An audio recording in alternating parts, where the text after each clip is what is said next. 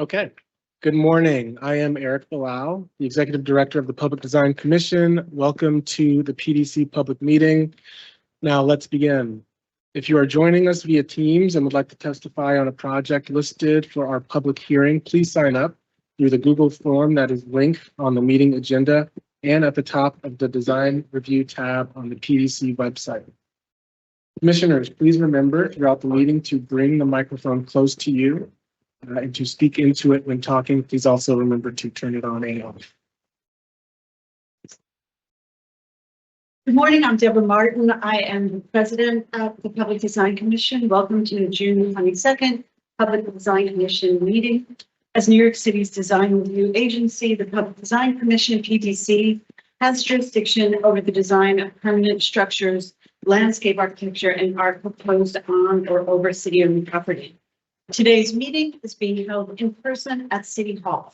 Members of the public can attend and give testimony either in person or remotely. Before I begin, I want to welcome our new commissioner, Betty Chen. Betty is the designated as the mayor's representative. She comes to us with a background as she's trained as an architect and has an extensive background in public projects. And we are very lucky to have Betty Chen as our new commissioner.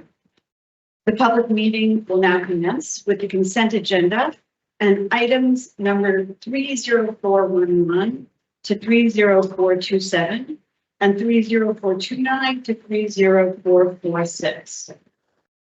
For the record, there was testimony for consent item number 30428.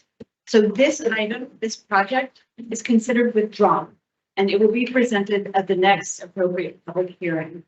Also, please note the recusal for Commissioner Ellen Taubman for item 30411. Are there any other recusals to note?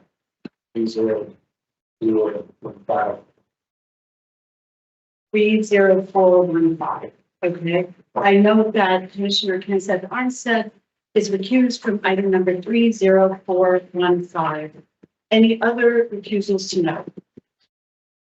Okay, so taking into account those two recusals of Commissioner Taubman and Armstead, I will now call for the vote. Commissioners, when I call your name, please state your vote for the consent agenda.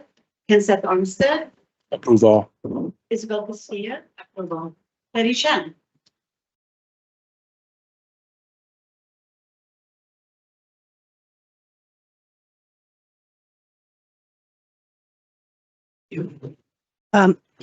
Consent all, with the exception of item number 30415, in which I abstain.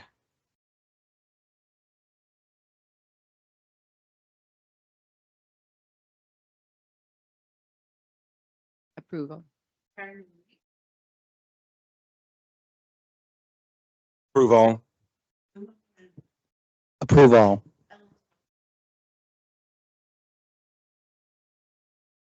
Approval with the exception of 30411, which I'm recused.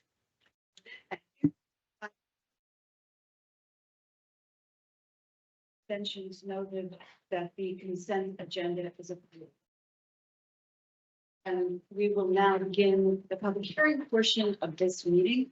Our first item is item number 30447, preliminary review for the construction of Kasena Greenway as part of the Destination Greenways master plan, including Kasena Carter Park, Kasena Park, and Kasena Park Golf Course connection in Flushing, Queens. Per standard procedure, the applicants will give their presentation, then public testimony will be heard, and then the commission will ask questions, deliberate, and vote. We will hear in-person testimony first, followed by testimony from remote participants. Presenters, you will have 10 minutes and may proceed with the presentation. And welcome. Thank you. Thank you. Thank you for having me. My name is Hunter Zupnik. I'm a landscape architect from the Environment and Planning Division, Natural Resource Group, New York City's Parks. I'm here to present Kasena Greenway, a $26 million project. This project is with our team, which handles natural resource areas. We aim to preserve, protect, and restore natural resource areas, and this runs through forever wild areas in New York City. The goal of the project is to create multimodal access, to connect different neighborhoods, to improve access to recreation, to create a safe and convenient corridor, and to protect habitat. Again, we aim to create a safe corridor, suitable pathways, connect different areas of the park, and address borough needs. So this project runs through Casena Corridor Park, Casena Park, and north of Casena Park Golf Course. It's part of the Destination Greenway, which aims to create a corridor throughout Brooklyn and Queens, connecting the boroughs. So a lot of the alignment was part of the master plan defined in that stage, which was part of an extensive process. So this project here runs through most of Casena Park and Casena Corridor Park, which has many different activities. The existing conditions, a lot of it is pre-existing greenway. Part of it runs through Forever Wild, which is why the project is with our team, the Natural Resources team. And then part of it slightly changes the existing alignment. So in terms of the start of the project, it runs through Forever Wild, 1 Million Trees planting at Main Street, and then runs north of the Casena Corridor Meditation Garden. We then run towards Casena Boulevard. We run north of the Velodrome with a spur to the Velodrome, stopping at 164th, running along Underhill, and then following an existing greenway to Fresh Meadow Lane, where a capital project on the other side will commence. So this is we have previously submitted slides. We took into account some questions and requests from the commission. So we have the previously submitted slides here, and then our revised ones as well. So our revised slides, we show the DBH of all trees being removed, whether or not the trees are non-native invasive or native. Most of the trees being removed are small and caliper and are non-native trees. We aimed to remove as few native and significant trees as possible, and we aim to make the alignment where as few trees in general as possible were removed. So, and we reviewed all of these trees with parks foresters and with our commissioners and chiefs in the Natural Resources Division and Environmental Planning. Just quickly. So this is the existing conditions where it comes in along Main Street and the meditation garden area. This is what a typical trail looks like. This is the area along Peck. This is towards Casena Boulevard on both sides of the street. This is the proposed future greenway entrance along the Velodrome area. Here it is along 164th on both sides. And then these are the existing greenway that's overgrown.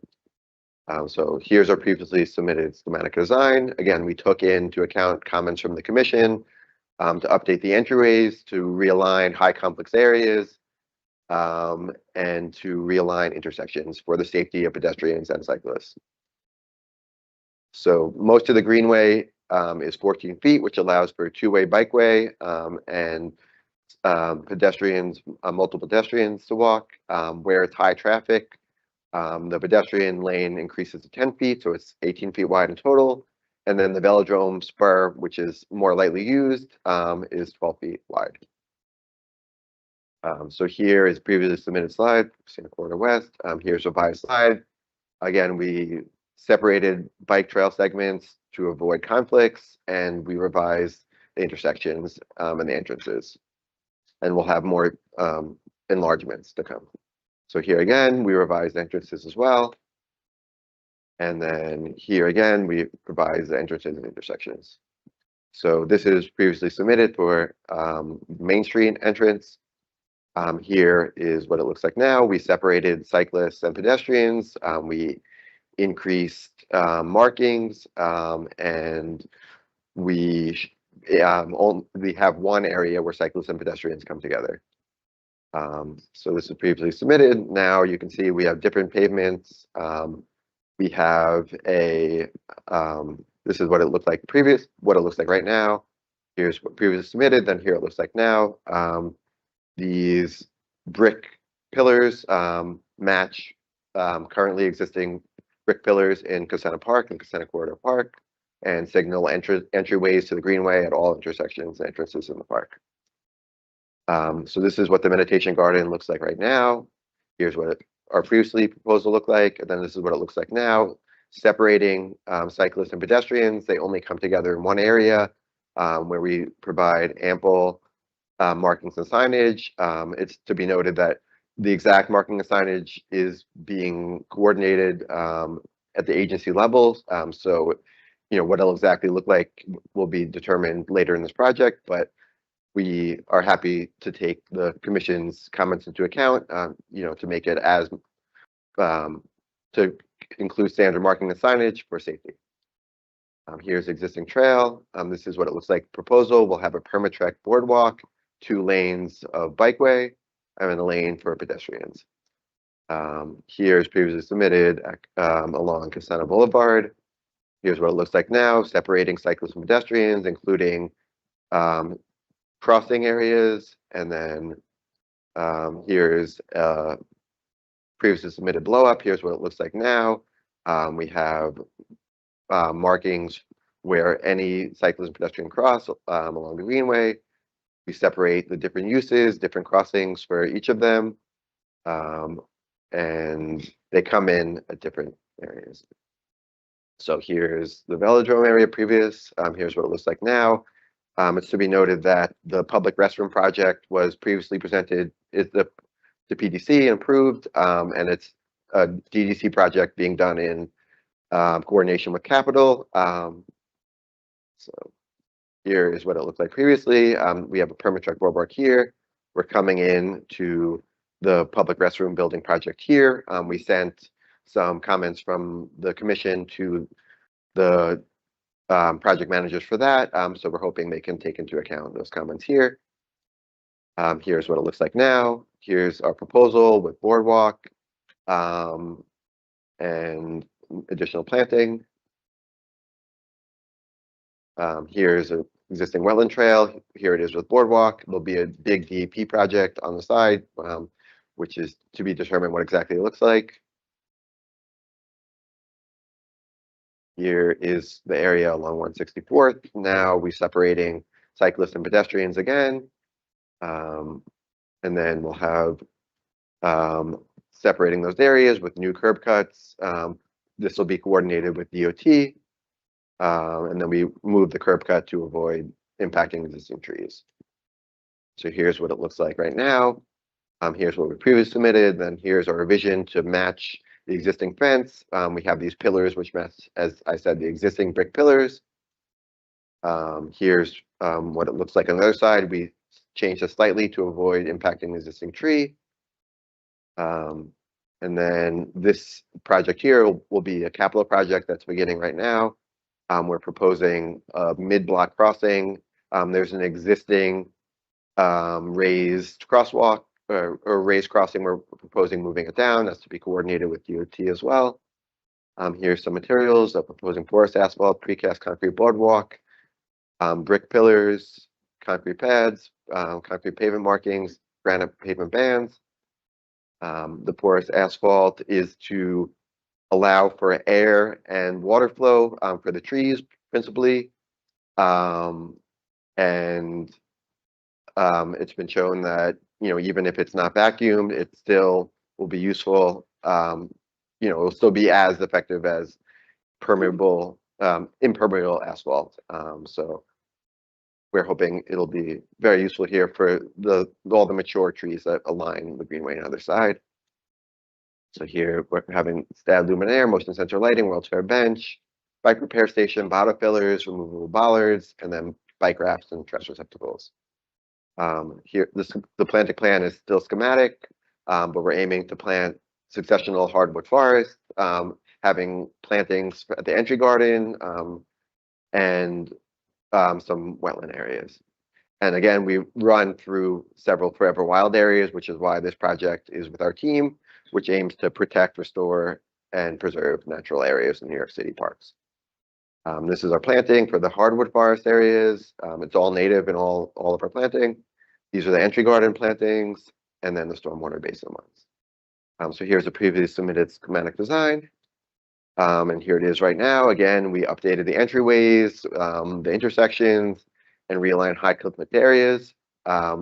It's to be noted that we had positive feedback from both the community board, and we also met with Friends of Cassena Park and Eastern Queens Bike Alliance, who had positive feedback about the project. There were some concerns from one person at the community board about tree removals, but again, we're emphasizing we did this pathway. The alignment was determined during the master planning phase.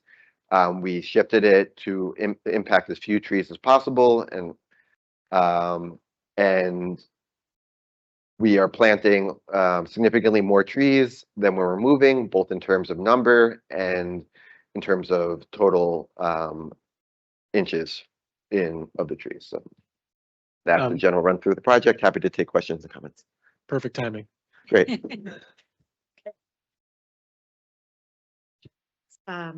Before we begin, please note, members of the public are welcome to testify both remotely and in person. We ask that testimony be limited to issues of design and aesthetic merit. That is the Design Commission's purview. This is meant for public comment about the project, and commissioners or the team will not be responding to questions raised during the testimony period. Has anyone signed up to testify? And yeah. Chelsea, has anyone signed up for remote testimony? Hi, we do not have anyone signed up for remote testimony, and there's no one within the Teams room, so we are okay to proceed. Thank you. Okay, great. Commissioners, questions, comments? Lori. Oh, sorry. I just had a quick question. So because I didn't put it in the comments. So there's two places, and this may seem minor, but it just popped out to me because we're the aesthetic Gestapo here. So the where you have the, I guess it's slide number, and then there's another example of a bench. I mean, it's, yeah, there's a bench also. 49. Yeah, so when you put the garbage cans on the bike racks and it's this concrete pad that just kind of stands out like it's on a pedestal. I mean, is there any way you can tint the I know this is really, but Yeah. you know, tint the concrete? There's another Yeah. place where you're doing it, because I'm sure it occurs over and over. We'll defer Is it to the bench? Capital. Eric, would you like to?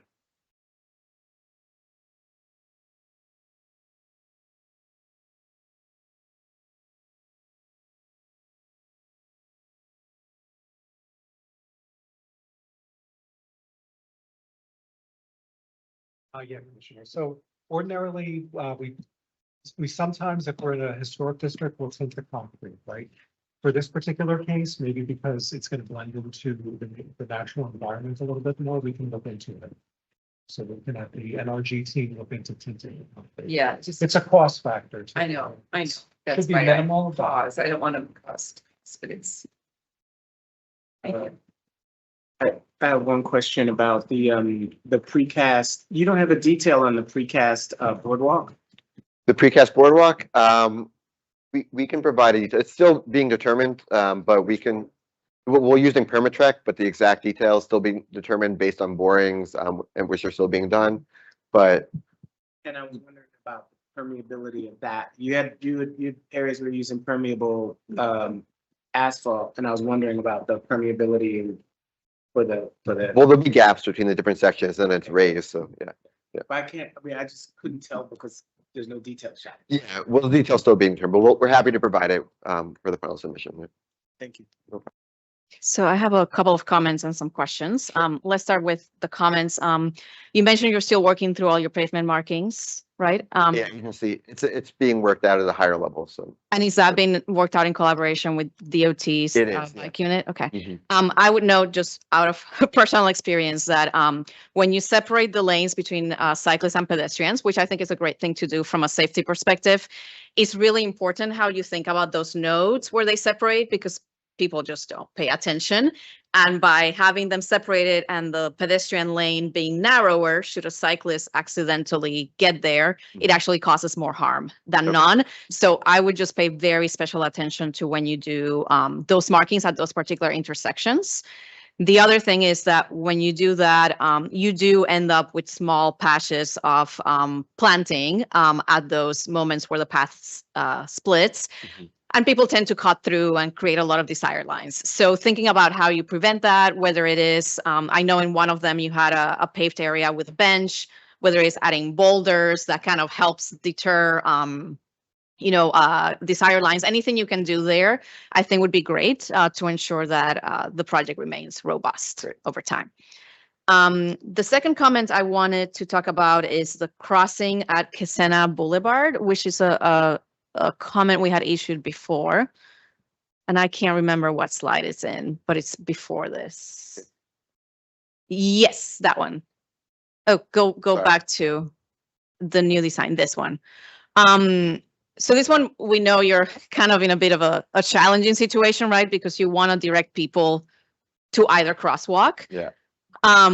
So that I understand the intent, but we always felt that the little planting bed here may be vulnerable because again, people may just want to cut through to get to this crosswalk, which seems a lot more sizable and visible as you're coming here or coming here.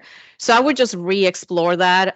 Maybe it's a bigger paved plaza. Maybe there's more of a diagonal path as opposed to this curvy path. Okay. Just thinking about people's behavior generally. So those are two main comments on design. The other item we wanted to just talk about a little bit more is the choice of permeable asphalt.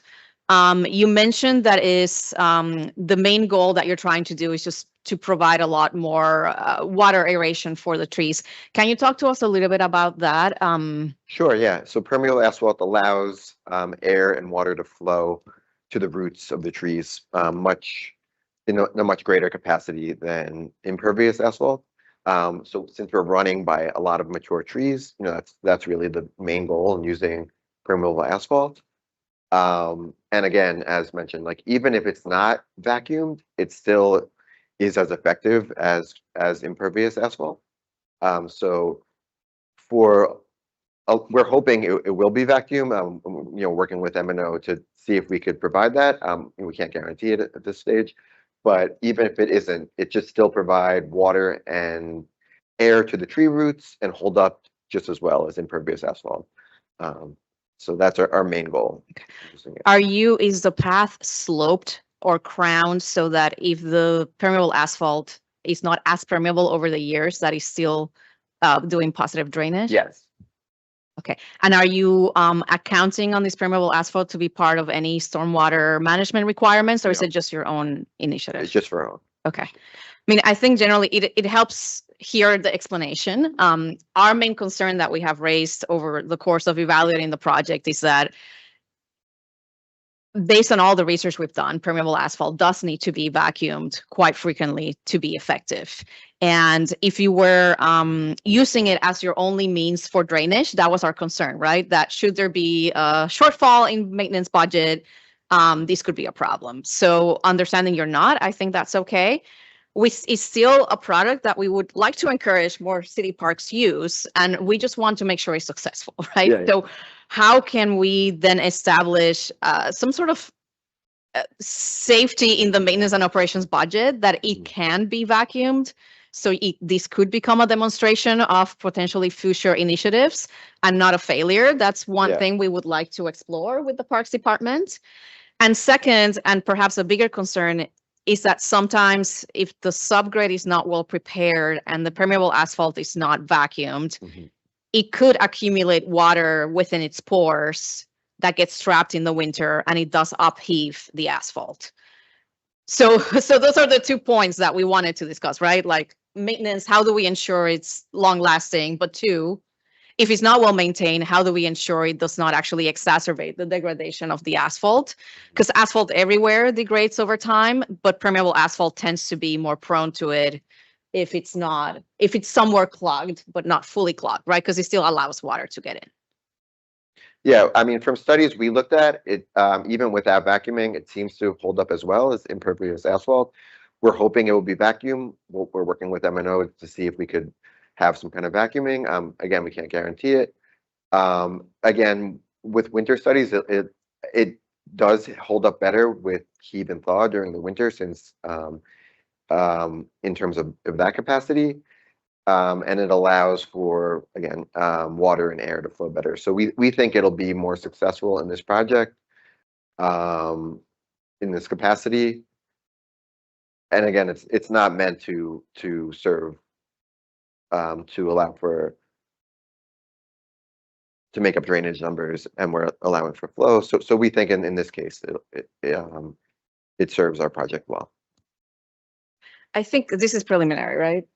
I think maybe when you come back, it would be good to understand where what improvements have you been able to make in terms of securing a maintenance and operations budget, just so that we understand that. And second, if a vacuum truck is what you're thinking would be used, to ensure that the dimensions of the path, especially when it splits, when you have the pedestrian path that is narrower, where you have sharp turns like this, that all of that works with the vacuum truck, because it would also be a shame if you're able to secure the maintenance money, but then there's moments where the vacuum truck can't really access the area. Sure. We'll look at that, definitely. Also, if you can't vacuum it, there are leaf blowers. Yeah. And so a maintenance plan that is plan B as well could be helpful. Because yeah, vacuum would be best, but leaf blowing is cheap and everybody has a leaf blower. Yeah, definitely. It could work some. If It's- The vacuum is to get it out. I know, but it's like, yeah, but she definitely does, but. Commissioners, before I summarize, any further points I have to add on? So just doubling down on this question of the first payment. Mhm. When I was a director at Natural Resources Group more than 20 years ago, I had wanted to specify different kinds of forest pavement. At that time, it was less in use and didn't use it because we didn't have the maintenance capacity. And I know that that's not you're not in control of how things get budgeted that way. It's just like if we need to, like 20 years later, we really, we need to be using this, and we understand why we're using it. Yeah. But it's like, it's not just building it, it's maintaining it. Yeah. That's the whole thing. Mhm. Okay, the other items, you had a point of your raise, and I missed the note. What was your point that you'd like to see coming back? Not the lower. It was just the detail of the vote. Oh, yeah, the raise. Okay, so when you come back after preliminary, if you'd like to, And before you specify, even if you don't pick the one, if there are four in consideration, we'd like to see the four in consideration, Sure. right? Because that would just make it clear like what you're picking from. And right now I have no idea. so that's point one. Yeah. We'd also like to have you consider just tinting those pads so that they stand out less. And the pads for the benches too. Yeah, and has too. We are curious about the markings on the ground at the pedestrian intersections, and particularly that little island at Casenta Boulevard crossing. We mentioned that last time, and we all feel that that's not going to survive as, so maybe merging all of that as just a hard surface might make sense. And then finally, I think we understand the point about the permeable pavement. Now that we understand that it's not part of your water budget, then great. And also, I'm happy to hear that you designed it so that it can drain and that it's not permeable, because it's not going to be permeable very quickly. Mhm. So we'd love to know more about what the M&O will be. Yeah. So with that, commissioners, I will now take a roll call. Let's stick with our better procedure. We're trying to discipline ourselves. So will someone make a motion for the project? Vote? And second? Thank you. And so now I will take a roll call vote on item number 30447, which is preliminary review for the construction of Casana Greenway as part of the Destination Greenways Master Plan, including Casana Carter Park, Casana Park, and Casana Park Golf Course connection in Flushing Meadows. Commissioner from the state of Maine, please state your vote on this preliminary project. Consent on set. Approved with the conditions of the stipulations in the next package. Okay, Isabel Castillo, Approved. Betty Chen, Approved. Approve with those conditions. Approved. Approve. approved. Thank you. I also conditions as noted, and we congratulate you on this effort to take a natural systems approach to this circulation system. Really appreciate that. Thank you. Thank you. Thanks very much. Thank you. Thank you. Thanks. Sorry, I'm not being appropriate.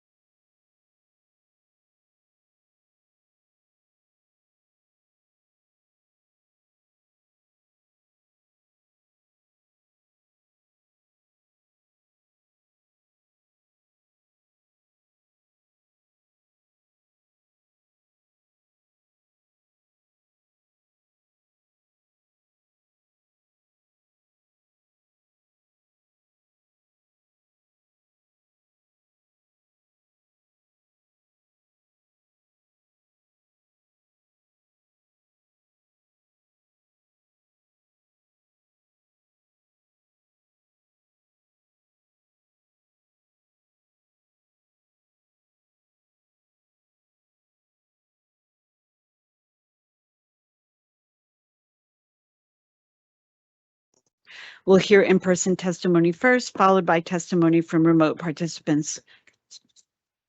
Oh, of course. Yeah. Did we not? Were we not? Okay. Okay. And now action. Okay. We'll now continue the public hearing portion of the meeting with item number 30448, preliminary review for the reconstruction of the Manhattan Detention Complex at 125 White Street, Manhattan. As noted previously, artwork will follow in the committee portion of our meeting. Per standard procedure, applicants will give their presentation, then public testimony will be heard, and then the commission will ask questions, deliberate, and vote. We'll hear in-person testimony first, followed by testimony from remote participants. Presenters, you have about 10 minutes and you may proceed. Welcome. Thank you. Yeah. Good morning. I'm Aman Krishan. I'm an architect and a design principal with HOK. I have with me Jeff Goodale, who's our Director of Civic and Justice Practice, and Autumn Visconti, who's our landscape leader. So we're here to talk about the Manhattan facility today. And we are presenting a preliminary submission for the Public Design Commission. We've had a number of community workshops prior to this date and a number of engagements with the community board. We're expecting to go back to the community for one workshop and to also back to the community board before a final submission to the Public Design Commission. As you know, the site is located adjacent to the Manhattan Criminal Court in Lower Manhattan. As such, it forms the northern end of the Civic District and is surrounded by the neighborhoods of Chinatown, Little Italy, and Tribeca, two very, very different contextual aspects to the project, and the project wants to respond to both of these aspects. In extending that along Center Street, that's at the bottom of the page, is the address for the other various courthouses, including the criminal court. Similarly, therefore, the facility has its main entrance and lobbies along Center Street in the pink volume that you see on the screen. Chinatown and Little Italy are marked by vibrant retail streets. To support that, we have lined Baxter Street and White Street with community and retail facilities. A Sallyport driveway separates the facility from the criminal courthouse, and a one-way vehicular access will give us access to the servicing functions of the facility itself. Three-dimensionally, we're working with the ULURP that was approved in 2019, which is set some 17 feet below the top of the criminal courthouse. But we're working to further break the scale of the massing down. In the first instance, we widened White Street Passage from the minimum 35 feet to 50 feet and vertically registered that up through the building. We've also broken the building down in the north-south axis, creating 4 quadrants that step down towards the lower scale of Chinatown to the north. Reducing the mass of the building above White Street allows daylight to come down to street level, making for a successful street experience. Breaking them a scale down into 4 quadrants mimics the vertical rhythm of the criminal courthouse and relates the building back to the civic context. At the ground floor or street experience, we are relating in terms of the height of the podium to the height of the podium and the courthouse and to the streets across to the buildings across Baxter Street. Good morning. I'll talk a little bit about some of the functions inside the building. As Amma just pointed out, we're driven by massing requirements, but also we're able to take advantage of those massing requirements as well. The first level, community space and lobby. Also that White Street arcade cuts through that, goes 3 levels. Down below, we've got parking, and then we have other kitchen and other functions down in the lower level. We go through the rest of the podium up to level 5. That includes some medical areas and visiting, and then it's housing in a variety of different configurations up in the tower. This is a look at the floor plan at the first level. We have a staff lobby to the far left that is that's unique for staff. We have a public lobby that's separate from that, and then we also have 6 other functions that have their own entries off the street. You can see where these entries are in the red boxes. Community retail space, other retail space along those areas as well, plus a loading dock and Sallyport driveway to the far right on the diagram, which is the south portion. Coming into the lobby, we really are reinforcing the civic presence of this and coming in from the from the plaza, tall two-story space, a great deal of daylight coming in and penetrating that area, and it's a simple plan that aids in wayfinding. This is look back at in the other direction, back towards the very front, looking at that curtain wall, and you can see clusters for people sitting, and then we also have children's play areas and other areas to help serve folks as they're waiting. Again, a simple plan that aids in wayfinding. On a typical type of housing floor, cells really run around the entire perimeter on each floor. Each person has their own room. Each person has their own window to that. And then we let the outdoor rec areas, which are the green ones, bring that light penetration into the day room. And then in the housing support that you see in blue, there's also it's also punctuated by daylight as well. Those are a lot of people in custody services there. Same thing is true as we go up to another level, mezzanine. Again, these are just cells that are stacked on top of the ones below, but have more open space up above. They're 2 levels in many cases. So that's what this diagram depicts. This is a typical 2-level general population housing. You can see the cells running around the perimeter. Again, we are using more punctuated color and light to liven up this area as well. That's come from input that we've had from people that have been involved with the system before. And we have outdoor recreation, again, bringing that daylight in as we showed from the diagram. This is a 1-story therapeutic floor. This is a more high acuity area for mental health treatment. It has there's a nurse's station in this area. So there's 24/7 medical care on these floors, and a good deal of the percentage of these housing units are actually this type of one-level floor. And then this is the outdoor recreation space, floor to ceiling mesh, 2 types of mesh, a security mesh plus an architectural mesh on the outside, bringing in daylight and air. Back to you. Great. So going to the exterior of the building, our approach to that combines both a contextual approach and how it relates to the Civic District and the Chinatown neighborhood, but also a performance design approach. So we analyze solar radiation, daylight, and glare across the different orientations of the building and come up with a modular system that adapts to these different conditions on the building. Applying that to the building, for example, the more shaded, more opaque facade is applied to the top of the building where there's a lot more solar radiation to provide comfort for users within reduced mechanical usage. Towards the lower part of the building or the north side of the building where we have less daylight, there is more glazing that allows greater daylight to penetrate. So we're able to increase the daylight quite significantly. You can see the before and after in there, and we're also able to reduce the solar radiation quite significantly. So from the conceptual design, we've been developing these elevations essentially for design development, for updates to interior planning and a response to interior planning. So they are essentially design development modifications, not major design changes in here. So they also respond to building systems. We're working with our mechanical and structural engineers and are coordinating services with them. So in terms of materiality, we've brought materials today here. We have a light color material and a more warm brick colored material that we have gone to the site. We have compared this with existing civic buildings, existing buildings in Chinatown to ensure that this sort of works with the palette of materials that contextually exists. Excuse me, speakers, you have 3 minutes remaining for the presentation. And then some renderings that show you the updates that we have made, the update to the design of this, the soffit of White Street to be a more comprehensive, cohesive design, including warm materiality at the base of the tower, similar to the courthouse, modifications to the entrances to the retail to align with the grading of the site and interior planning, some structural updates, mechanical louvers included, and then updates to coordinate with the artwork and the size of the artwork in there.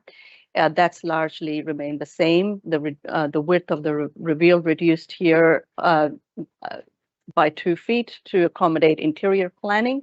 Another minor update in here, that's the same materiality we spoke to on the base, public realm.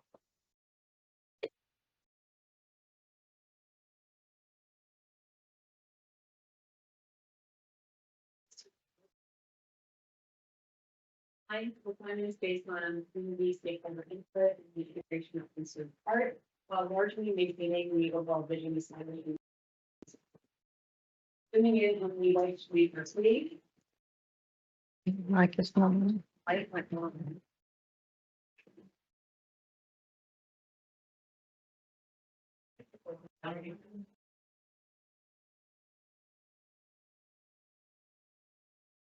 Okay.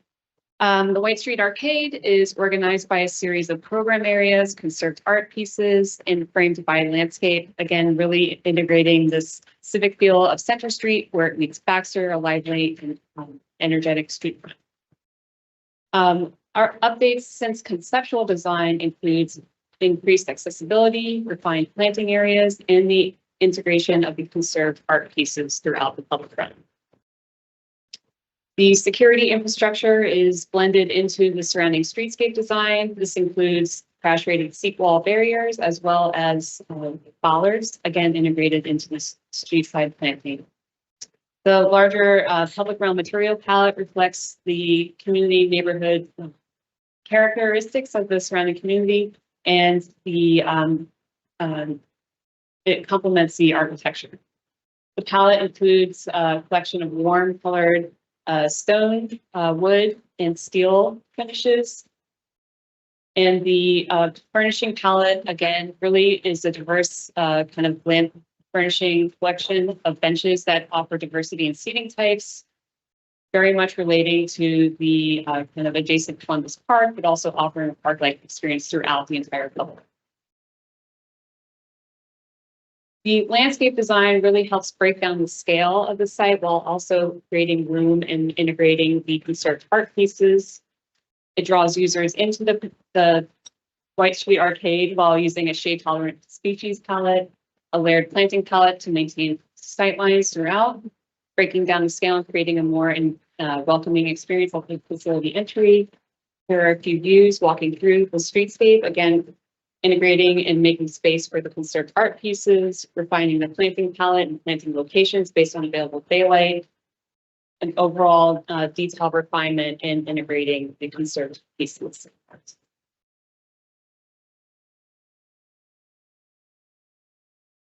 We've also studied lighting around the site. So we've got a variety of different lighting, including street lighting that is based on DOT approved fixtures, pedestrian lighting, and building mounted lighting. And then we've studied that on a photometric study to make sure that the appropriate lighting levels are provided for safety and security around the site. Here's a palette of the fixtures that we are proposing.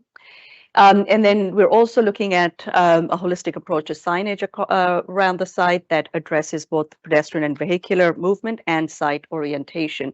We've looked at signage contextually available around the site, brought the found a typography that would be suitable to that. We have a variety of signage that goes from being three-dimensional and carved to flat signage, and then signage for street orientation that adapts the typography to a clear, legible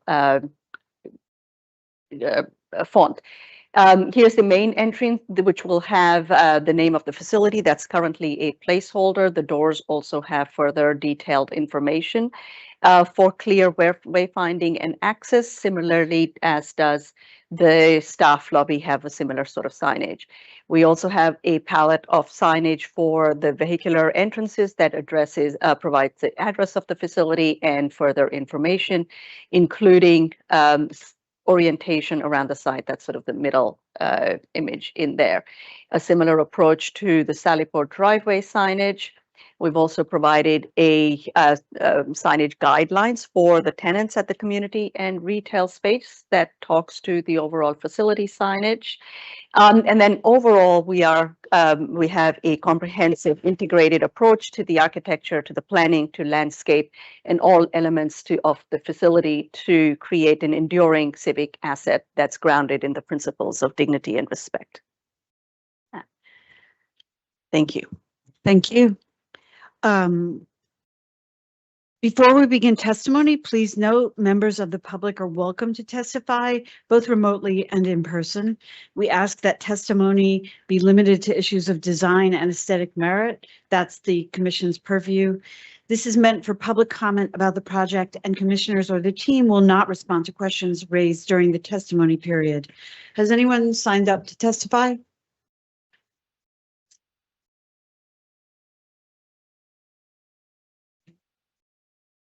Seeing none. Chelsea, has anyone signed up for remote testimony? Hi, we do not have anyone signed up for remote testimony. Is anyone within the Teams room here to testify? If so, please use the raise hand feature.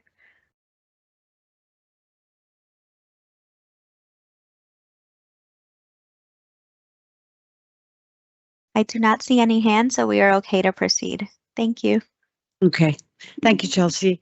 Okay, commissioners, any comments or questions for the team? Isabel. I would like, if you don't mind, to go back to a drawing where you show the facade materials, and if you like a rendering, and then if you don't mind pointing out what is what on this tray, just for us to get familiar with it a little bit better. Sure. So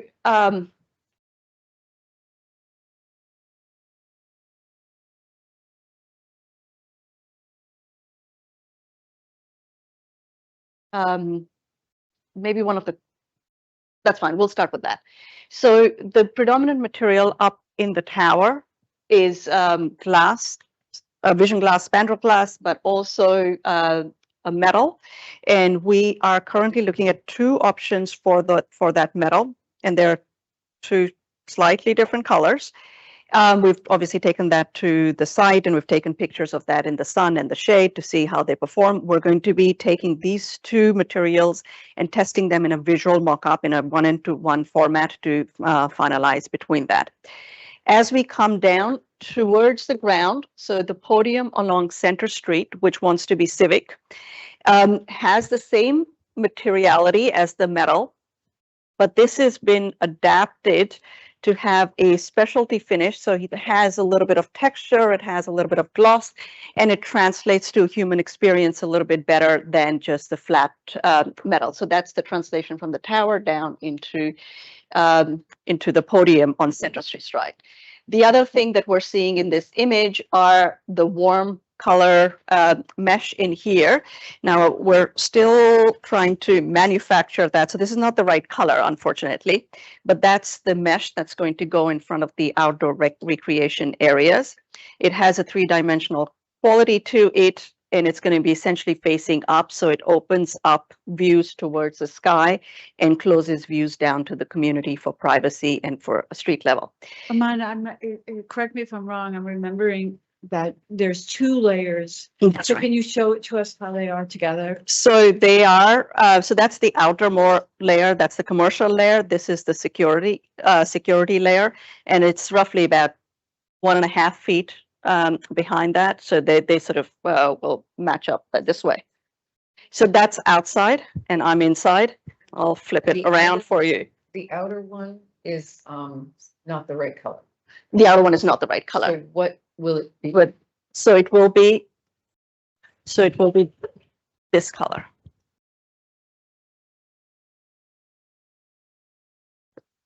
That will be actually that color. So that's what's represented. They are in production a few more weeks. There's a little long lead items. Thank you. So that you said it's about 1.5 feet. Yeah. separate? And then that's just air and that space, like, how would it be maintained? So, so I'm just going to explain this a little bit more. There are access panels. So I also just want to clarify. So this is the mesh that is predominantly, however, on the lower part of the outdoor rec, there is a tighter grain of a mesh down here for anti-climb purposes. It's for the security of the people in custody.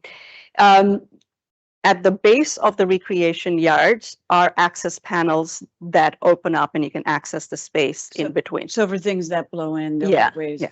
Exactly. And I'm sorry, can you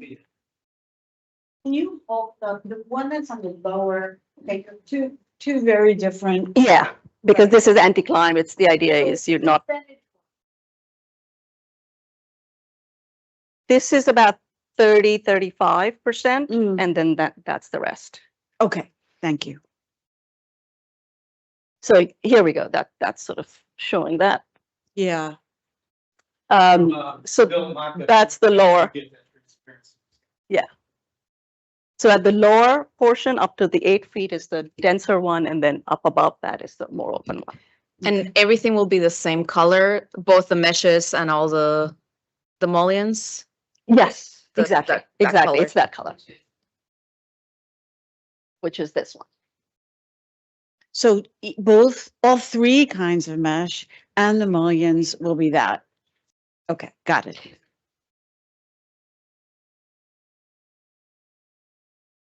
There we go.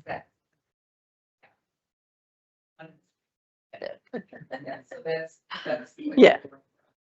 Yeah, that's right. I'm just going to clarify. This is what goes on the exterior. On the interior, the mesh is very, very dark. It's this color. And the reason for that is to create contrast, so it creates more visibility through. That doesn't create that Visibility out. out, correct.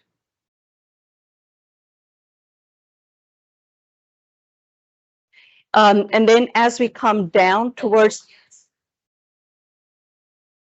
the typical mullions for, oh, that's the same. That's the same as that one. Yeah, Same. the mullions are the The same. mullion is the same color. So the outer mesh and the mullion are uniform. Yeah. That's your strategy. That's right. And they're going to be living next to the metal that we passed around.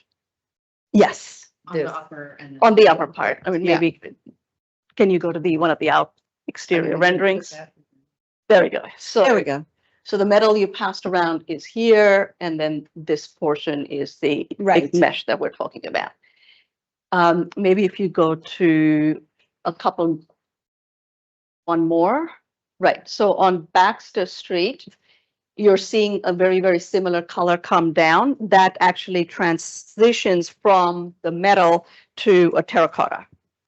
So it feels a lot more like brick. It's a lot more, it translates into the human experience lower down significantly better. So that is actually very similar to. Which one of those?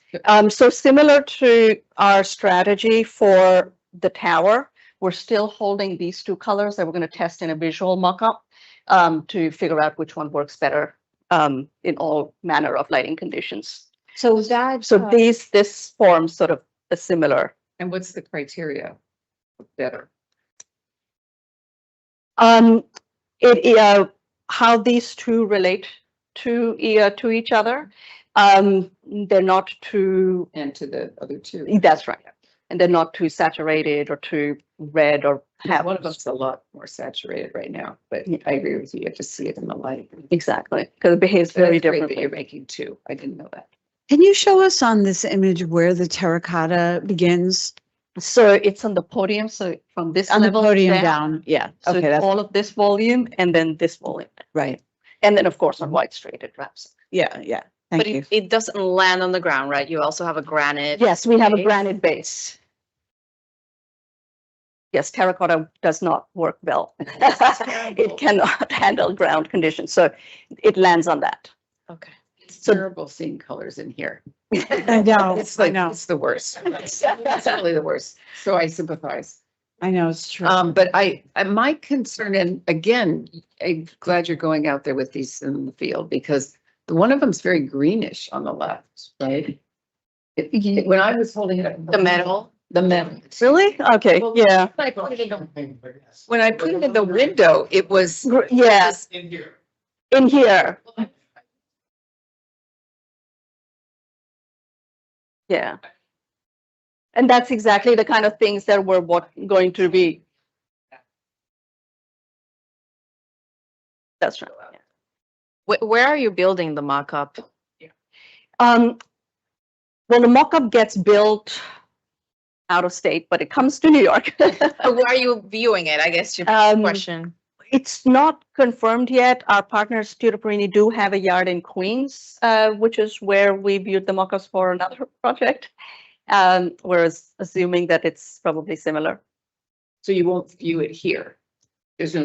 No, it's a 1:1. Yeah. No, there's It's going to be too no big. space. It's too big. There's no It- space. There's no space here Mm. with the construction activity going on. It'll be in a different yard, but it's outside. It's outside. It's outside. But I mean, okay. And it's because you're doing this on all of the faces. Mhm. So it doesn't have to just be north light or Yes, correct, that's right. but you'll be looking at it in one of those. It'll be like constructed in the north elevation. You can move it around. And and we go there, it sits there for months and we go there many, Right. multiple times. We do that in the morning, in the afternoon to try to Great. get that sense. That's great. Great. And Adam, can you walk us through then the paving materials and the seat walls? Before you, Adam, I get think to the, before we move down to the landscape level, commissioners, any more comments on, I just want to move on to facade materials or I just have one question in terms of looking at the mock-up. You're looking at it, but so out of context. And with all these different neighborhoods, you have tall buildings, you have small buildings. How do you then determine how that's going to be within the reality context of the neighborhood? Because how do you relate it? Well, what we have done, Jeff, if you could scroll ahead all the way in the appendix, is we've taken these samples and we continue to, get larger format samples. So we started with the smaller one that was getting circulated, and now we've gone to really big ones. It's got profile. And we've taken it to the site and put it up against various buildings. We actually, last time we were here, we used the opportunity to put it up against this building as well. We did one Center Street, we did the courthouse. So we've actually put them in many, many different light conditions. So that starts to give us a really good idea of how that material behaves. The lighting in Queens is still New York City, so it's very similar in terms of lighting conditions. So what we're looking for in terms of context is when the sun hits it or when the shade hits it. So we're looking, when we go on a cloudy day or we go in the morning when the sun is in a different orientation. So that's how we determine. I'm really talking more about the surrounding. If you go to the slide before, So you see Chinatown. Yeah. So I understand these are red brick buildings. And then you have the white stone buildings Yeah. of, the courthouse or whatever. And so this just seems so massively red, for instance, and I just wonder about seeing it in the reality context of all of these different neighborhoods. yeah. So in this Jeff, very if you large go to the next structure. slide. So this is actually in context. So this is the background that you're seeing. That is the Supreme Court Mhm. building. That's One Center Street Municipal Building, and that's the State Office Building. So these are the same samples that we've shared with you, and we've taken those photographs against those buildings. And we'll continue to make the samples larger to start getting that. And the same thing if you go to the next one. So that's the granite within some buildings. It's actually the family court and the civil court, the backgrounds in here. And then Chinatown, we've taken that material. You can actually see this material has a huge amount of life. It's just, this is the same material in different different conditions, which is really fantastic because it's rich if it looks so different in different lights. Did you put that in front of the limestone? Put this material in front of You my have photographs of it in front of the lighter color? We you did, can but we see didn't those. include it here. Uh-huh. Yeah. This is very helpful. And then that's the terracotta, again, just the same piece of terracotta behaving very, very differently in different lights. So we're continuing to do that. Okay. Betty. I guess I'd like to have a conversation about the gradient, Frit, and maybe there's been conversation about that before, but can you just call up one of the elevations with the gradient, Frit? So I think, given all the program that you're trying to fit on the site, you've done a good job of really breaking down the scale, and there's a lot of crisp articulation of the facade to make it more approachable, more human scale. And that sort of crispness you see in the horizontal and the verticals and the pushing and pulling of the facades. So like seeing the gradient You just, yeah, you pressed it. doesn't, There we go. is it? Yeah. Okay, so Yeah, we're- and then there's some renderings of that, but Yeah. it doesn't seem to kind of go with the way you're handling those other planes. And I also just worry that, you know, like everybody wants this to have a very long, useful life. And I just wonder how timeless that gradient would appear over time. Like if it would just seem dated, you know, at X point in the future and not sort of have the same sort of positive presentation as the rest of the materials where there's no gradient. So the approach to the gradient is twofold, essentially. We have a gradient in the facade conceptually because we have the more solid panels up above and the less solid panels down below. So it's a very geometric translation, but it is a gradient of a module type that we are modifying. So conceptually, it's sort of that's the leaning into the gradient. We also have certain conditions, for example, here where we transition from the metal material to glazing because of the program within, and the gradient in here helps us transition that material. But I believe your question predominantly is the lower southern area. It has more to do with the color or the perception of color than like opacity and, Right. you know. So we can study that a little bit more. Yeah. I mean, I just wonder how other people feel about that or if I'm the only one. I mean, I think I agree with Betty in that you have done a very good job of like breaking down the volumes. I really appreciate the material studies, and this particular thing. It's like one of those things where it might become, as she suggests, like, oh, that was 2026, and now in 2030 we're like, that's very. Yeah. Whereas the rest of it, I think, will be more enduring. So just something to think about for the team.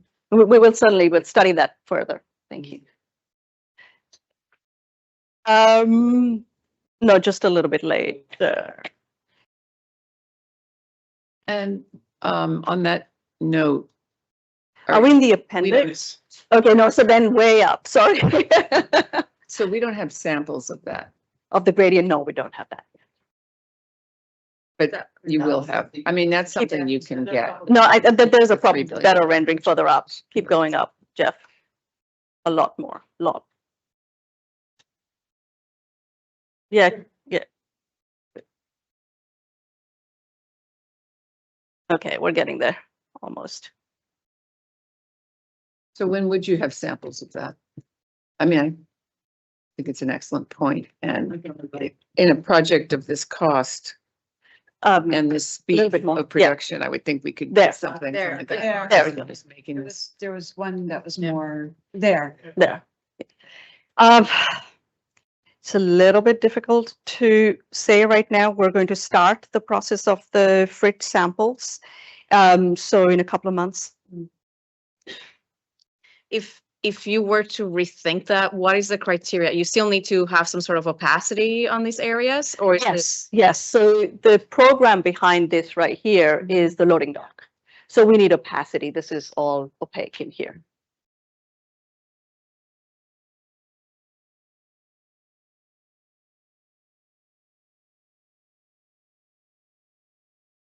We could print it out, yeah. I'm going out on a limb here, but I know you could do that yourself. You can We could print out produce the it transfer. yourself. You could do it yourself and make a mock and just show us what you want, because that's what you'd want to show the person who's producing it for you, right?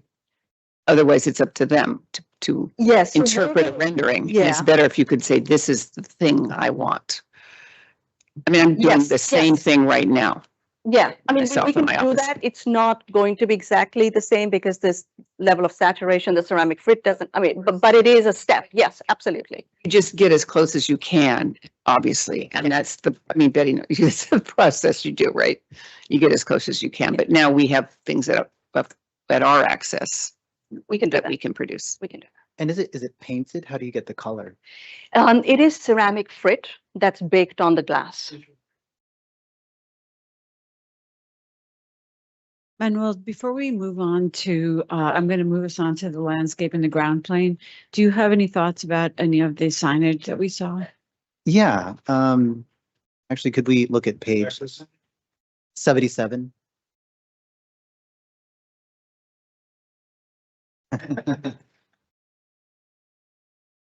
So the freestanding, so you said you have vehicular wayfinding and then pedestrian wayfinding. Is this freestanding sign, is this for pedestrians or is this for vehicles? It's for pedestrians. And there are only freestanding signs for pedestrians. That's right. And then can we look at 81? So I think this slide and then the previous slide, if we look at those two together, you know, so you look at where this pole is, the light pole. To the left, there's wayfinding on the building. Then right behind the pole, there's this freestanding sign. Then on the door, there is, more kind of like signage. And I really, what is this, a staff entrance or? Yes, so that's the Okay. staff entrance, and that's what that sign is doing in here. It's clarifying that this is for authorized personnel only, everybody else pointing them to the main door. Okay. So I wonder how much, clarification you need, because it seems like these three signs could all potentially say the same thing. I'm not sure if they are or not. So that's one comment that I would have. Okay. And I think, this building really only meets the sidewalk in the public realm, more or less, right? And so I feel like the freestanding sign gives this implication of campus, which I'm not sure that this really is. It's more of a building that meets the sidewalk. And so I'm not sure that it really needs a freestanding wayfinding sign. So I might look at like editing, like how much information you really need to give, but this feels like too much. If you just take this example. Yeah, it's like, it's like the user interface and there's just too many options, I think, or too many, it's emphasized too. Too much information to take in at that point. Yeah, no, that's a great.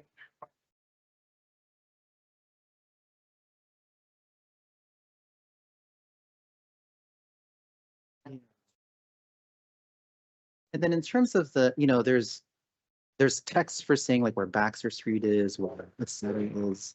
And there's really only one pathway through the building, right?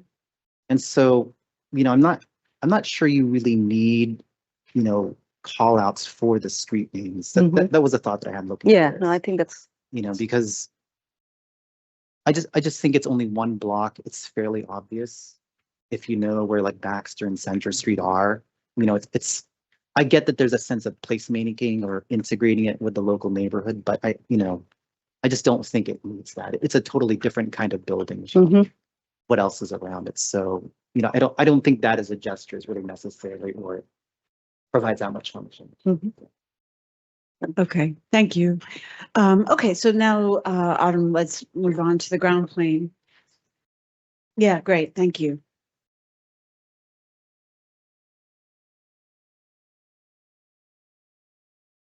It's easier to pass it around, right?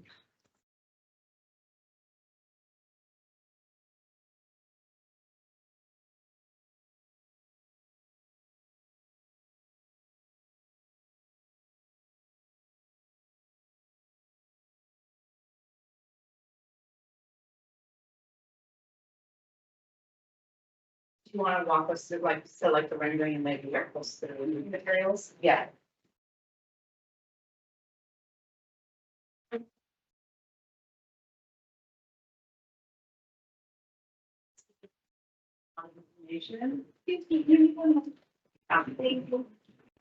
So starting with the paving, we have the pigmented concrete, part of the right of way.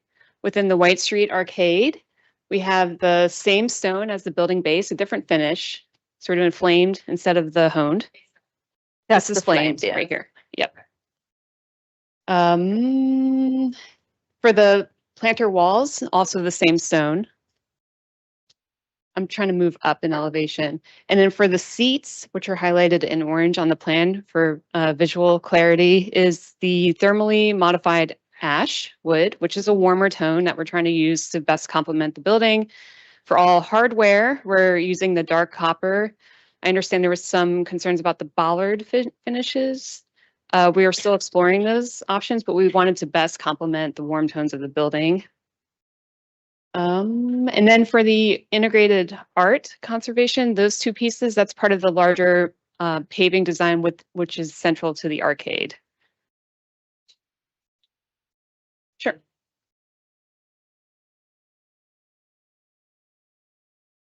Oh, I thought there's an aerial at the end here. This one where you are kind of looking at this. This one here. Oh, yeah, a little bit here. The first impression of reaction is that maybe everything now is too matchy, and specifically the bollards are very highlighted in this color. They're very highlighted in this color. They have a lot of presence, and in a way, they visually compete with a lot of the architectural warmer tones that you're using. So that was the impression that it just, in trying to match it, perhaps it's calling too much attention to an element that you want to recede in the background. Sure. So I would suggest that you maybe also study the darker gray that you're using for armrests in a way that will also be complementary to your color palette. Or stainless, just something that doesn't necessarily call attention to itself. The other thing is just historically, we're having a lot of issues in New York City with bollard coatings just not doing well. So also think about that. And there isn't, I don't know that there's a perfect project out there, but all of the coatings that were like a bronze plate around Rockefeller Center are just all peeling off, like they're completely scratched with people just walking through. Whereas, for example, the ones on by the vessel in Hudson Yards, those are cast and those are standing better. So just also think about that when you look at coatings. The reason there's so many stainless steel bollards around in the world is because they don't have a coat. And anytime we've seen in New York City people try different coats, they just get scratched. So just another thing to think about beyond the color. Similar comments with like the light poles and the the handrails. I'm not sure they want to be the warm color that complements the building, or maybe a cooler color that recedes, because it starts looking like a lot of repetition for elements that perhaps are less something you want to highlight like this, right? Like I think you really want to highlight the vertical elements of the building. Maybe the handrails are a bit much, just because it's such a unique color. I completely agree. I think it's extending the building into the world of the city that I don't think is helpful. And I think I would strongly urge you to go with the stainless. I think it's been very, very durable. We've been using it almost like an infrastructural piece in the city, and I think it's been working very well. So I would agree wholeheartedly with Isabel on that. Or if you did not want to do, I agree, Lori, but if you wanted to explore other options, bronze and what is the other one? The one that they use on Little Island, it's red. It's not bronze. It's not copper. It's red something else. I know which material. You know what I'm talking about? Yeah. It's also a material that is not a coating, that is weathering better in New York City, and it's of a warmer tone if you didn't want to go with the full stainless steel. So those are other things to think about. This is what we're using on the doors of the building. Something that is not that warm tone. Obviously, we need bronze or stainless steel to withstand the weather and the use. But if we looked at a dark color that is similar to the granite, and it all sort of recedes into the ground, I think that might be. Yeah, and I think that's the clue, maybe, to receding to the ground. So it's really about the architectural elements that are highlighted as opposed to these more practical streetscape elements. I mean, I also think becoming part of the city at that point and not being, an island, like places where you have distinctive pavement. You don't have that, but we are an island, but maybe we're part of the city. And so that's why I'm thinking whether it's the darker or the gray and the red going out, or the rust, sorry. Any comments on the landscape, the passageway? I can go to a plan if that's helpful. Yeah, I mean, I think you've clarified it a lot in this next iteration. There's just one area that was bothering us a little bit, and I don't know what you can do about that, but it's this single tree I pit know, yeah. that has this kind of remnant paved space behind, just more from the perspective of like, will people stand there and feel exposed to traffic, or would they try to cut through just because it's such a, You're talking about this corner. Yeah, that corner. If we can fill it in, we're exploring that and we're actually adjusting a little bit more of the street trees and the benches and the bollards in this area. So that'll be an update in final submission. We have the same condition on the backside too. So we're yeah, getting- I think those are worth looking at. They're awkward, but they could also lead to some maintenance issues. wherever possible, we're trying to group the street trees, but it kind of, we're trying to frame the entrance or, the drop off to the main entrance there. So Okay. Kansas. That's something.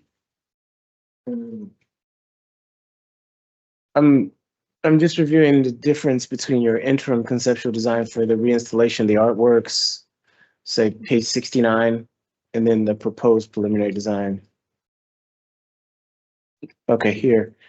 So I'm concerned that in the case that many of the artworks were designed for completely different kinds of conditions, that they are getting a bit, well, they're totally lost.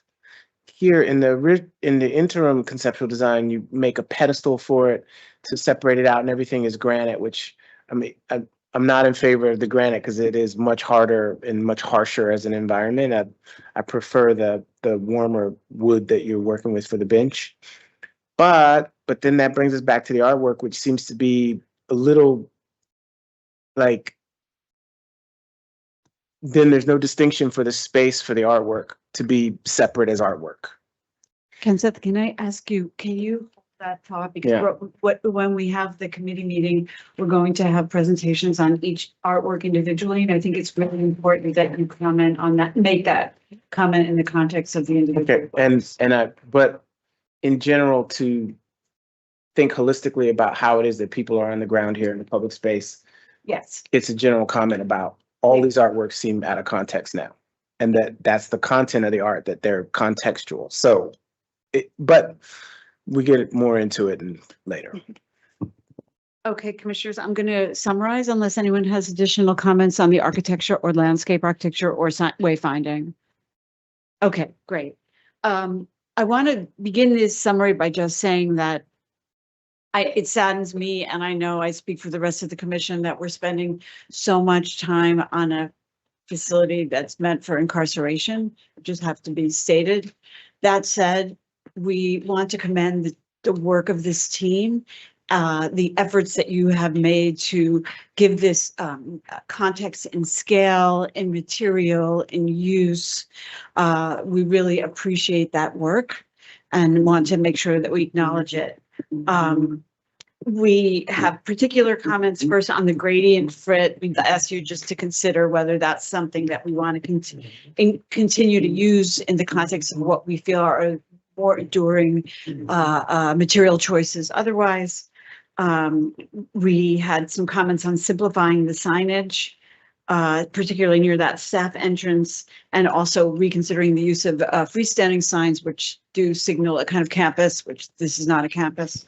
The color of the bollards and other elements that are meeting the street, to reconsider the warm tones, both for kind of distinguishing where the structure meets the street, but also in terms of like cast materials that won't require a cover that, as Isabel pointed out, have not been proving so good in terms of long-term wear.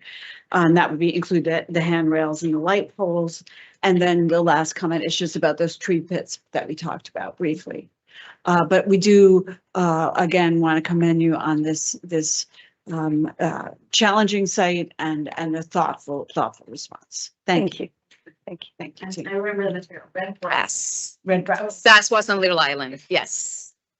And then Bronx also does very well. Okay. Congratulations to your team. Okay, so we will now turn to the committee meeting, and I don't know if pardon? Oh, a vote would be good. Let's do that. I was thinking about all as one thing, but no, as I pointed out earlier. Okay. So I'll now take a roll call. Oh, commissioners, do we have a motion for a vote? Thank you. Motion. Second, Lori, second, thank you. I will now take a roll call vote on item number 30448, preliminary review for the reconstruction of the Manhattan Detention Complex at 125 White Street in Manhattan. Commissioners, when I call your name, please state your vote. Kenseth Armstead. Isabel Casilla. Approve. Betty Chen. Approve. Lori Hawkinson. Approve. Carrie Maloney. Approve. Manuel Miranda. Approve. Ellen Taubman. Approved. I also approve, so let the record show that with the abstention of Commissioner Armstead, the preliminary presentation for this borough-based jail Manhattan facility is approved. Thank you and congratulations to the team.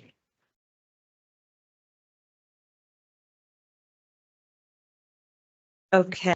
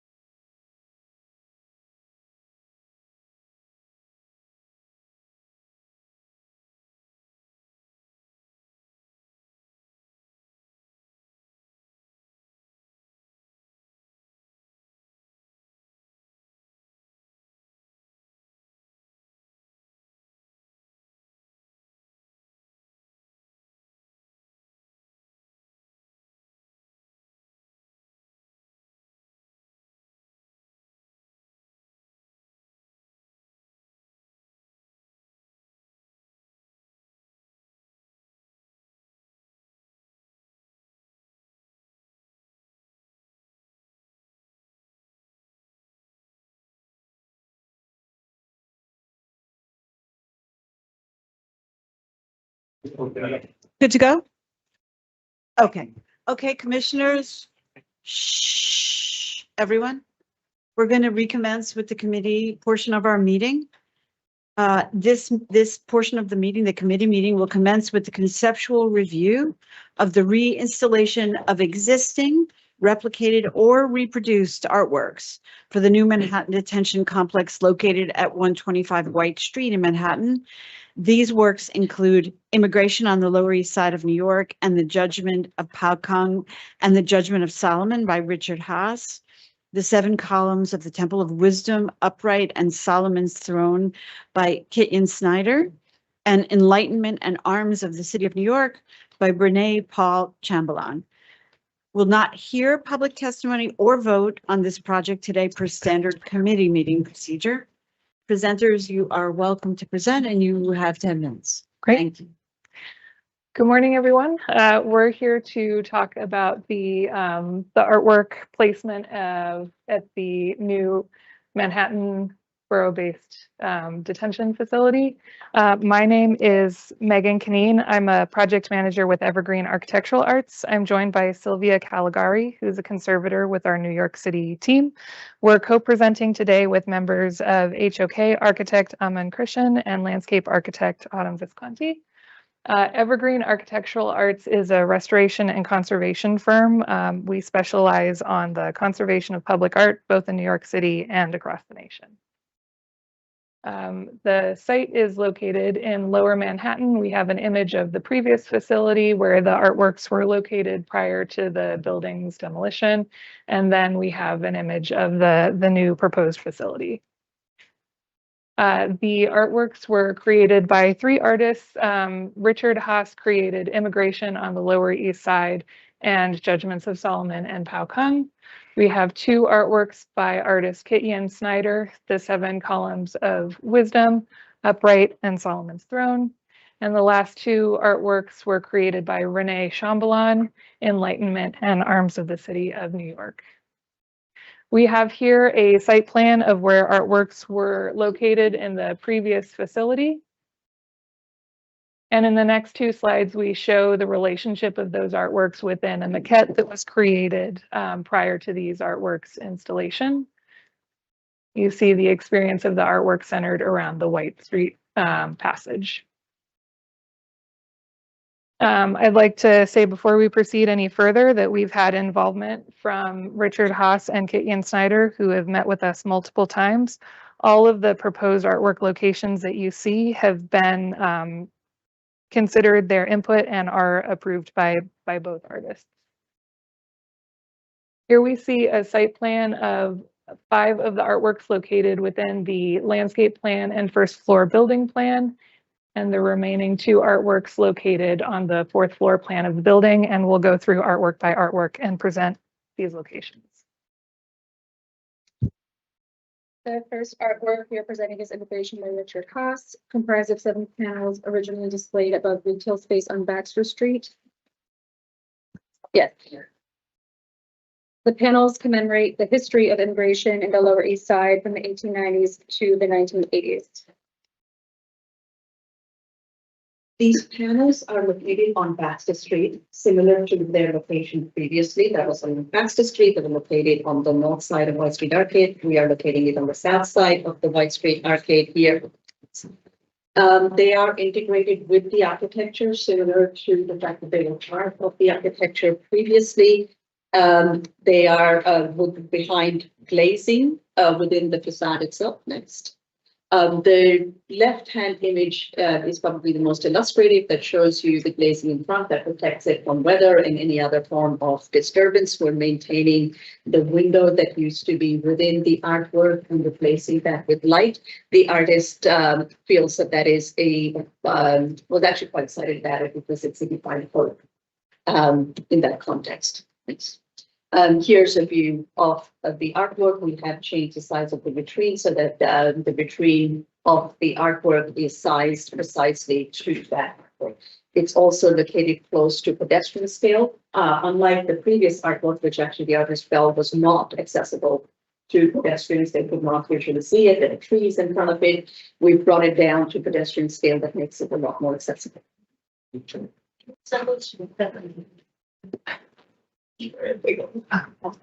Okay, now it should be on.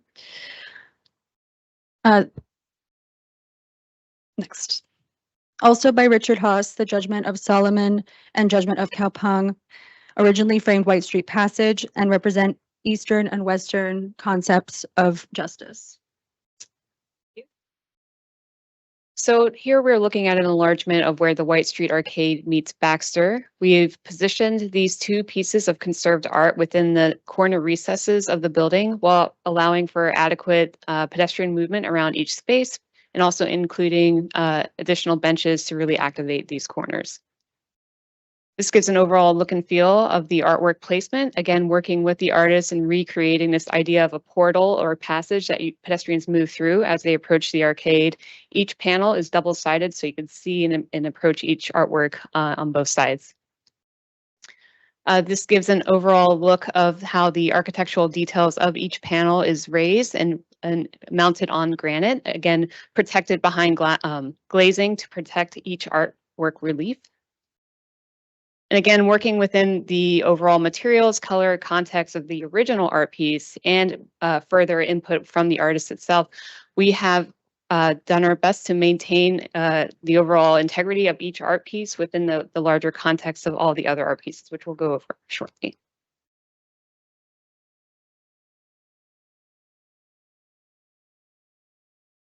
The following 3 artworks, The 7 Columns of the Temple of Wisdom, Upright, and Solomon's Throne by Kit Yen Snyder were designed by the artist to create an immersive experience.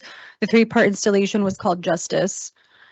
The 7 Columns of the Temple of Wisdom originally framed an administrative entrance to the MDC North Tower off Center Street. They are comprised of wire rectangles with a stainless steel base and capital. The 7 columns represent the 7 pillars of wisdom in the Temple of Solomon, suggesting a portico symbolizing civic justice. Looking at an enlargement on Center Street where the White Street Arcade meets the intersection. The 7 columns are integrated with the planter and seat wall bench, and one is offset. Again, recreating the same format as the last artwork installation, and again, integrating itself within the larger landscape and planting approach. Next. So this is a view looking down Center Street.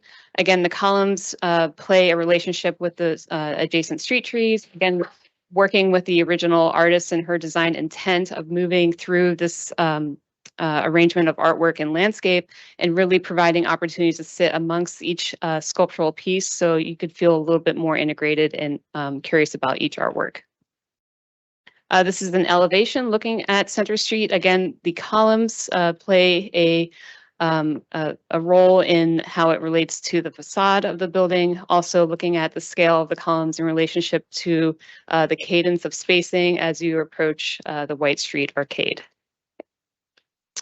Again, looking at the overall quality and context and material details of the columns, we've done our best to integrate each into the site surrounding landscape and worked with the artists on the overall location and placement of these pieces.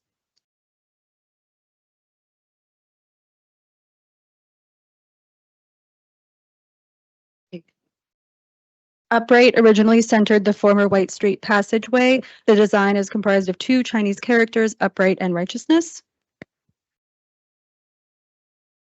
Again, working with the same artists, we've recreated this art piece. It is integral into the paving design. It is also made of granite pavers.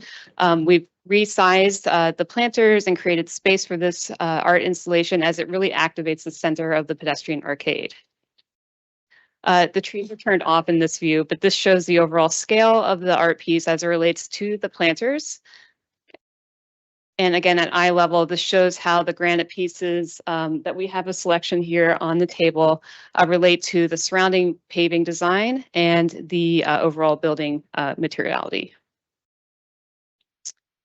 So again, using granite materials for this art piece, we wanted to ensure the longevity of its lifespan, and then also looking at using the warmer tone granite to help really maintain the integrity of that piece, because that is the character of the artwork itself, and really making sure that that stands out. And again, we've worked with the artists in developing the overall extents and really making sure that we're emphasizing the design intent within the larger landscape of the arcade. Again, maintaining, this is a kind of a recreation with different materials, maintaining the overall extent or play on the extent, and then the colors and the context of this art piece as it's central to the pedestrian arcade experience. Solomon's throne was fabricated from stainless steel tube and aluminum mesh bricks. It was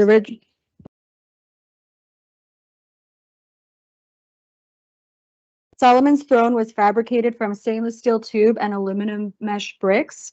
It was originally located above the White Street Bridge, crowning Snyder's tripartite composition. We are proposing to recreate this artwork similar to its location previously on White Street Bridge. We are proposing to locate it on White Street Bridge on either side, so it faces both Center and Baxter. Here's a view from Baxter of the bridge. It's going to be reproduced in similar materials, aluminum or stainless steel.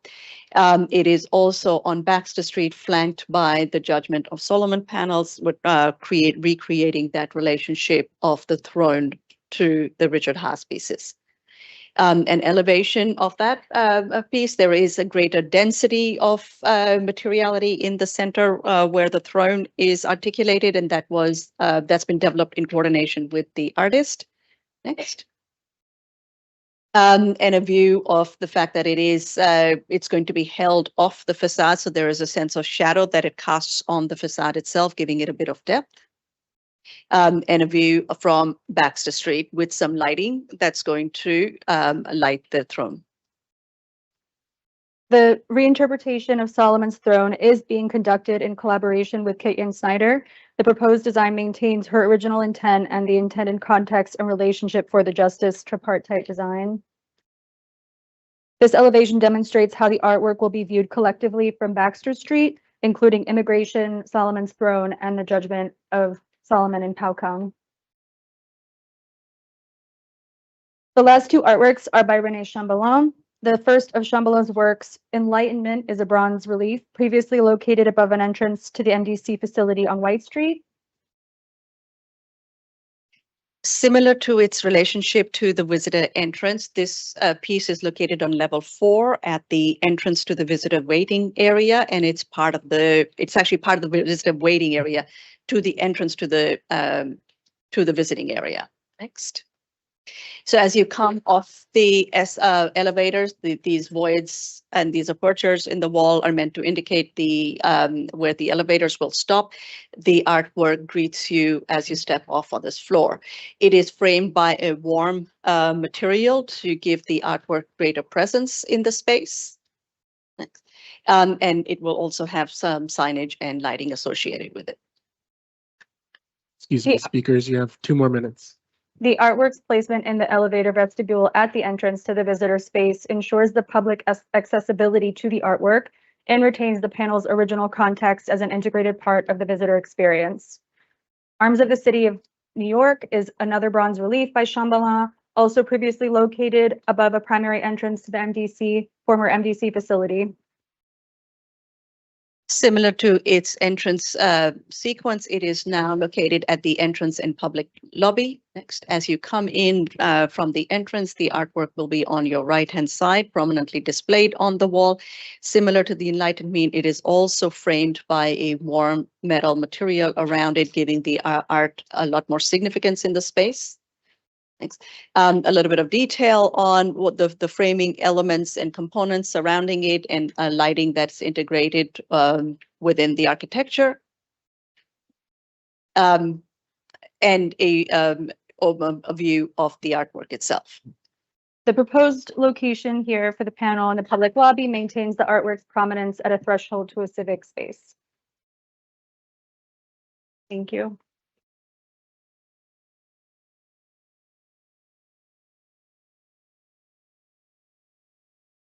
Thank you for that presentation. Commissioners, questions, comments? I had a couple of questions of clarification, actually. Sure, please. Could you just go over which ones are reproductions? And then if they're reproductions, like the maybe percentage of scale changes? Yes, that that is.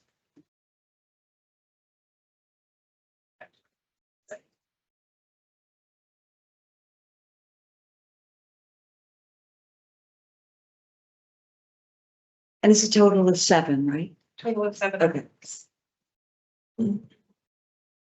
So the first artwork, Immigration, on the Lower East Side it will be a recreation of those mural panels. There has been a reduction in scale from the second floor to now a much more intimate viewing experience within first floor vitrines. The second artwork.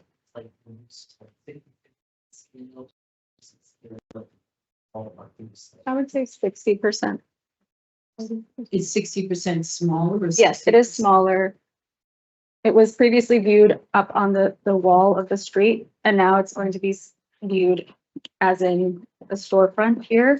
So it's being scaled down. Why? Why did you make it smaller? That was good. Well, to fit within the architectural rhythm, which is set by the planning of the building.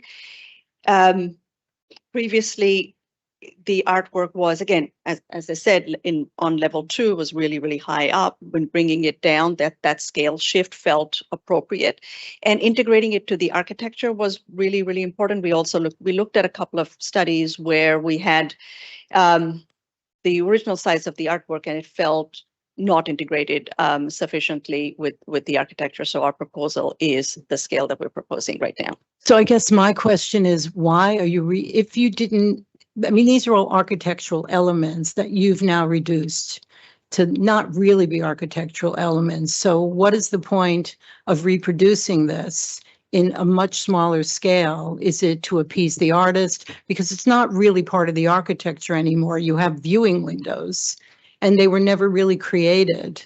And they were created as a continual freeze, and now you've broken it up. And so I would say that for all the elements that you're placing, you're taking them completely out of context. And while people can view them, they were never created to be viewed the way that you're suggesting to view them. So that would be my comment on all of the architectural elements, except the columns and the throne. I think you've given those more thought and more integrity as to how the original intention was.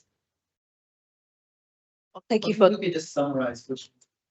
okay, do you want to do that? Sure. So the three is the columns, yes? 3 is the column. So artwork number 2, the judgments of Solomon and Pao Kung, those are salvaged artworks, which will be replaced, similar to artwork number 3, which is the 7 columns of wisdom. Artwork number 4, upright, will be a recreation. Artwork number 7, an augmented scale. So larger. Smaller scale within the landscape. Tell us, just be very explicit. Yep, yeah. So a smaller scale on the upright paving design. And then artwork number 7 is a bronze by Renee Chambellan. That is a salvaged artwork to be recreated. And then within the 4th floor plan, the 6th artwork number 5, Solomon's Throne, is a reinterpretation of this artwork. Artwork number 6, Enlightenment, is a salvaged piece of art that we'll be replacing. So 5 is a reinterpretation. It was a sculpture. Correct. It looked flat. I'm just trying to understand. Full columns to have a base. Correct. Yes. So the original artwork was a 3-dimensional sculpture. The current proposed reinterpretation would be the same scale of the artwork, but just flattened to an element that sits above the White Street Bridge. So that's It's like a bridge. It's dimensional. Yeah. 6 Mhm. 6. Whereas the other one was more of a optics. Okay. Yeah, expand over those events. Do you know how deep the original was? At least 6 feet deep, Was it? at least 6 feet deep, because it was I spanned know, I like, couldn't remember. it spanned the whole Yeah, right. archway, Yeah. that whole It walkway. was an open work sculpture. Yeah. Before you. That's right. Okay, so There you now go. is that 6 inches applied to a? That's- Oh, there we go. Okay. That's like 8 feet deep, 6 to 8 feet deep, yeah. Okay. And the new one is actually 2 pieces, right? Correct. So that the artwork can still be viewed from both sides of the bridge as it was previously seen. I have so many comments that I'm just sort of like waiting, like, Do you want to take it one work at a time or all together? I like to just, first of all, sort of like, there's some that I say, well, they're not that much benefit having conversation about them. So I just start off with stuff that is acceptable and in context, because some of it is in context. For instance, the Richard Chamberlains, both of them, their reliefs, you're salvaging them. They're 100% of what they were. You're moving them from the outside, but you're still in the entryway. That's context for context. People have to come through the door to see it. They would have had to look over the door to see it. I think that that's equal and fair trade, right? Plus you're conserving them and you keep them out of the weather. Okay, then you don't have to decarbonize them, etc. Clean them. Great. Okay, fine.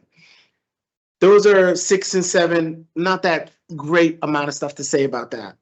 The pavement design for number 4, moving backwards, it is a little bit smaller, but it does mean that because you got the bollards, no one's going to park police cars on top of it. The work is designed to be walked on. Yes, it is smaller, but she's also upgraded the characters and you work with her to get the colors.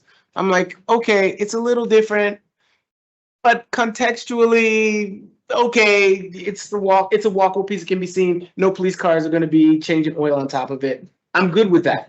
I'm good with that. We're all on the same page here. Yeah. That's a good trade. We're good. Okay. Then you go to number 2, Judgment of Solomon, and Falcon, here you've got, actually, and this is probably the end of where I'm gonna be saying things you're gonna like. But I just wanted to highlight the fact that I'm gonna say things you're gonna like. Here, I think you've actually done this artwork a service. You've removed it from a context where it was separated from the public. You placed it in the public passageway and you actually gave it double the amount of viewing because you can view it from both ways now. Okay, so that's a good art, good. All right, that's good. I'm with you here, and I think this is great. But that's as good as it gets.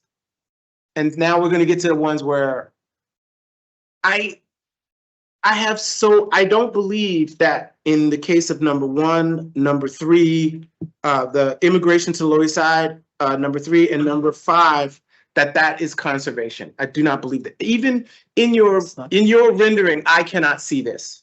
Nor I tried, I went back and I'm looking on a much better screen. Can we look at page 3 where they're all together? Just Yeah, the that's numbers. easier for It's me. easier for, I Yeah. think it's just easier to contextualize it now. Page number 3 in the appendix. Oh. No, you didn't know. I made a screen cap so I can draw on it and I can write on it. I have to draw. I am not a fancy architect. I'm just a guy who went to art school and has an engineering degree. So, Sounds like an architect. You just pass it. yeah, in appendix page 3, everything on one page. Now, if you go and you look at these artworks in context here for Solomon's Throne, this work was made to address the sky. And the title itself, Solomon, obviously the wisest and the throne of wisdom. It actually, the condition that it is in the new, where you take it from 3 dimensions to 2 dimensions, it's like a footnote about an artwork, not an artwork. It is a graphic about an artwork, but not an artwork. And if the artists agreed to that, I can only think it's because they think that they cannot get better out of this situation, because it is not artwork anymore.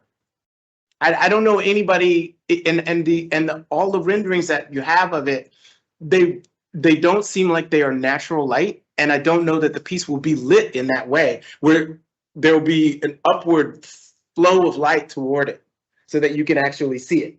All the light comes from above. There is light at the base of the throne that will. There is a pointed spotlight on that artwork. There is a LED linear fixture that does have. There is a pointed spotlight that illuminates that artwork. Artificial light. An It artificial. is artificial. Yes, of course. Yes, it is. There's an artificial light that highlights that artwork, and I feel like this one, number 5, Solomon's Throne, is the one that has suffered the most, and it is not an artwork anymore. Not of the ilk that it was. So you've taken something that was, an environment and made it a note to an environment. I don't see that. I can't approve of that. The one that is, I think number 3, with the 7 columns of the Temple of Wisdom, I understand that you made an effort at that, but in this context, you can see that you can enter and walk around all of them because they're sculptural. And you've removed that for some of the columns of wisdom. And so even if you had to move them to different areas on the campus, because it's not quite a campus, but there are other areas. Even if you had to move some of the columns to other areas where you could walk around them, you would maintain the idea of walking through these pillars to the temple, through the Temple of Wisdom. Walking through it is kind of the point here. And like in the original context, there wasn't any real seating area through them. And to integrate them into the planters makes them look like an appendage to the plants rather than their own unique space. Yeah. It's become decorative, I think. And I'm trying to make, because I just get emotional about art, right? And I start, like, I know when I like art because the words just start coming, and I start, and now I'm just like trying to, like, it just, the number 1 for the immigration on the Lower East Side of New York, that word is fresco vero, true fresco, on the outside of the building. Yeah. What you've done is make it untrue. And you've denuded it. There's a way to make a vitrine. There is a way to make a vitrine where these will be a bit like, it's also like, it's not just that they're 3 feet recessed. I don't know from the renderings if we can, there are no straight on renders that you have of like how it'll actually look under the glass. And with all of the chaos that happens because of the buildings around it, I don't believe you'll be able to see them at all. And unless you can, you know, I think that it would be better to not have them under glass, have them recessed, and let them just be seen. And they would still be protected from the elements. And then they won't be subject to the chaos of the city around them on the glass in front of them, and then backlighting. I think the only time you'd be able to see them with the backlighting in those recesses at night when no one's there. So once again, you've removed them from the context of what it is that true fresco does. At the idea of true fresco, fresco vero, architecture and art are one. So now we have an art context where architecture and fresco and these things are separate. But this is from the moment that art and architecture and, you know, like Michelangelo and Bramante are arguing with the Pope as mediator on the same building. And like Michelangelo wins is like, oh, that sucks, Bramante, you suck.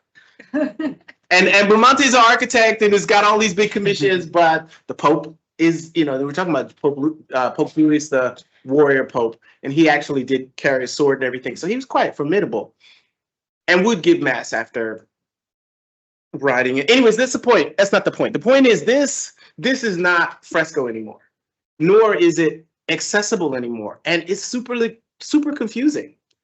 So in the case of one, I think there are ways that you could remediate, use those same spaces. I think it would be better if it were the same scale. But I think you can use those same spaces, not recess it so much, and give us a rendering of it where we can see what it'll actually be seen like in the day, in the evening, in the morning, and of course at night.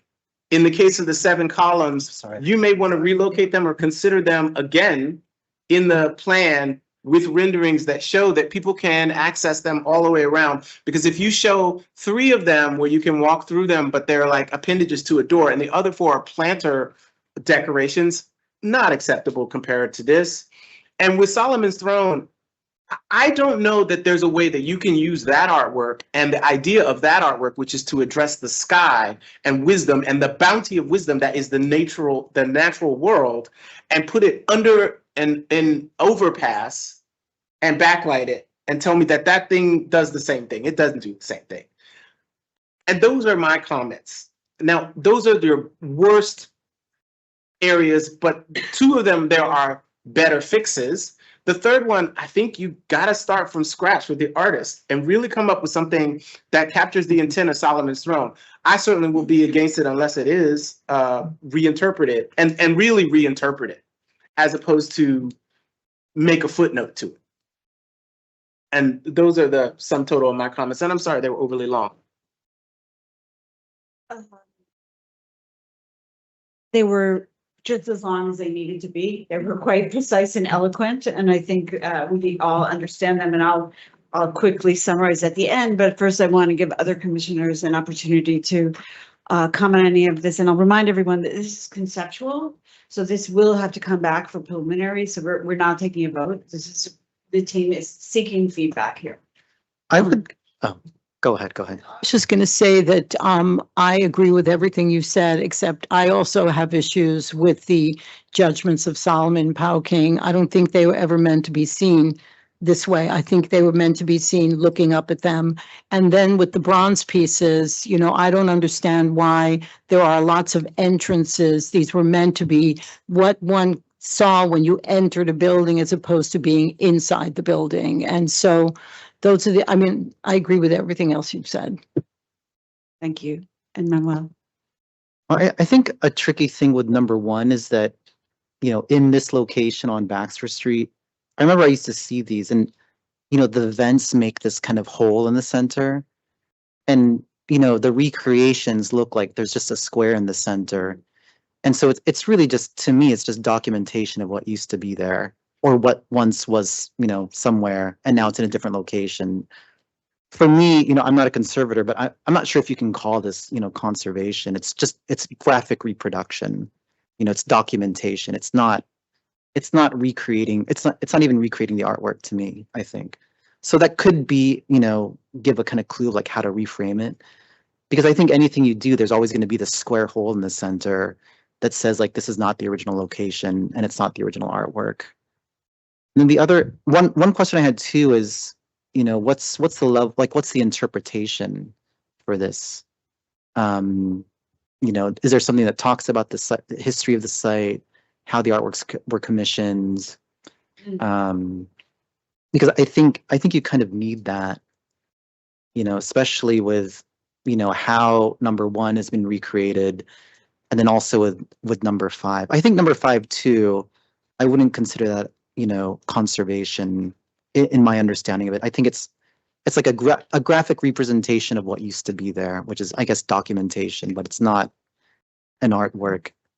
And making it flat, yeah, it really takes away from like what it was. So if it's going to be a representation of what used to be there, maybe that should just be a different location. I don't know, but yeah, those are my thoughts. Not to belabor, but I just wanted to agree completely with my colleagues here to say that out loud. And I wanted to say something in particular about number 3, the columns. And I completely agree that the way they've been integrated into this planter seating plan completely obviates the way that they're meant to be seen, and you need to move through them. I know we're very constrained here because there's like way too much going on in this site that we need to have here. And I sympathize greatly with all of you trying to do that, but I really think it's an unacceptable solution for this piece that needs the air around it.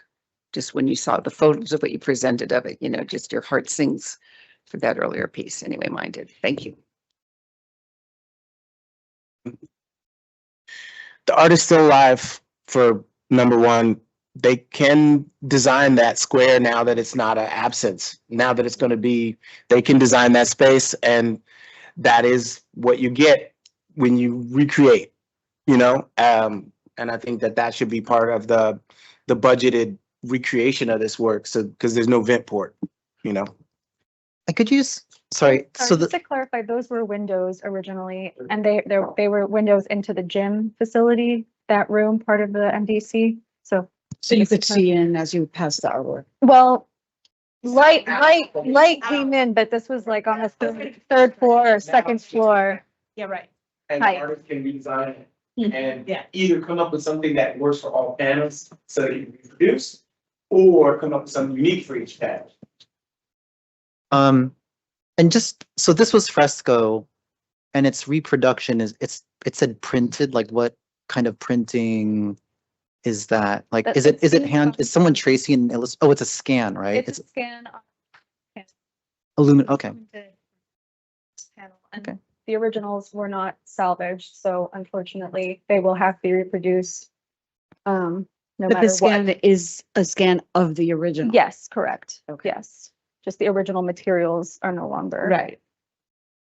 But then that also, I mean, you can't put it at any scale because you're printing it, but also putting it under glass and recessing it to protect something that is both reproducible and also quite durable. It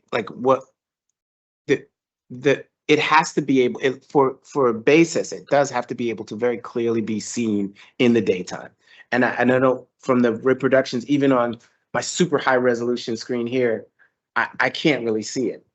And and you guys don't give a representation of it from the front, which is problematic. And then all of the streetscape here is super busy. So that means you definitely will have conflict with the glazing on top. So that can be resolved. That can be, and asking the artist to say, oh, there are those holes. What do you think it'd go if the artist can come up with something? And that'd be great.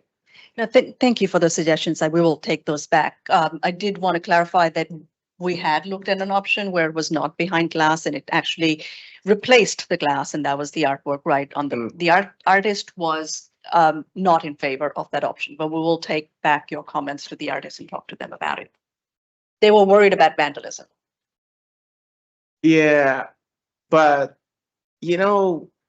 I think people would, I would rather take the risk with vandalism and let people see the art than, and if you don't have a problem with vandalism, you don't. And if you do, then you always have the option to say that we could do some glazing. But the way that you do the glazing, like when it's 3 feet in and you're creating all that depth and then you have to actually artificially light it, then that's just another confusing element. Right? Any more comments before I summarize quickly for the team? So I think just before I summarize each of these works individually, and I'll make this very quick because you heard everything and you'll receive them in the notes. I think interpretation is really important here.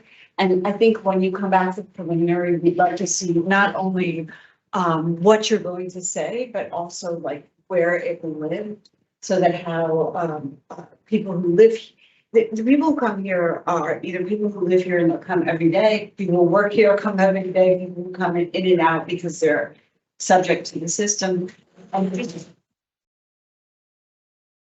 These works were meaningful to all of those groups, so we'd love to see interpretation that suggests to those different groups what choices were made here.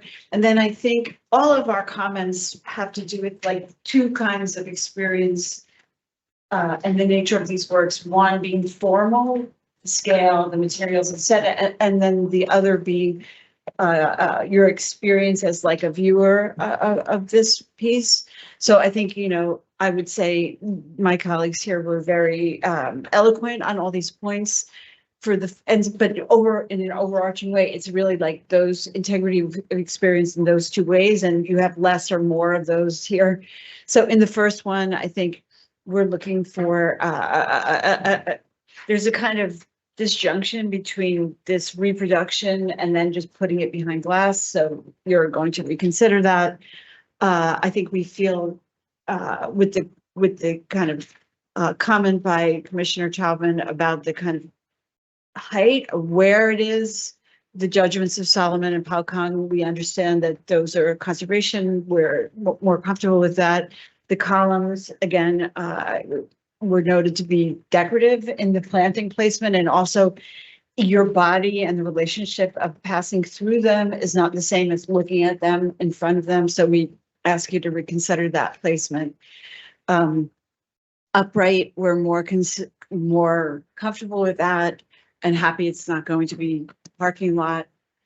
Solomon's Throne, I agree personally, and I think we have uniform agreement here that taking that piece, now putting it under a roof and making it two-dimensional is really not the same piece. It's a kind of representation. And we would ask you to work with the artist to think about a piece that retains the integrity of that relationship with the sky and nature. Enlightenment and Arms of the City of New York. Again, we're happy that those works are being conserved. I note Commissioner Taubman's point about where the siting of that. So we'd ask you to consider that. And, really happy that these works, I'll end with that all of these works are being reinstalled. And we are confident that this team, your team, is so thoughtful that you will be able to address the comments and to be respectful of the work in the way that they deserve. Okay. Shoot. Someone could need it. Go for it. I suggest strongly you watch this one movie, The Agony and the Ecstasy. Has Chuck Heston as Michelangelo, Rex Reed as the Pope. It's really, and they just go at it. I can't remember the actor for Bramante, but it's pretty dope. And it will be instructive. Thank you. I read the book a long time ago. See the movie. That's all I'm going to say. Okay, so we will, I want to congratulate the team. We look forward to your preliminary presentation, and we will now take a 15-minute break. We'll return to continue the public meeting shortly at 12:05. Thank you. Thank you.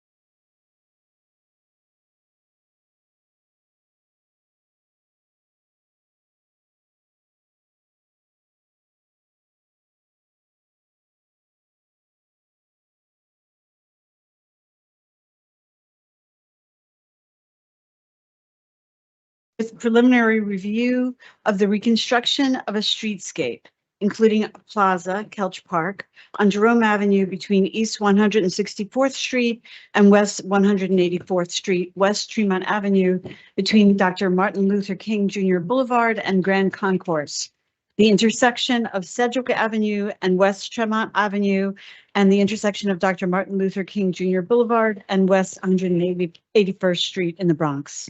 We will not hear public testimony or vote on this project today per standard committee meeting procedure. Presenters, you have 10 minutes and welcome. My name's Alex Berryman. I'm a principal landscape architect at NV5, and we are the consultants that designed the Jerome Avenue area-wide pedestrian safety streetscape improvements.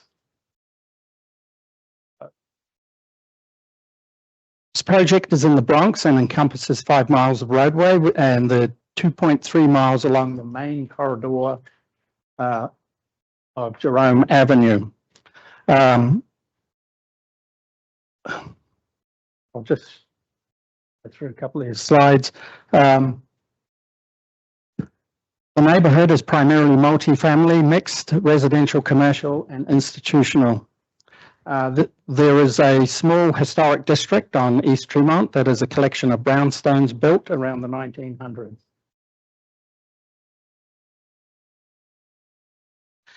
Catalyst for this project was the Jerome Avenue Neighborhood Plan, which was a multi-year planning effort with extensive community engagement. Rezoning approved in 2018 to support affordable housing and economic growth. Recognizing that increased development would place additional demands on the neighborhood's infrastructure, the city paired the rezoning with a series of capital investments, including this project. DDC conducted a capital project scope development study and selected 3 sites along Jerome Avenue that were noteworthy for the further development. These were Kelch Park, Tremont Avenue, and Burnside Avenue. These 3 sites were further developed on this project. I won't read out the goals. The goals are summarized here and to address a number of issues found along the corridor. That is, safety issues, non-ADA compliant bus stops, obstructed sightlines, long crossing distances at intersections, poorly defined street space, unclear lane demarcations, and in the public realm, issues, poor lighting, underutilized open space and roadway, lack of streetscape cohesiveness, insufficient tree canopy, seating, street furniture. It's just the bikeway, existing conditions. In the interest of time, I'll flip through these. Essentially, Jerome Avenue is a commercially lined street and a major transportation artery that carries significant vehicular pedestrian traffic, and most notably is defined by the number 4 elevated subway. The spaces outside Jerome Avenue are more residential and institutional in nature and defined by tree-lined streets. The following are the general urban design components proposed throughout the project.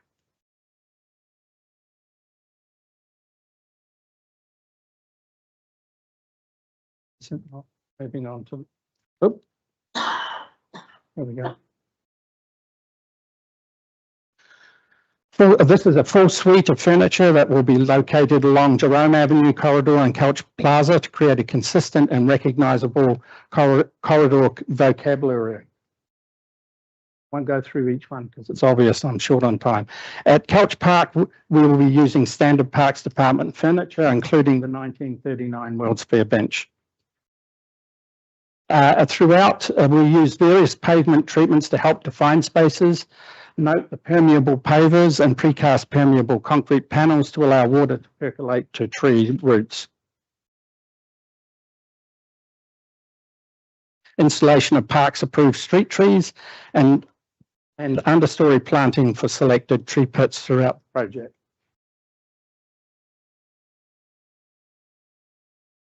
Thank you.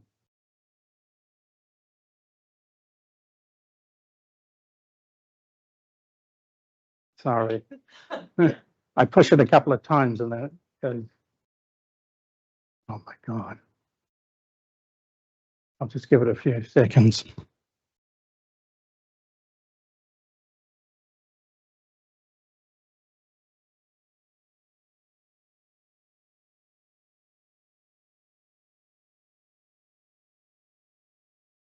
This is a very large file.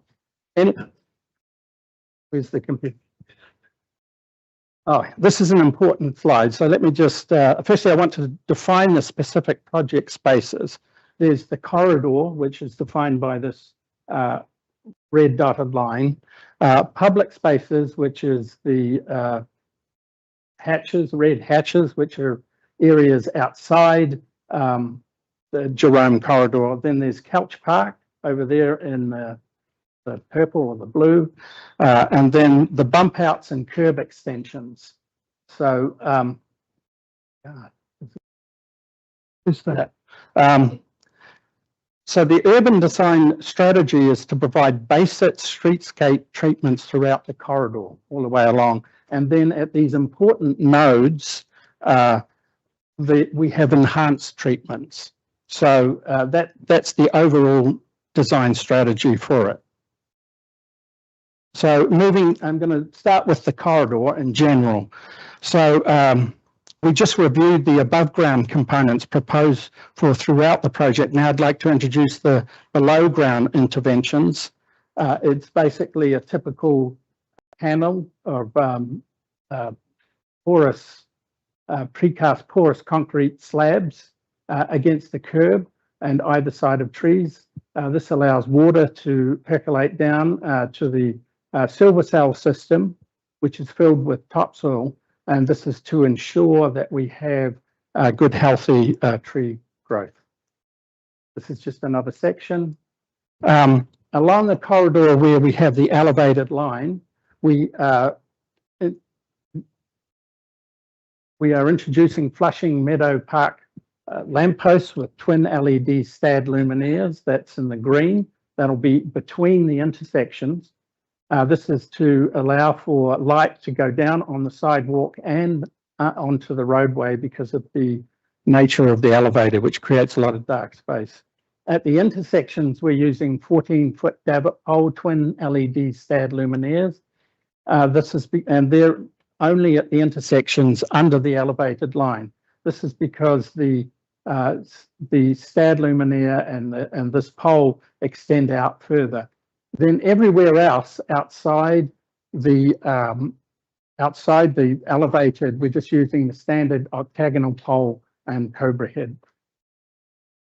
You may be familiar with this. This is the City L, which is proposed for under the elevated. We have 14 proposed locations, and I understand that this is still being reviewed and the design is being developed and has been seen by PDC. So we put this in just to show you that we have been thinking about this.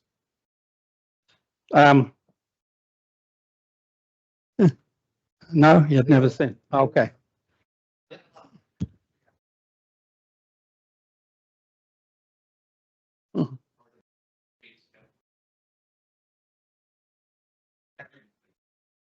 For 10 years.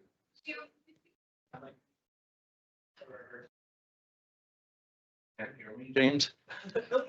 I mean, we'll talk about it.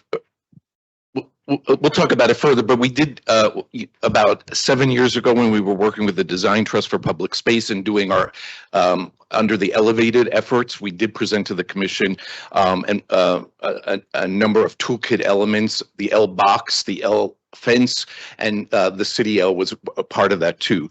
We've had three. I guess we should just do it. We've had 3 iterations already prototyping this, and we're ready for another one where we're refining the design, and we would be coming back to the Design Commission for a very specific review of the design of that by an industrial designer. So we've split up the corridor, which is the 2.3 mile section of Jerome Avenue that runs from Yankee Stadium up to 180th Street, into 5 block segments. So segment 1 has porous panels laid between expanded and existing and new tree pits with the the standard city DOT benches clustered next to park entrances and near Shakespeare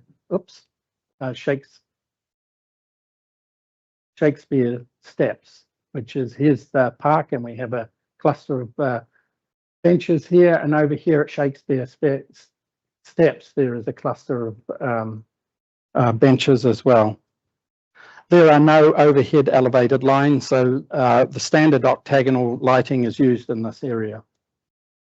So the elevated line comes in at River Avenue and then continues up Jerome Avenue. So we've got the standard treatments here, and then we move under the elevated and we start seeing the new STAD and the new luminaires that go underneath the line. Yeah, the blue being the Flushing Meadow and with the STAD, and then the red being at the intersection. Here's the first large node, which is an important intermodal node.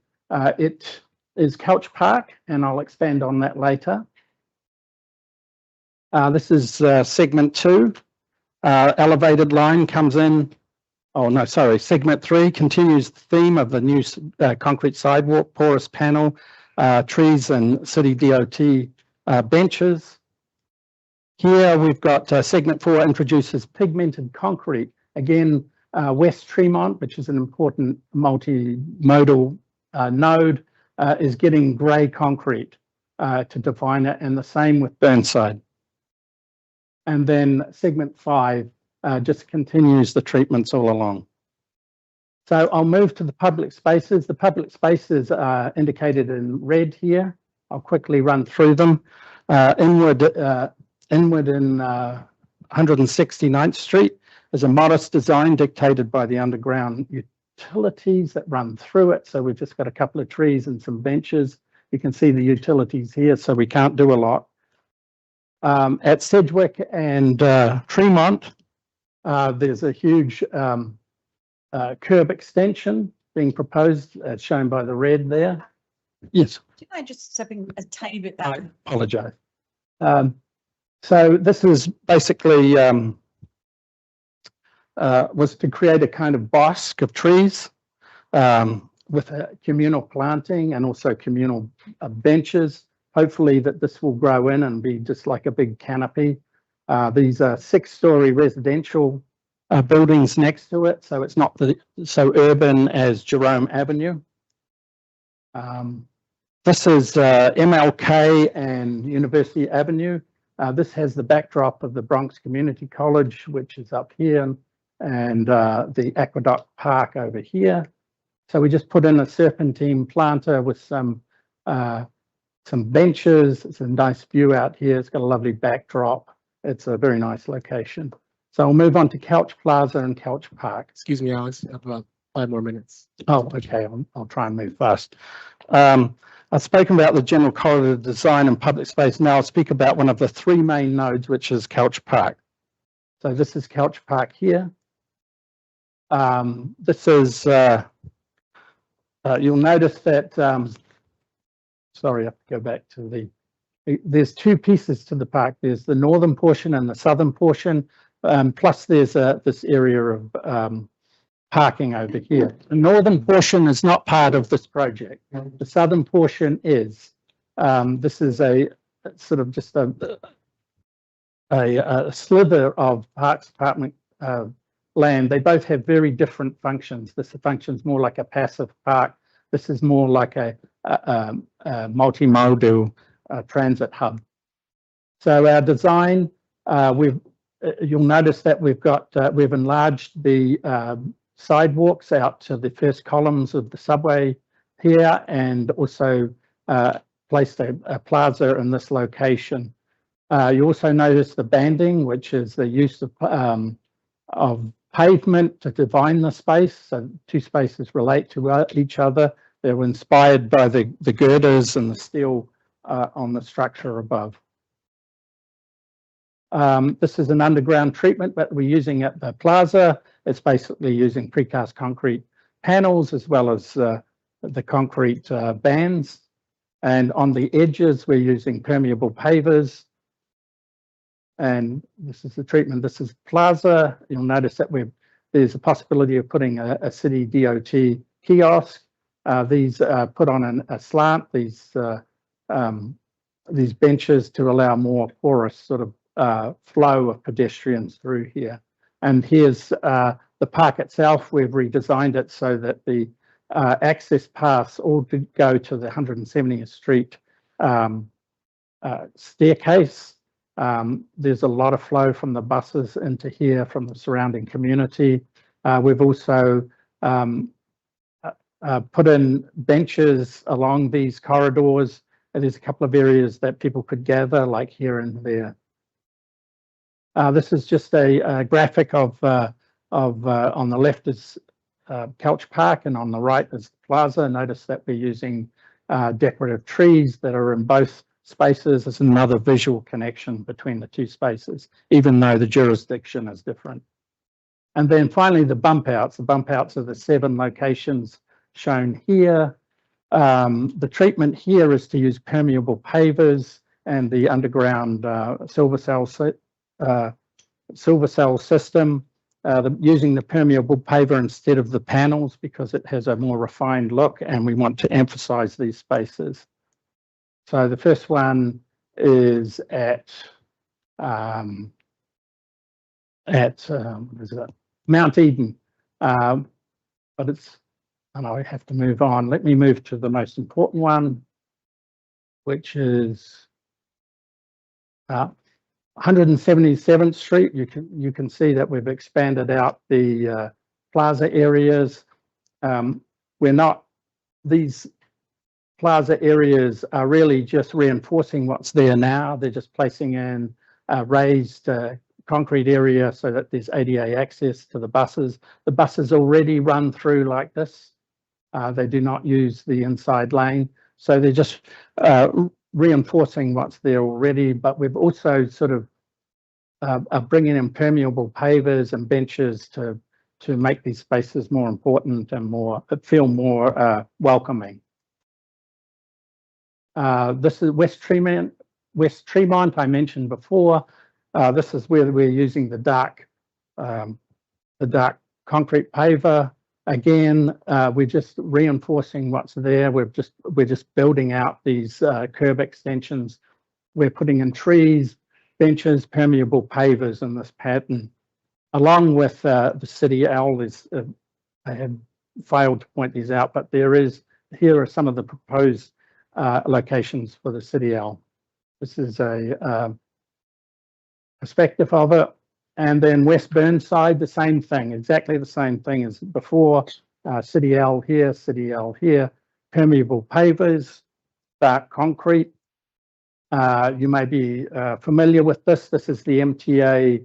This is the design with the MTA elevators in the red over there, which is being built right now. And you can see that their design is tying in with our design. And just a perspective of what it looks like, some lighting, and I'll finish up with a couple of minor bump outs. The one at Clinton Place, which has existing trees. Here's the permeable pavers and bench. And then the last one is, I forget, this 183rd Street. Same thing as before. This one, apologize, the scoring didn't appear on this graphic. So are we good for time? Thank you. Sorry, it was a bit rushed. There's a lot to cover. Yes, sorry.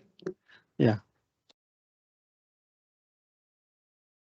Go back to. All right, there's a lot here. Mm-hmm. Who would like to begin with questions or comments, and then we can kind of focus on particular aspects of the plan.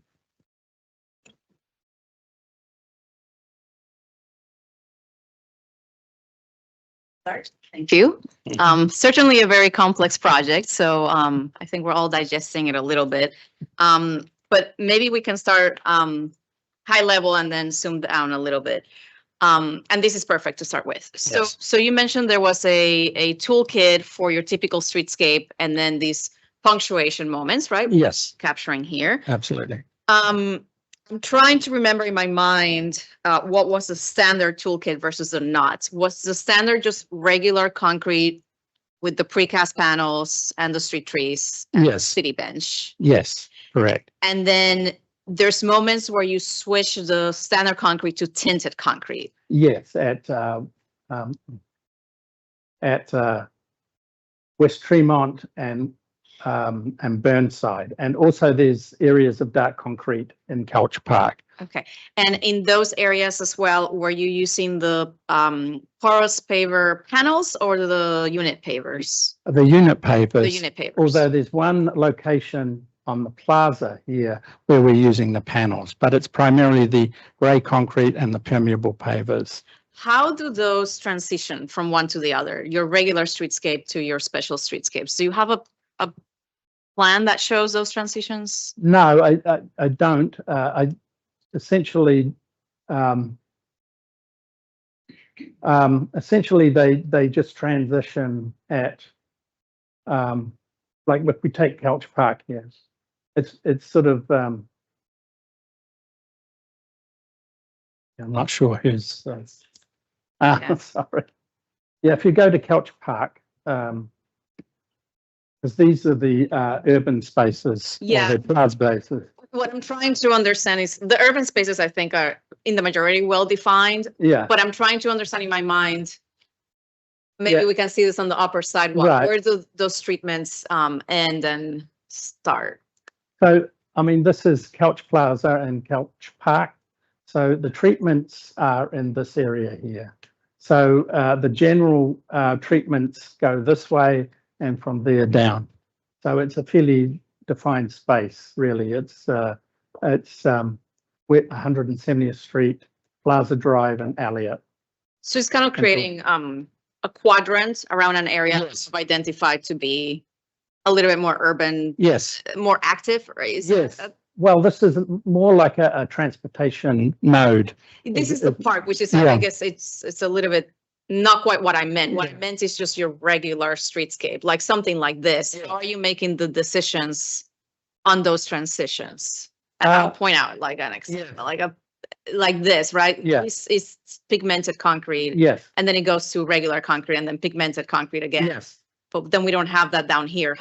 What's driving those decisions of where each treatment Yeah, I goes? think there's decisions of where we're going to do some DEP work, but we could possibly connect these spaces.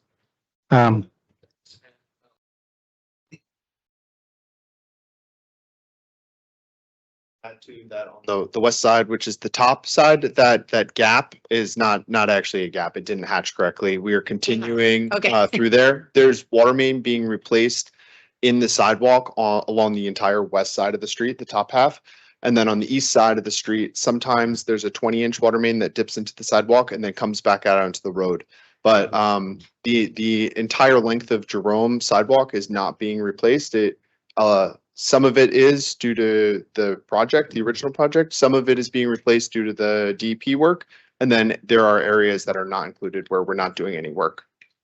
And when the DEP work is happening, are you, I guess, not replacing that sidewalk because DEP is doing that work as part of their? We are replacing the sidewalk in the areas of all the DEP work. Okay. Yeah, it's just not on the east side because the 20-inch has to be in the roadway. So we're abandoning, there's existing 12-inch that's being abandoned, and then the 20-inch is being relocated down to the road. Okay. I think what I'm looking for, this is a very complicated avenue geometrically, right? And then you have all of these bump outs and all of these different intersections coming in at a way that is very difficult to find a cadence to the geometry of the street, but it is what it is. When we overlay then a different paving treatment, in a way, it kind of exacerbates that this is so varied. And I'm trying to find some sort of logic where as you are approaching the street and you find the pigmented concrete, it signifies something. You know something's happening, either major intersection, a sitting area, an area with more trees, a sidewalk expansion, to have some sort of use your toolkit as a way to highlight those spaces, which is what you described. And it's a little bit difficult to find in the plan right now, I think as a result of the geometry. So I'm just wondering if there's a way that there could be an establishment of rules, like the pigmented concrete only extends this many feet away from the intersection I'm trying to highlight, both along Jerome and the cross streets, right? Because here, you know, there's an arbitrary line drawn there and another one here, but if I'm a pedestrian, there's a lot more pigmented concrete if I'm turning the corner here than here, so that it doesn't feel accidental.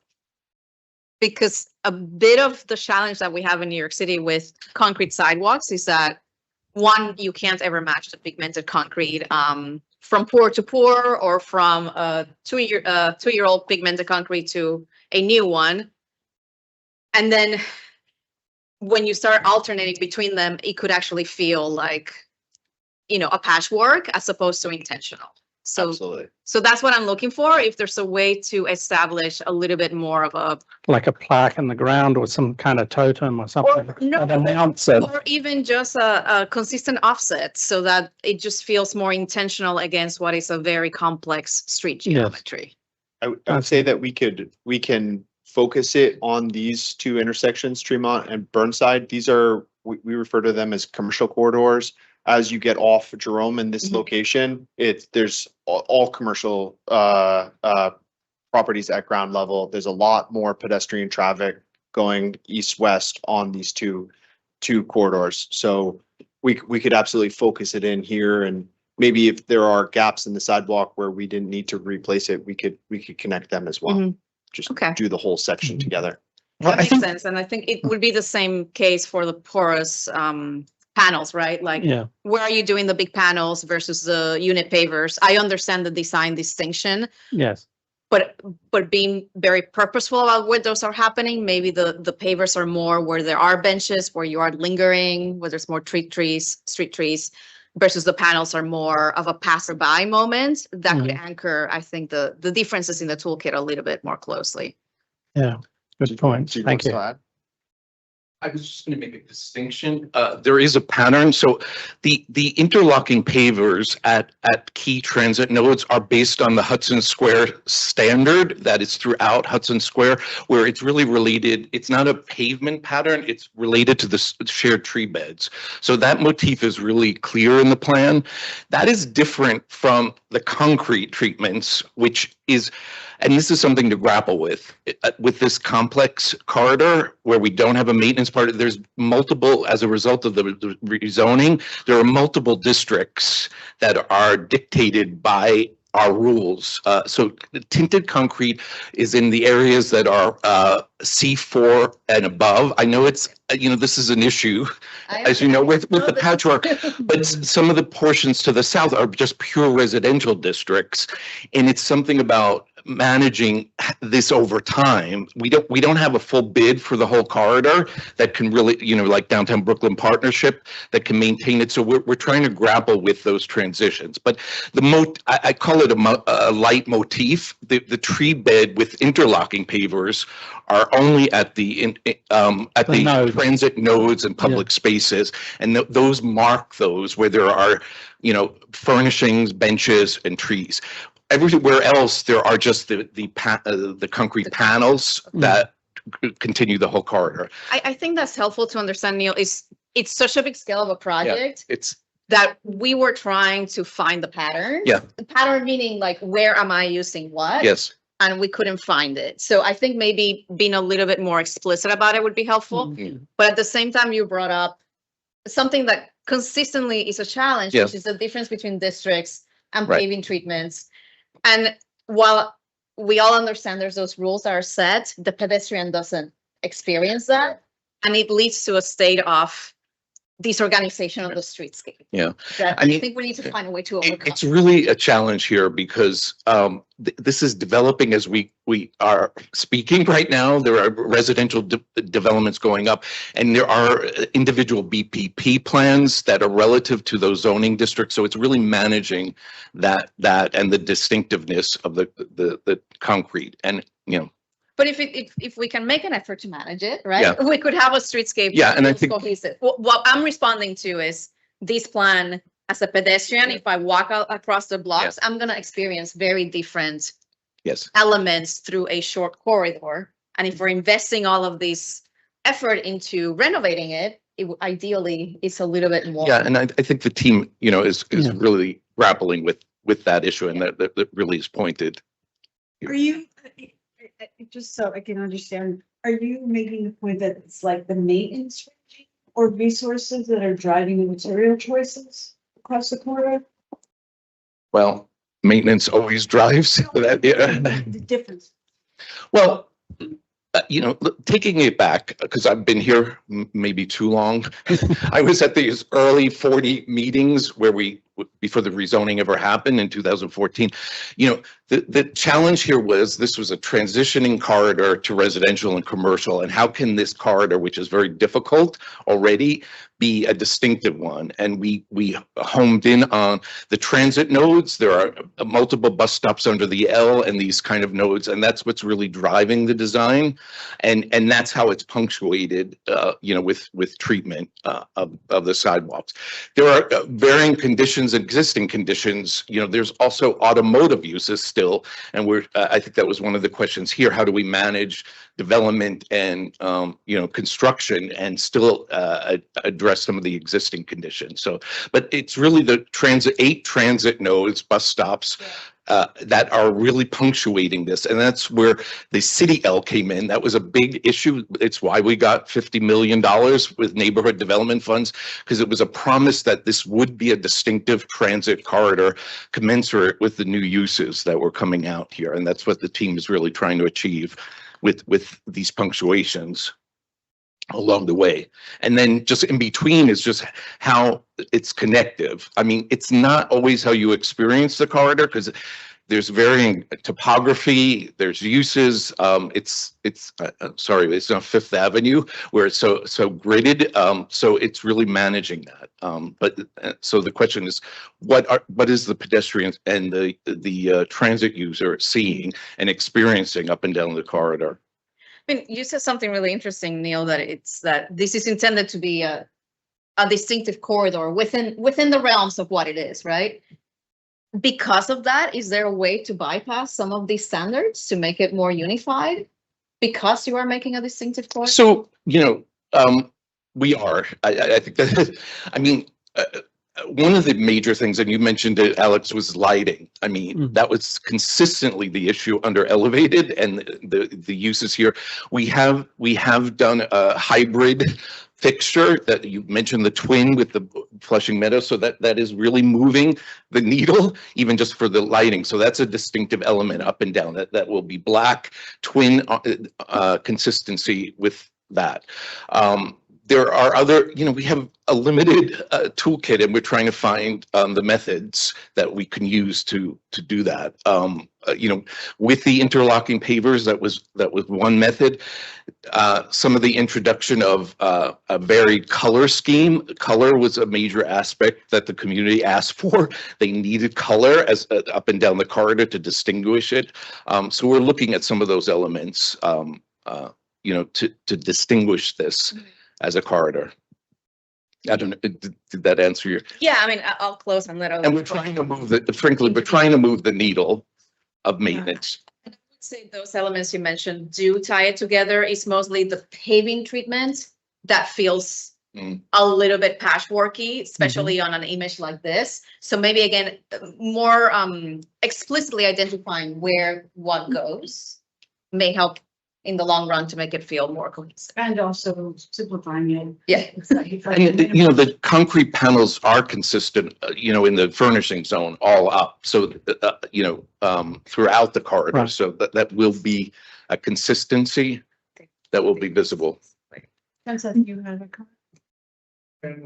Oh, Manuel, I'm sorry. Go ahead. Oh, yeah. Well, I think just to kind of continue with what Isabel is saying, I think a word you use is like an identity for the corridor. And I think that needs to be something that's optical or visual for the user. So I think having a kind of a more defined vocabulary of which colors or which, parts of the toolkit, are used where to signify changes, in the kind of experience of walking, north or south in it. So I think that's for the pedestrian, for people using, transport, driving, et cetera. And I think in your presentation, you have a lot of plan views, but I think showing things in elevation or as renderings so that we can see what are the things that are signifying these sort of like changes in, mode or, streetscape condition, whether something's commercial or more residential, I think that would help. And I understand there's a limited color palette, but I think we've seen a lot of streetscapes where people are using like the kind of city palette and they're using it in different ways to signify and give a kind of distinct identity. Yeah, maybe something like the benches can change colors as you move. Yeah, it could be that, but I think showing, like what are the, visual elements that signify kind of, one, make it cohesive across the entire corridor, but then, things that signify like changes that you're talking about. Mm-hmm. Yeah, so I guess a more defined, like, user-friendly experience. I just wanted to say something on a kind of a different note, which is the way you presented this, because I found it very confusing. And I wasn't one of the people who got the inside, we take these offline and we kind of work them through. So, I saw it for myself, but I'm seeing you present it for the first time. Yes. I think if you could explain this very simply, and if you have a diagram, I mean, it's kind of what Emmanuel's saying. Yeah. And it's super clear. There are this is the toolkit. This is the line. These are the nodes, the 6 nodes, the other 3 nodes. Then everything would start to fall into place. I know it's an incredibly complicated area, but I think having that clarity would then help if things could fall into it. I know I'm trying to make something simple, which is very complicated and difficult, but no, I agree with you. People need to see it and feel it. That's the issue. Yeah. Well, part of it is that standing on the street. To it, right? Yeah. So sometimes it's hard. You know every inch of this place from end to end. Right. And what we're saying is, even though many of us have looked at this before, it was difficult to, and I think that's coming out in our comments. Understand what is the identity across the entirety. You have that identity clear in your mind, so you're like, okay, I'm doing this here, I'm doing this here. I think it would help the presentation and help others to understand if we started with like a big picture. Yeah. No, I I agree. feel like if I'm a human being and I'm starting working at the south end to the north end, like, what am I experiencing that's telling me that this is A special place. Yeah, distinctive It's place. exactly this statement of the design for multimodal circuit under the elevated, how the toolkit elements are arranged at Health Plaza, the first thing, key thing, and the 6 bus stops along Jerome and the 3 ancillary public plazas. Yeah. That's it. Like, that's the whole armature, right? That everything has to fall into. Yeah. And then we should see it with all these parts, which I think you've identified the problem and the idea. It's just like, Yeah, no, it's you're really it's a good into point. the Yeah. rabbit hole. I mean, now you're in the editing stage. It's like it's all there. You're just so Kenza, go ahead. I wanted to just say some much more simple things, like on page 29, if you go to that. The problem that I have here is that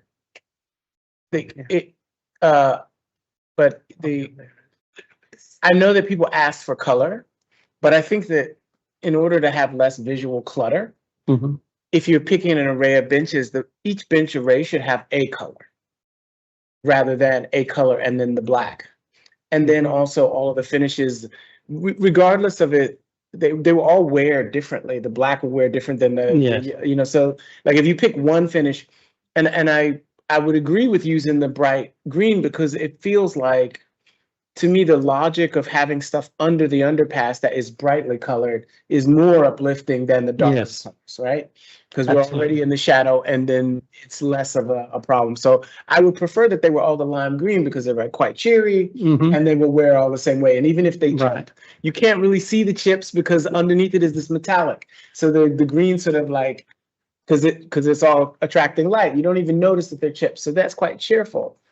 And that will be my comment on these things. And the Pilot City L, you showed us 2 different designs of it. One with it where it had these sort of striations on the side. It looks like it was almost like venting.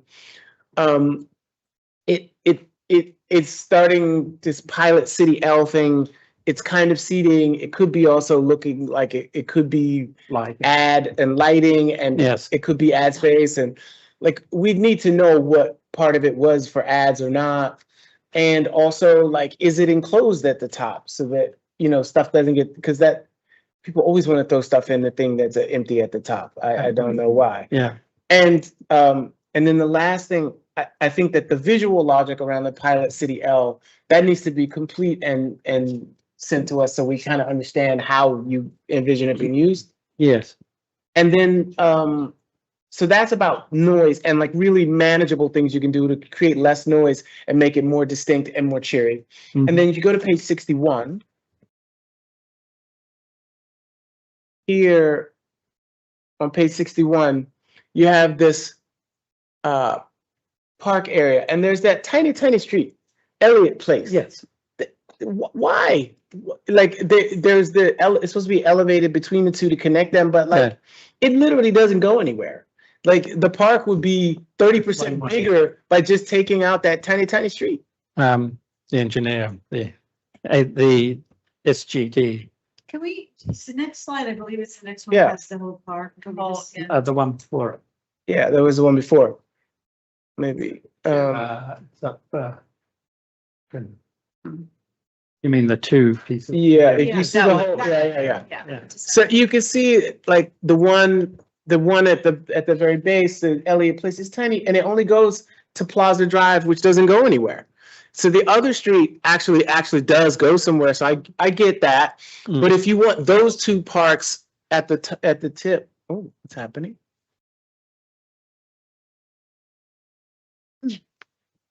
If you, it seems like if you wanted those two places to work together, then Yes, I think on page 61, like it would just be better to remove Elliott Place. Like, yeah, it's page 57. So I'm gonna go there. Yeah. So there you would enhance both of these spaces, and then they could have the same logic.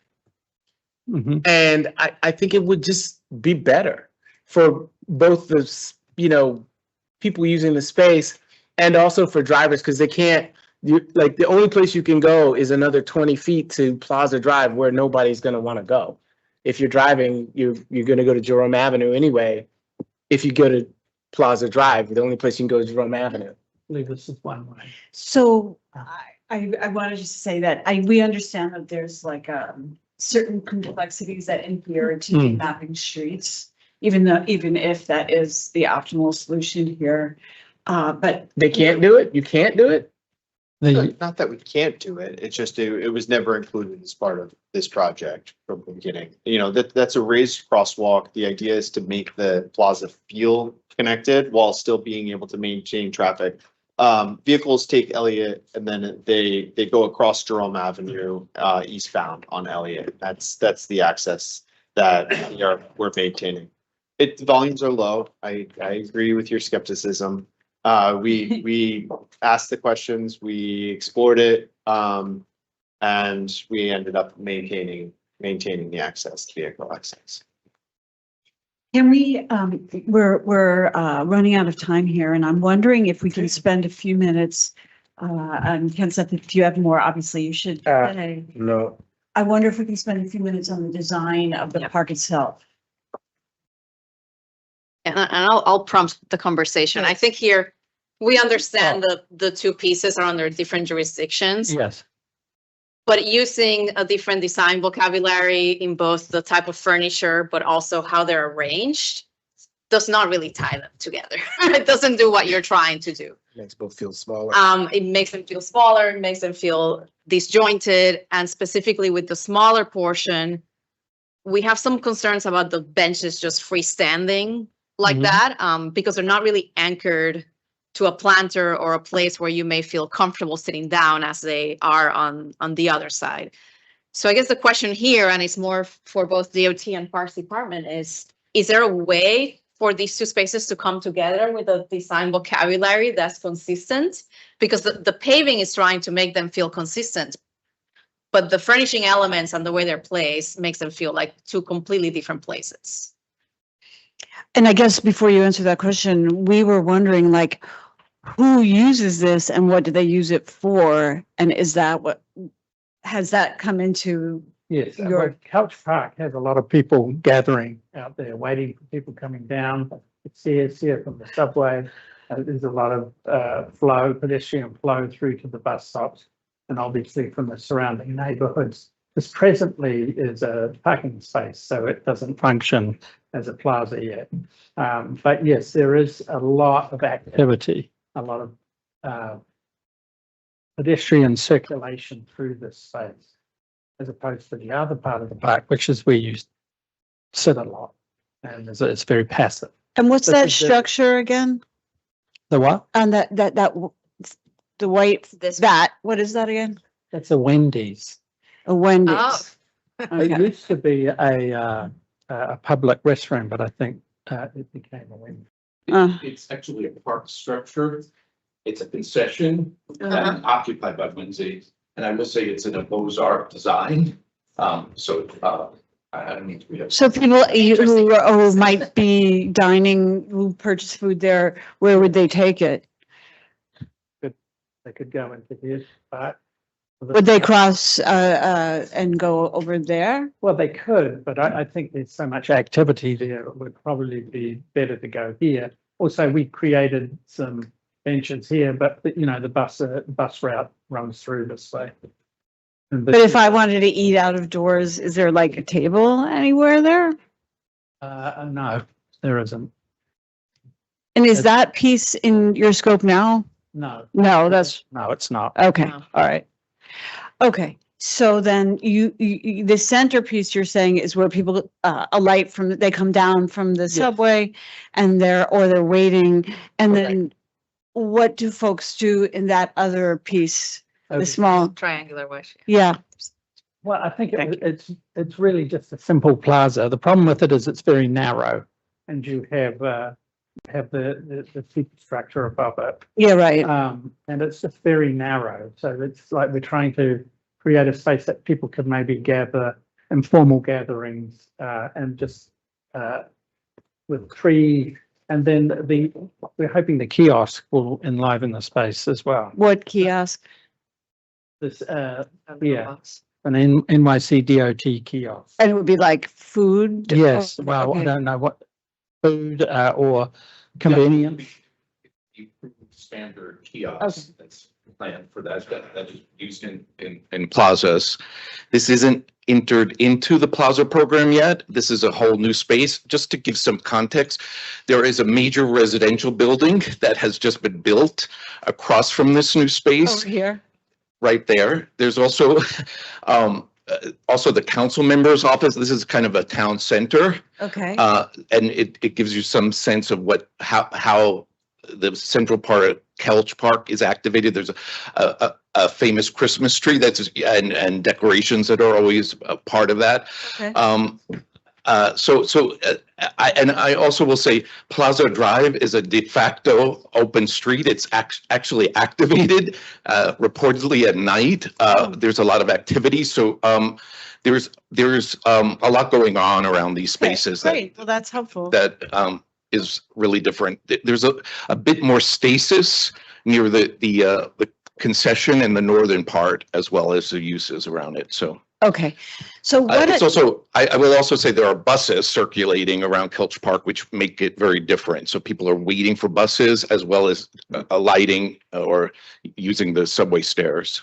Okay, and so what we're seeing here, this is all paved except for the tree pits, is that right? Correct. Yeah. Okay, so I'm going to summarize because we need to move on. Is that all right with, okay, okay. And I'll start with this. From what we're understanding, a lot of folks live here, and also there's a fair amount of sun here, right? Yes. So we can't afford to leave such small spaces undesigned. It's kind of a landscape architect's dream to have like a little vestigial city space. So, I mean, given what you're saying about outdoor celebrations and, summer streets or whatever that might come there, when you come back, we would like to see these two conceived more as though our pipe dream of getting rid of Elliott Place became true, and that some renderings and other things that show these as one park that is responding to the fact that all these people who live here are going to want some green space and a little relief, and you have the sun. So can we see some more thinking around how to make these more responsive to the actual like uses around them? And obviously inconsistency, and that will bring me to the corridor as a whole. You clearly have in mind the vision of the entire corridor. When you come back, we would love to see, as Lori suggested, a kind of like, here's the tools we're using, here's the criteria for how we apply those across the corridor. This is the identity that we hope, and this is like the prototypical intersection. And then this is how we apply them to those different nodes so that we can understand how it would feel to walk across the entirety of the corridor. And a logic for the transitions. And yes, and the logic for the transitions, and what do those joints look like? Like if you're going from one paving treatment to another or whatever, like what does that feel like? And if it doesn't feel right, maybe we don't need so many different materials. Maybe it's an opportunity to kind of simplify. Okay. Yeah. And then finally, when I've been on PDC since 2020, and I haven't seen the pilot city bench thing, the spaceship-y thing. So we'd like to see that again. If you're going to do that, I think hardly anyone here saw that initially. Okay. So we'd love to see that again. So could I just mention, I think we should have a courtesy review of that since you haven't seen it. Obviously. This team is not responsible for the design of that. They are just providing trenching and lighting. They are just locating it. You mentioned 14 spots. We've been really identifying the locations judiciously and strategically, but that is a separate design process that we would take to you as we go forward, and we could. What is the use of it though, Richard? Like we're not really understanding. So let me go back. You're really trying my memory now. It's like so No, this dates back. So the origin of this is again when we were doing Under the Elevated with the Design Trust for Public Space. We piloted what was called the Boogie Down booth on Southern Boulevard, which was a prototype of this made in wood. And it was designed to go around columns with lights at bus stops under the L. There was also music piped in. It was supposed to activate, that's the intent of this. It's purely a transit structure. We can't put bus shelters under elevated. This was conceived as something as a transit structure for bus stops under the L. Wait, but what we're trying to understand is who uses it for what? Right. So who's using that thing and what are they using it for? So it's for bus and transit users that they. So I'm waiting for a bus. Yes, you could sit there. Instead of a shelter. Yes. And the idea was, going back to the original, it was having some noise mitigation. Above there was music. That's why it was called Boogie Down booth. There was also, it was a way to create an environment while you're waiting in a very loud location that could be hospitable for users. So we're still working on some of those details. As I said, we have had 3 iterations of it already, and we're planning to do another one as to deliver the project and really bring it through the commission for design review. I know we talked about it. It looks very utilitarian and gray. These are just engineering drawings about how it functions around the elevator, and, Commissioner, about being open, and how the columns could be accessed. So that's what you're really seeing. But the idea is that it's colorful. Got it. That it's engaging. You could plug in and have music. And it could be. Big it is, and I'm sorry for interrupting you. We're out of time. Yeah, I'm sorry. Given how big, about it for no, it's fine. Given how big it is and how ubiquitous it will be across the corridor, I think we would require a review because, and I know, we here have enormous respect for DOT's programs and for all of your work, and we just like to see what it is and what we're investing in as a city. So we can talk to staff and, just even update you where we are with it. I think that would be helpful for context. Understanding the timelines, right? If this project is building infrastructure to receive it, how are they coming together? Yeah. In terms of the installation. Yeah. Again, the idea is using these capital projects to bring the infrastructure to the space. Yeah, yeah, So this could be a totally. plug and play as it gets, We totally support that goal. We just want to understand how the design expression of that goal will be built and how it will align or not align with the overall vision that you have for the corridor so that it feels like one place. And that the economic development around Jerome Avenue will feel like it's rooted in a corridor that had, we're all looking for the same outcome. Exactly. And I know that. It's what the community asked like 14 Totally. years ago. Yeah, no, They yeah. said they wanted to look down the corridor and see something that would take them there because it's forbidding right now. Okay. So. All right. Well, thank you, team, for this very complex project and presentation. And we look forward to seeing you in the next presentation. Okay. I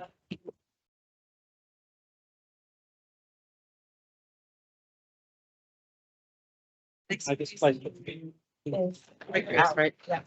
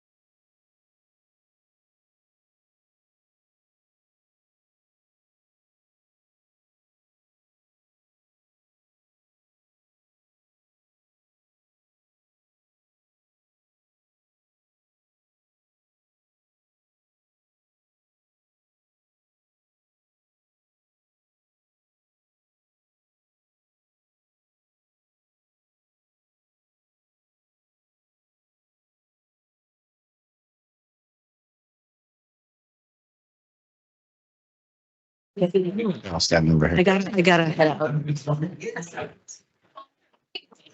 Sorry, I gotta leave. And there.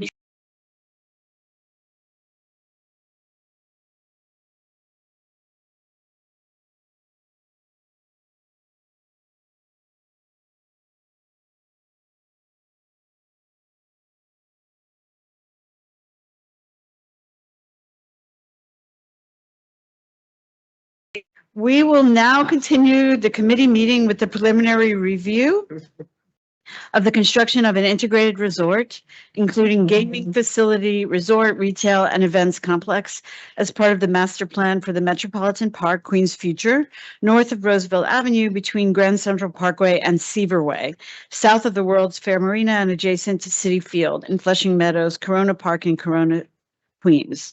We will not hear public testimony or vote on this project today per standard committee meeting protocol.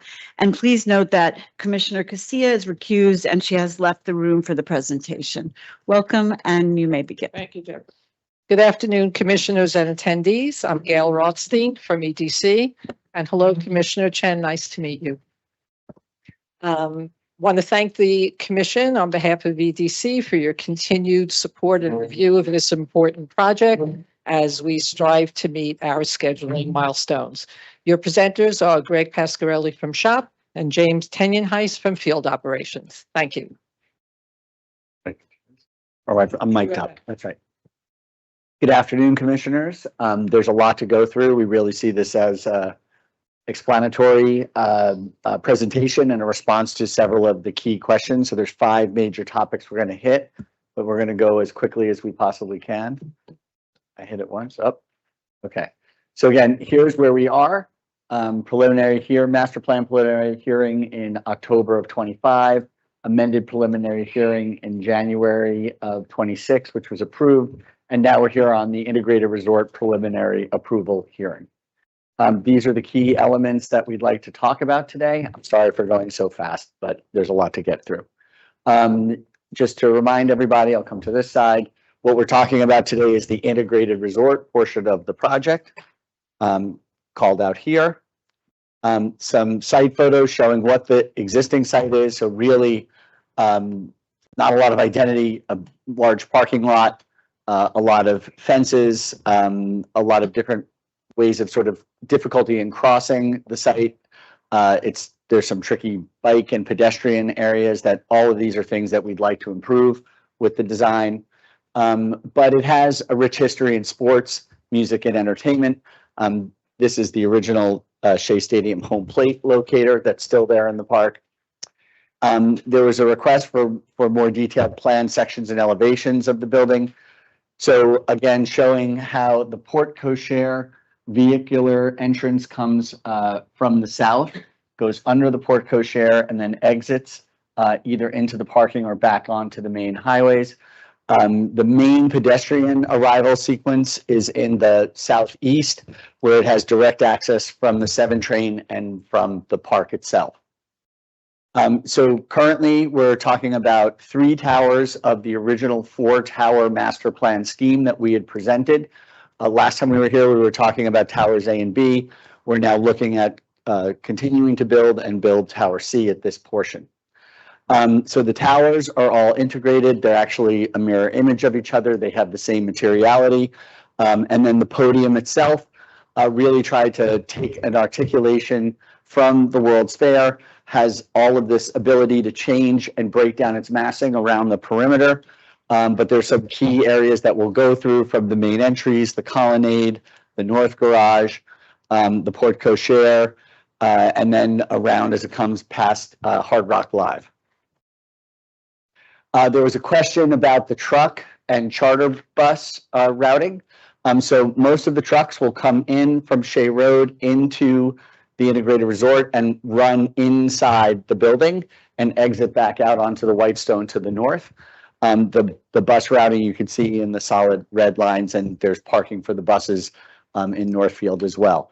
Again, one of the key things here in this plan is blue is vehicular access, yellow is pedestrian access, and that was always our idea, to try and separate it as much as possible, so that this really feels like a pedestrian-only campus and everything is serviced from the sides on the highway, although it is possible to walk along this area and bike along this area as well. We're just calling out where the main crosswalks are and where the main entry points are for cars as well. There are some questions about the scale of the building. It is a large building. So to get a sense of, how big these pieces are, this is almost 500 feet, 125 feet. You've got different areas with the bridges, which are 90 feet. And then I think a key one here is the 250 feet, where the staircase comes around here, and the 2 main entry points here and here. There was also some questions about what's happening inside the building. So just as a kind of general diagram, the main part of the gaming floor is here, Hard Rock Live, the music venue is here. We have F&B in back of house, F&B in back of house, F&B in back of house, and the main hotel entries to this portion of the plan. Again, some general dimensions for everybody to understand the scale of the building. You can see where all the photovoltaics are on the roof and the position of the 3 towers. We have just some basic elevations for all different sides, the podium versus the towers. You can see the heights, and then we're starting to call out some of the detail and the materiality of each one of the buildings.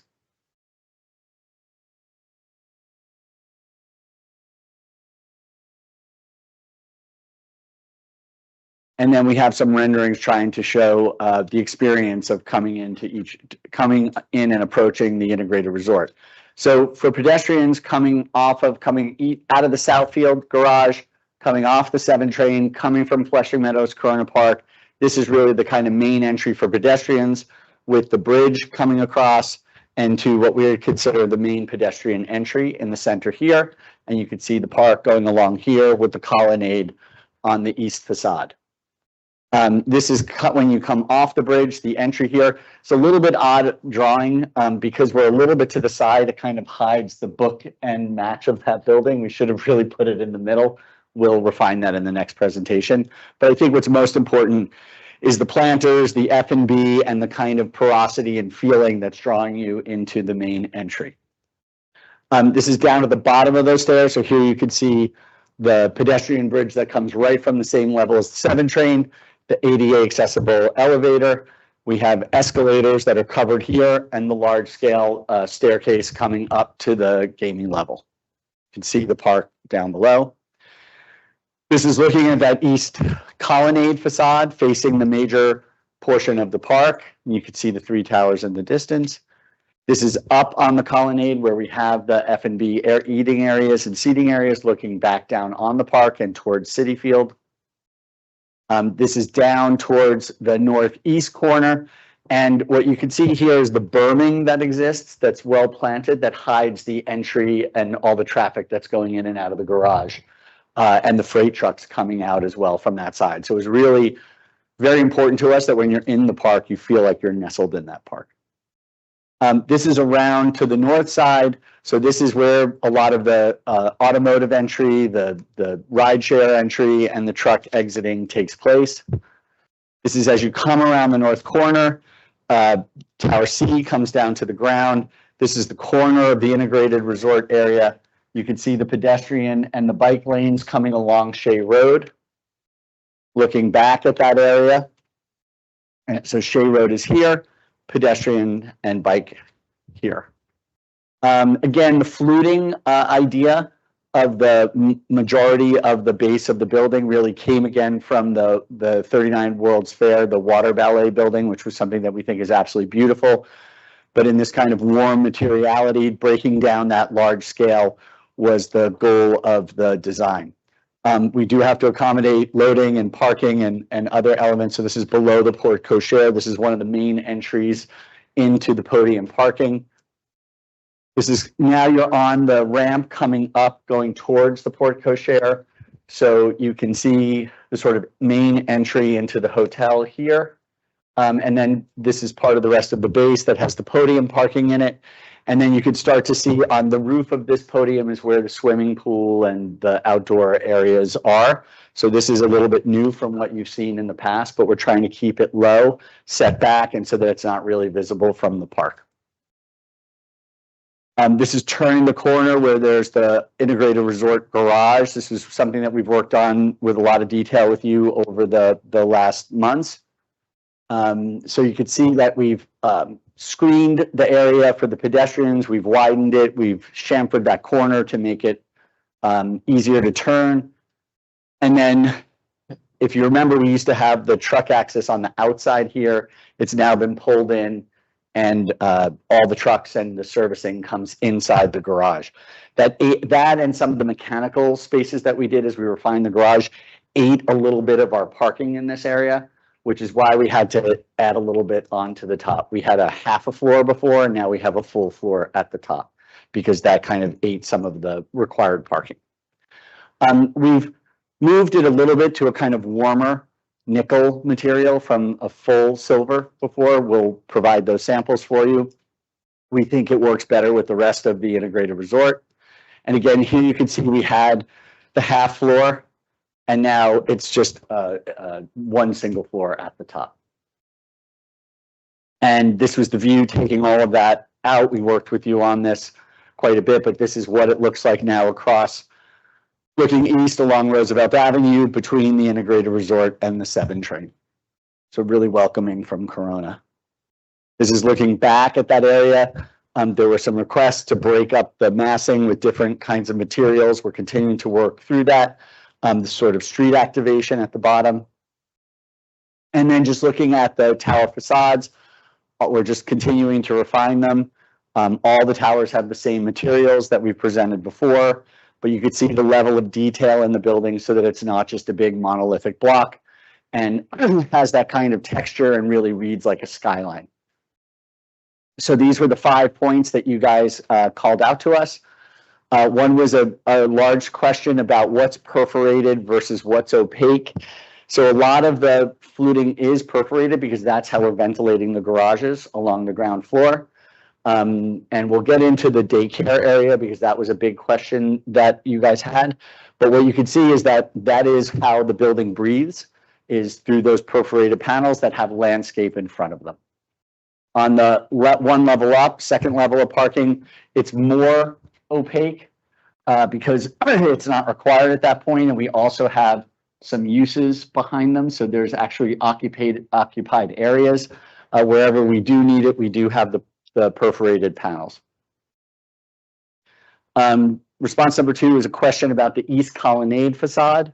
So here you can see there's different kinds of glazing that's transparent. Some is shadow box, some is cladding panels, and some have extrusions on them for a little bit more detail. So this is behind the colonnade. Here you can see the base of the building, the perforated panels, the solid panels. Here's the grand staircase. And then this is the glazed area behind the colonnade. And then on top, we have the screening hiding the mechanical equipment. Sorry, it's a lot to go through. I'll keep going as fast as I can. The clock. Okay, I thought that was done. I hear a bell and I just, I'm done. That's right. Sorry, good catch. Again, so now this is looking at those central stairs, which we always saw as a kind of element that would embrace that circle in the middle that we see as the main program area of the park. You can see what areas, again, have perforated panels at the bottom. Again, we really envision this to be thickly landscaped, and so it's really not going to be noticed at that point. The upper level, it's more opaque because you have a program behind it. Again, looking at what that would be. So this is the perf panel area, this is the opaque panel area, and this is being up on the colonnade. Staircase circulation was another question. So here you can see the blue. This is the bridge coming across from the MTA. That main stair coming up. There's also another stair coming up, so everyone really converges on that upper level. The central stair has mostly egress coming down, and then there's another stair element over here, and then the purple show where the 2 main ADA accessible elevators are, and the ability to move across the entire campus. The central stairs, as we said, it's really a lot of egress coming out at these locations, which is necessary with this kind of occupancy in the building. Here you can see, I think, Lori, you had asked about that kind of connection through to get across. We were talking about whether you could come across here as a pedestrian, you could walk across, but you could also, but that involves some stairs. You can also go through the integrated resort. Again, some details. These areas in the beige are where the F&B areas would be, outdoor dining, but there's always at least a 5-foot clear walkway between the edge of the dining and the edge of the podium. And then here you can see some of the dimensions of those stairs. Here's the outdoor dining towards the north. And then there's the other main stairs down to the park and the passenger elevator. This was a question that you asked about the fencing on the bottom. I think this was really from the operational perspective. It was about not having people sort of loiter and hang out on these stairs up and down the point, and what they do during the nighttime as well. They're definitely open to egress, but this was just an idea of trying to operate it and keep it safe. And there's details, fencing. Daycare was a big question. I don't know if James, if you want to do that. Good afternoon, commissioners. I'm going to talk through the outdoor daycare component as it relates to the IR. Just a couple points of clarification. This is it's a fairly consistent program. It's been in the project for about 3 years or so. It's a required component of the daycare provision. It is not part of the park, even though field operations is designing part of this. So what it is, it's an outdoor area immediately adjacent to the indoor daycare area.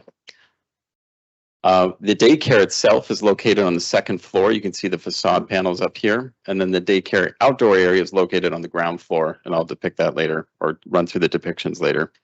It's the actual area is nestled back from the street within a garden. So you don't actually have any public access ways to this area. It is a fully enclosed, internally accessed only program. So zooming in a little closer, we have had some changes and updates based on your feedback. The first was to install a hard canopy covering over top of the daycare area. So therefore, you don't see it from the outside, you don't see it from the upper area as well. And just some additional plans and details related to that program. And then just looking at how it's accessed, as I mentioned, it's an accessed only from the interior. It's not an exterior park component. It's a interior park building program. So the daycare itself is accessed through the building entry with the employee entry here, when they would take an elevator or stairs to go up. And then coming down to the daycare area, there's a series of stairs and elevators provided to allow the children and the teachers out to that area. Again, as I noted, it's set back from the street quite substantially, almost over 100 feet or so, and nestled behind gardens. So there's never a moment where the public are kind of peering into this. And then we've updated the design to include a canopy over top of the space itself. It includes a fence, which is louvered to allow airflow, but doesn't allow any kind of visual connection. And then it includes a material provision that are all in alignment with New York Health Code. This is a view from the public area within the park, the public park portion. And you can see the employee entry over here on the right. These things are purposefully set back and kind of hidden. And you can see the daycare area over here, or maybe you can't, over here behind the fence and underneath the canopy. Excuse me, James, just about 3 more minutes. 3 more minutes. Oh, got it. I'm going to pass it over to Greg to take it home. I will try. No, I don't need that. Here. Again, this was another question about the North Integrated Resort entry. Again, as we said, it was hidden behind the bermed area. This is looking at that place. This would be where an eventual Tower D might be located at some point in the future. Looking at the corner as it wraps around.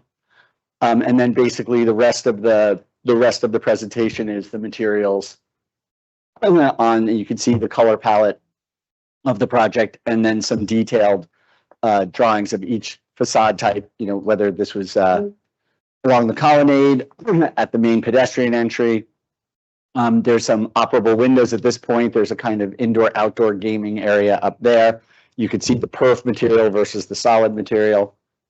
This is along by the Hard Rock Live at the Port Cochere. These are main entries into the podium parking. The facade at the north garage, which again is this perforated scalloped that matches the rest of the campus. And then the materiality on the towers itself. The rest is really just very detailed drawings of all these elements, and that was as fast as I could do it. Thank you, Greg, and thank you, James. So commissioners, this is an enormously complex project and there's a lot to talk about here. So what I'd like to suggest is that we go through it item by item. It'll be more or less in the order that Greg presented, and that way we can remain coherent in our comments. I do want to note before we start that the city of New York, in its wisdom, has decided to allow this development here to derive substantial benefits for the residents of our city, the citizens of our city. So it's from that perspective that we should be safeguarding the design here. I just want to remind everyone of that. So let's start with the fact that we have not really seen Tower C in this plan, that the original master plan included A and B, and asking commissioners to, can you go to the master plan and show us A, B, and C, a plan that has A, B, and C? I've got a axon here. Is that a? That's the one. Okay. Yes, there we go. And I know there's a few technical issues here, but in the master plan that we first presented to you, it did show all 4 towers, and that was always our conception of it, was 2 sets of matching bookend towers that created the skyline. Right, but originally we were going to move forward with A and B, and that our understanding is that there's an option for C and D in the future, but we did not approve that in the master plan. Only A and B were approved in the master plan. Understood. It was our understanding that it was about all four towers and that the option was that when we were going to build them. And so that was just how we always understood it. And that the client is committed to building it. The gaming commission is on board. And that's the direction that we would like. And what is the perspective of the community advisory group on that?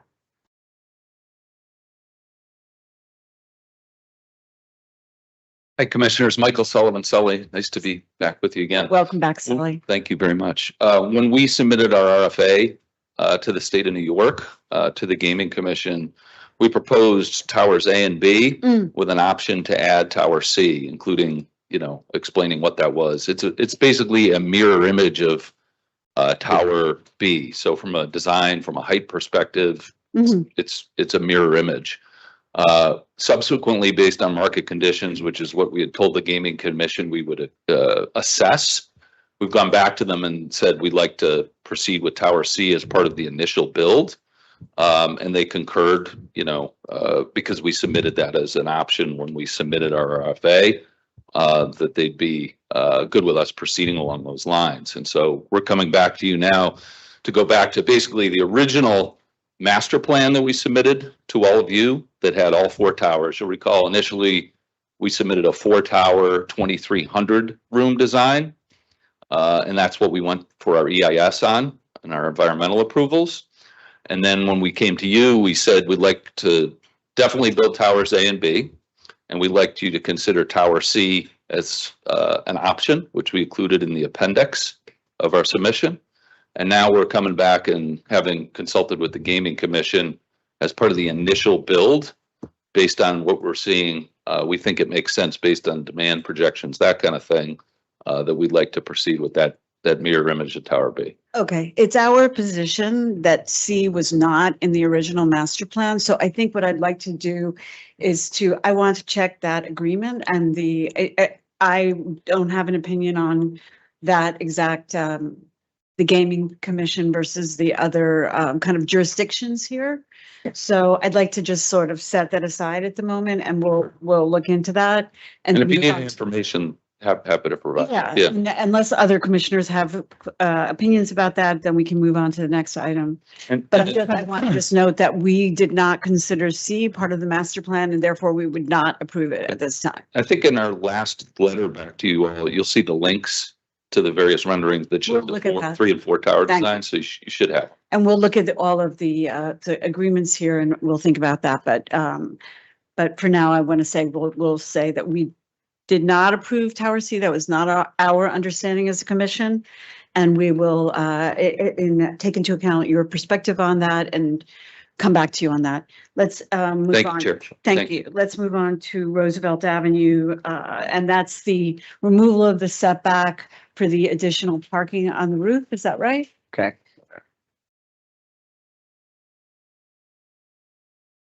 I know it's the team's position that does not change, that the extra height doesn't change the spatial experience on the ground. I'd like commissioners to, if you could describe the change here from the last time. I mean, what we had was, you know, going back and forth, sliding that in. Remember, you wanted the entire roadway tucked into the building. And because of the height of the trucks, it took out like a floor, you know, a squat and 2 floors. But I should note that, just so I want to make sure that everyone understands, because we have 2 new commissioners here. The reason that the roadway was moved within is because this entry here is the main entry for the entirety of the Corona community. So where it was before meant that people were entering the park adjacent to idling and moving vehicles, large vehicles who were emitting all kinds of pollutants, and so that was moved inside where there's proper ventilation into the structure.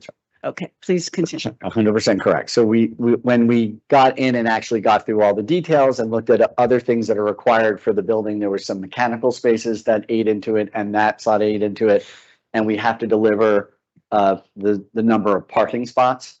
And so the way that we could do it was, this was the 8th floor, this is the 7th floor. We just had to fill out the 8th floor around the entire building, and that got us back the same number of spots that we lost. So that was the difference. And, you know, that was, so, you know, that's the main difference, was it just pushed it out. How many to the end. spots is that, Greg? You guys remember? Couple hundred. Our understanding was it was less than 100, yes? Quite a bit less. I think it was a little bit more, but I can find out exactly what that is. Because I mean, certainly we understand that you lost the volume at the ground level, but we don't agree that the increased height here is a kind of a given in that context, and we feel will substantially change the spatial experience of coming in at Corona, and this is a change that, you know, was required for the breathing health of residents coming in from Corona. So we would ask you, unless other commissioners disagree or have other comments, to either think about living with that many fewer spaces or see if it can be added elsewhere where it won't compromise the public experience the way that it will here. Okay. We will look at it. I mean, here you can see this was where we were, and that's the change. I mean, it does add a few feet to it for sure. Yeah. Madam Chair, we are committed to the city, to the bondholders for City Field, and to the Gaming Commission for a minimum number of parking spaces. And so when we internalized the drive lane, it actually interrupted not only the ground level spots, but the spots on the floor above because of the height that was required. And so we're just putting them back at the top of the building. If we don't build those spaces there, we've got to add them somewhere else. Yeah, understood. Yeah. Well, we're asking you to look at somewhere else if possible. We feel like this entry from Corona is really important. That community has been without green space and access to green space for like generations. And we'd like to keep that side as felicitous of an entry as possible. So we'd like you to look at, are there places you can do it without adding extra height next to this entrance? Understood. And I don't know, do other commissioners have anything to add to that? Okay, great. Let's move on to the next thing, which is the security fences. And I think that brings us, in a way, it can't be spoken of. I think we need to look at now that whole facade. Let's look at that facade. Okay. Facade. There. Is this a drawing or would you prefer the rendering? Yes. Now let's just talk about this drawing and then we can look at other ones. Glazing with shadow box. Tell us about that. Sure. Because the blue makes it a little hard to distinguish.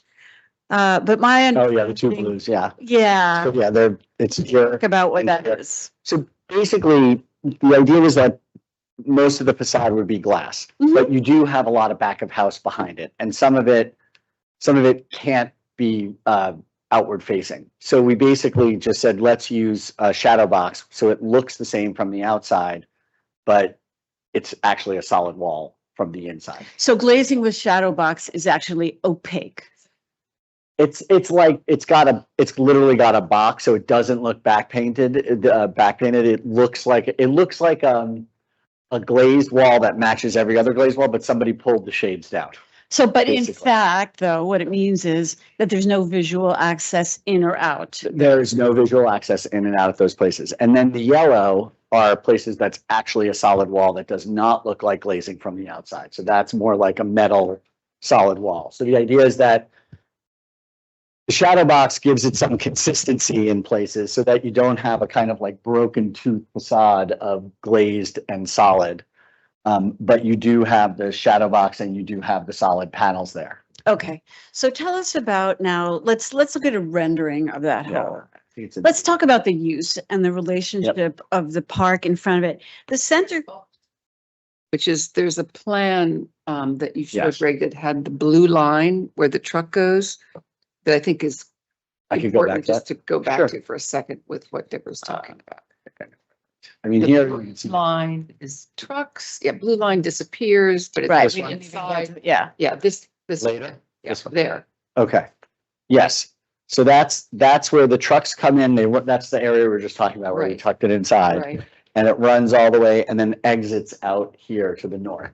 So the loading docks are Where in are the, the, and so in plan, they're there right along the edge of the building, because then you have this drawing where we see the blue line inside. Or am I imagining that? No, that's it. That's It's the that's red. mesh that we're seeing. It's the lane, it's the one with that. There. yeah, Yeah. it's not very well drawn. Right? It's thought, right inside. Yeah. So these So let's- are those blue trucks. Yes. Yes, that's That's the definitely, blue line inside the building. Yes. yes, So for example, that's correct. That's- this truck traffic, the perforated wall at the ground level is venting into the park and the daycare outdoor area. If I may add something there. So we thought your comments were really good about the one spot where it was hitting the daycare area, and we're looking at making that fully solid so that there would not be any ventilation into the daycare area whatsoever. So we're putting egress there and we're trying to, it's tricky, but we're trying to make that work because we think that makes sense. And I guess the question I have here is, the dotted line of red, which is actually the blue line of trucks, as it continues along this wonderful park that you're giving us, thank you, which is so exciting. I don't know of a precedent. I'm scratching my head for a precedent of trucks with a perforated facade right along a park like that. So I'm concerned about the air quality. Yeah.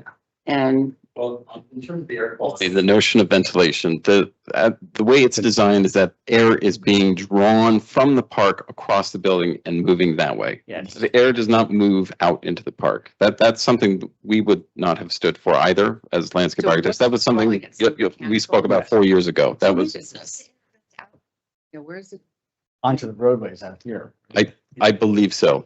It may also be pulled up to the roof. I I can't mean, so speak to that. I guess my question, what's this, there was a study done on the question mark of the air quality that was contiguous here with the park.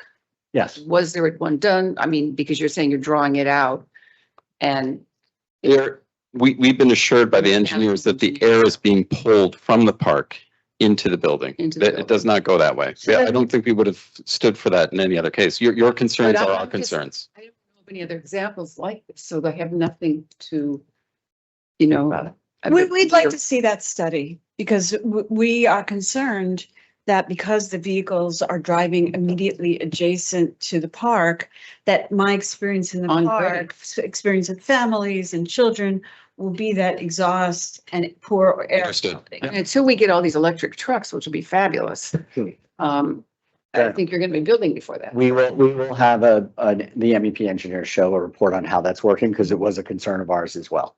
I mean, that's why we did this, right? As a city, to get that park. Mhm. Okay, so that park has got to be good. And the air has to be excellent. Mhm. Right? Okay, so and I think, particularly next to the daycare, and I'd like to talk about the daycare as a separate Sure. thing, but Kenneth, please. What about that Taste of Queens? That's also parking, right? It is.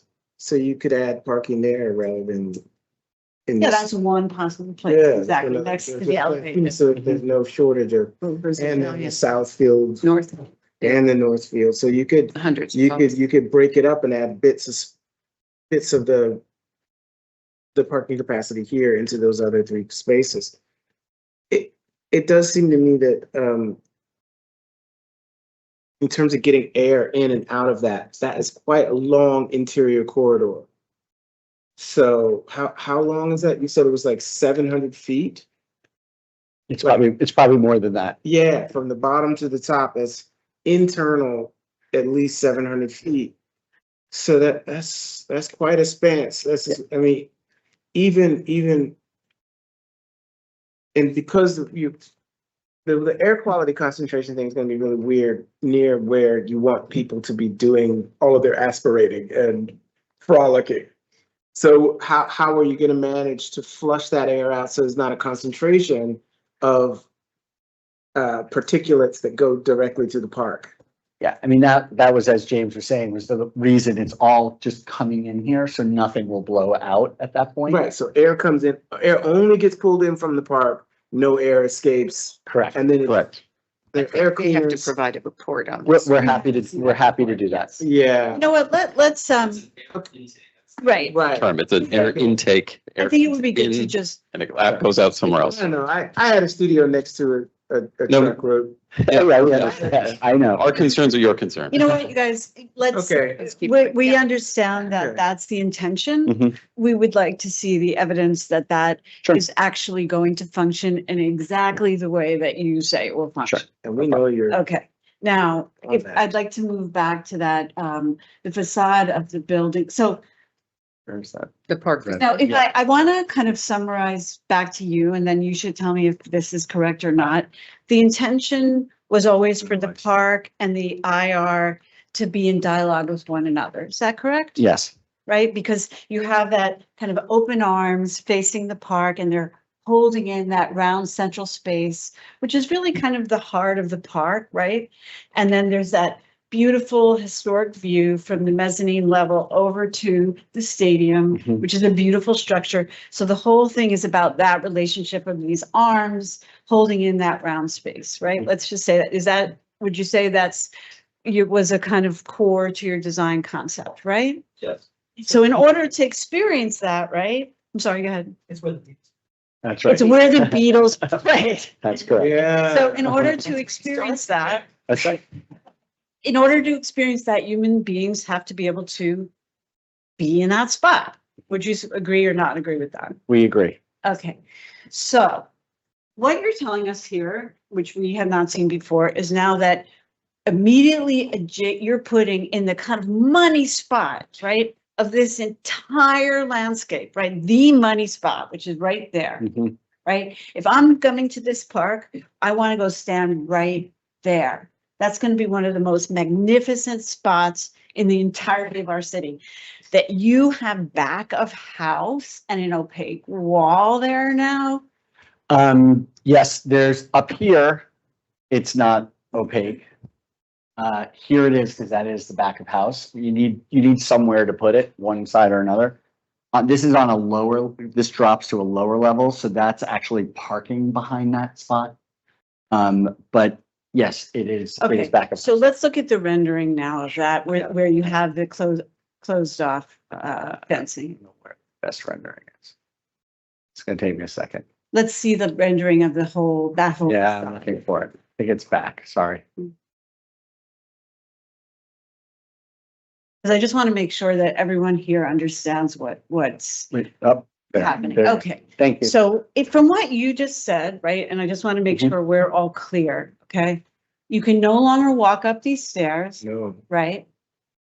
There's an egress gate on them. You can leave it if there's a fire, but you can't walk up or down. Correct. You can no longer walk across here. Is that? You can walk here, you can walk down. and No, you but can if walk I'm back in a wheelchair, No, I have you a cannot. stroller, I'm an old person, I cannot walk across from here to here. up. That is right? correct. So the average person cannot stand right there. Is that what you're It's telling definitely, it's what we were telling you. Okay, so speaking for myself, and I'm inviting other commissioners to offer opinions on this. We were always we understood until this presentation that I could go up those escalators, walk across, experience what will be a magnificent moment here, maybe get some food, eat outside. I could do that if I were in a wheelchair or not, and then come out the other side. Why has that changed? It's really about dealing with the egress and what was happening in the back of house. And also thinking about operations, from Hard Rock, who have operated successful casinos all around the world, and about safety concerns and operation issues on the stairs. I would also note that the two main entries have always been on the north and south. That was never an entrance. Yes, So but the there was always the accessible entries are always here. The problem with that is that you guys have made it look like an entrance. That is a problem that you have, that exists. Yes, you want people to use that and that, but people are gonna want to use that when they see it. If you're in this lawn, you see that, you're like, I can pee there. No, I think With my kids. the issue, I can go. the formal logic of what you presented to us, what everybody's saying is that this is inviting. That shape is inviting. We all expect to go up those stairs. And now, obviously, I think everybody in this room should be able to see it. It's odd to have those closed gates there. Somehow at the High Line, they managed to, everybody thought, oh, you can't go up there. You can't leave those things open, you know. People can't just walk up there. Where Well, people it's can't an see. operational question. It's an operational question, but I mean, to leave it closed all the time and just have it open for, I mean, I don't really need to speak to you. I should be speaking, you know, somewhere else. But I think it's unacceptable to us. Yeah, in the design right now. It's just not a clear signal that we're getting from the formal logic of the park and the building and their relationship to each other. And particularly this back of house in the most extraordinary spot in the entirety of the park is just unacceptable. I mean, it's bad enough now that you have back of the house here, here, and here, because in your original presentation, the entirety of this structure was meant to be glazing, clear glazing, so that there would be an indoor-outdoor relationship between the park and the IR. So we have lost that here, here, and here. And we understand you have back of house needs, but it's just not acceptable there. Just. I think the feedback's very clear. Let me take it back to my partner and we'll follow up with you. Thank you, sir. I appreciate that. because- Very, your intentions are clear. We got it. Deborah, can I just expand on that? Because I think it sort of begs the larger question of where does the public zone start and stop? Yeah. And where does the, I guess, paying guest or customer, the commercial aspects start and stop? And we're not looking at the upper level plans, but I'd imagine if you're invited to go up the escalator, invited to go into the ADA elevator or the stairs, you get to a certain zone and then there is some demarcation of what that point is. And, you know, now it's sort of being carried around, but then once you hit the top of the stairs, you're really disinvited from the rest of that experience. So, I mean, I can understand from an operator's point of view, you want to control public access and, you know, you do want there to be like this, you know, it's a commercial venture, like there's a point at which people enter your precinct and it's not a public park everywhere. But I do think that zone that you're pointing to we're trying to balance this sort of public-private relationship, and that should have more of a public presence and public benefits since it's such a part of the park and the architecture. Yeah, the technical answer is that we have demapped the footprint that includes all the egress stairs, so they're not public park area, they're part of the footprint of the integrated resort, but it doesn't change your feedback about how you want that area to feel, and I understand that, so we'll come back to you on that topic.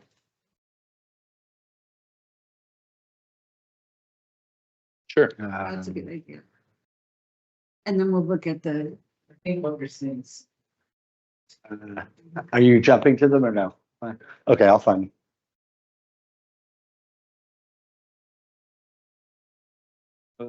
Here, it's gonna be. I mean, here you can see them. Yeah, or also the aerial view too.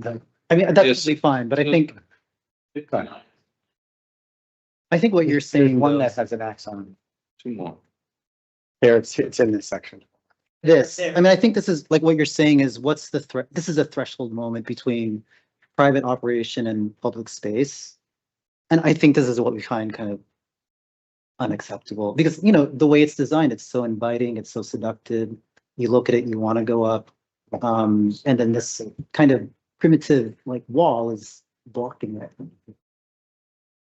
We understand. Got it. Okay, so we look forward to, there's one more thing we're going to talk about before we move on, but we look, which is the daycare. We look forward to a reconsideration of the reconnection of that public and private experience. And we are confident that this excellent team can pull it off. You know, you will. Can I say too that Yeah. I'm not saying that it has to be open, but you know, I just think the design itself, like putting a stopgap. Yeah. Something's open, yeah.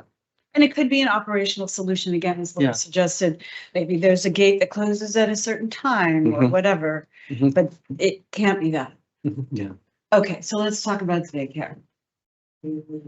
So we understand that now there's not a perforated wall here spewing exhaust onto Right. 2-year-olds, It right? would be sucking the children into the perforated field. But then Great, that's a step. after they play in their water park, they'll be Right. dry. Good. And is it your, has the change made it, there's completely no perforation there? Because I feel strongly as a mother of a child who had allergic asthma, that no young child should be playing next to that. It will not be there. Okay. We're working through it. It's tricky. We're continuing to work through it. We're committed to getting there. Okay, great. Make sure it's a solid. Okay, great. And then let's talk about this like roof thing.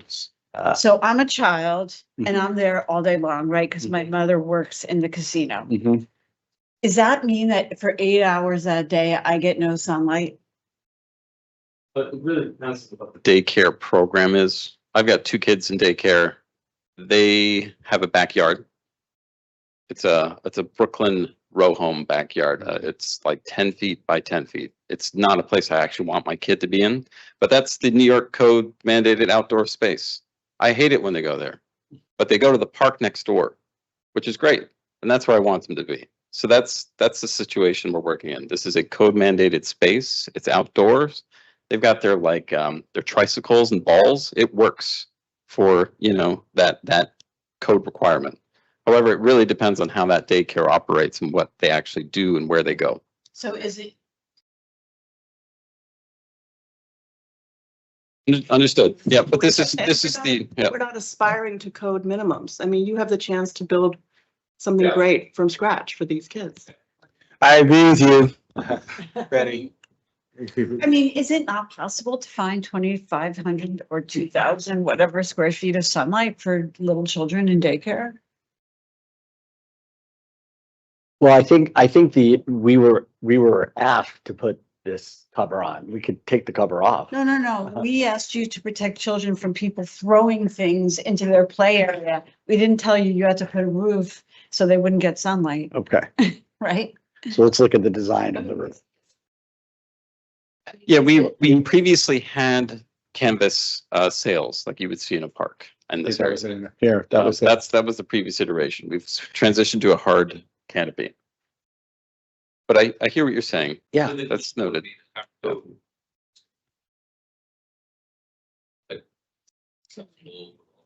But it's far from here. I mean, what depends on the program that Yeah. we're dependent upon something we can't control here, right? The program of the daycare. No, yeah. I of course would hope they would all run out there, but Yes. I mean, I think Betty's point is the main point here, which is this is a $1 billion, I don't know how many billions facility. We shouldn't be saving money on a daycare center for the children of workers. And I'm very, very confident that there's somewhere here that you could create a better outcome for them. Very confident. Okay, we're happy to look at that. No problem. Yeah, we'll look at it. Okay. Now let's see if we've covered everything. Okay, Lori, the fenestration on the north parking lot. How about that? On the north parking lot. Yeah. Oh, there. That's. Yeah, it's the back of the building in a lot of ways. Whoop.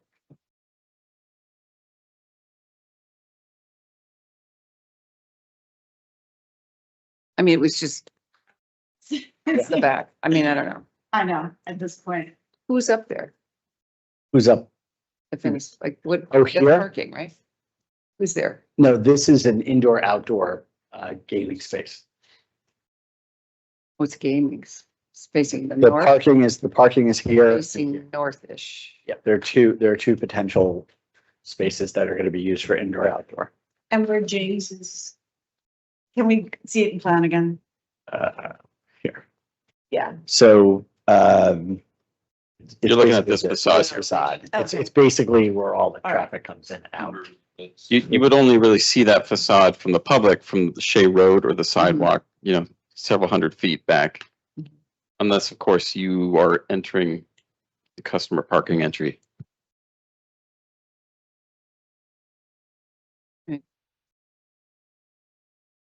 Case closed. Okay.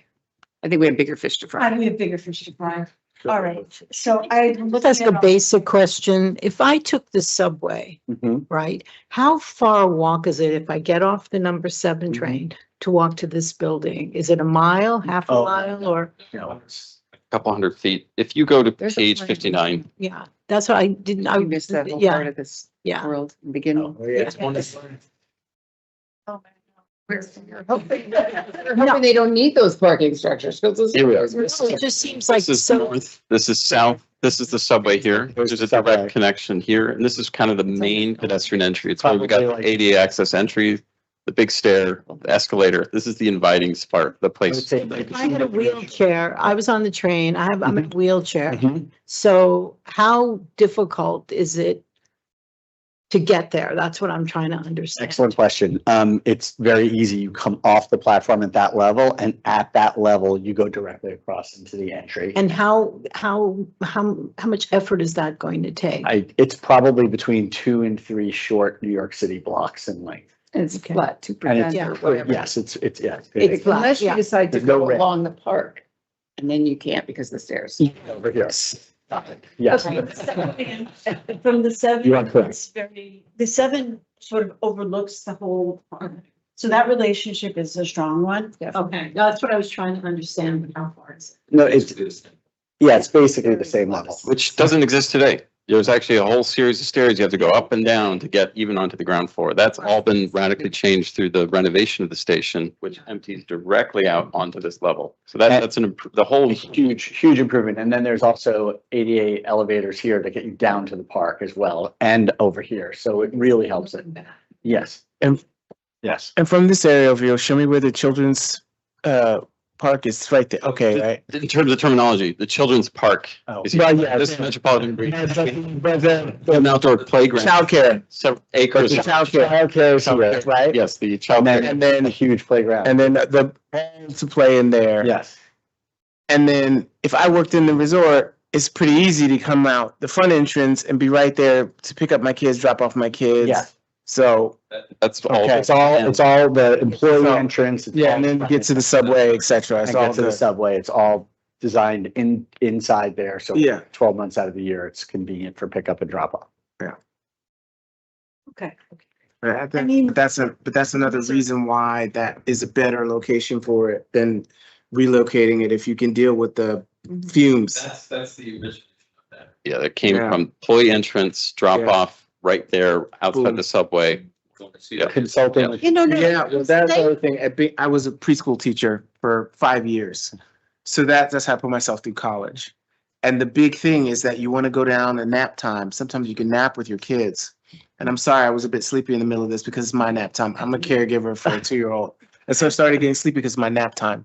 So, but in any event, but this area there, that does still, I mean, even if we want them to study someplace else, if you put it on the other side, You know, somewhere yeah. else, then, yeah.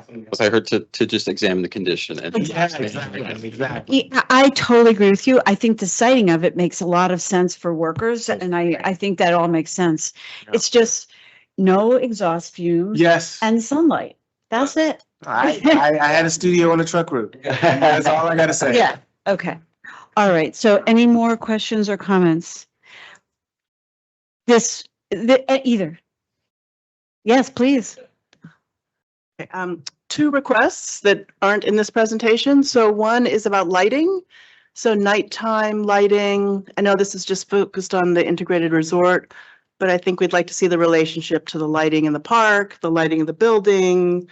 You know, you're experiencing as a member of the public at night, like what is this thing look like? How bright is it? You know. There's So- a whole separate Okay, so presentation all on lighting. It's one. Second is about signage. So, you know, the public renderings have a lot of signage, but you know, you're going to present for like what the official Yes. thing is. So from every elevation, the scale of it, what's allowed by zoning, is it illuminated, non-illuminating? Yes. All fonts, materials, the whole thing. Because I think that's a huge piece of the identity and presence of the integrated resort, just like what that is and what it's saying and We agree. all that. Thank you, Betty. utopic without it, I think. I mean, I know it needs branding, but I love the renderings without. Yeah. Both of those are separate packages and they should be in your laps momentarily. We have yet to get the final package on those, so we will be getting that. Manuel or anybody else? Okay, I want to say, I really appreciate this team's willingness to listen to our comments. I especially appreciate your taking those comments back. And I know we all have the same goal here. And so thank you for that. Thank you. Thank you. Thank you. Appreciate the input. Okay, great, great. So we look forward to seeing it next time. Thank you. We look forward to coming back. Thank you so much. Okay. Sure. Thank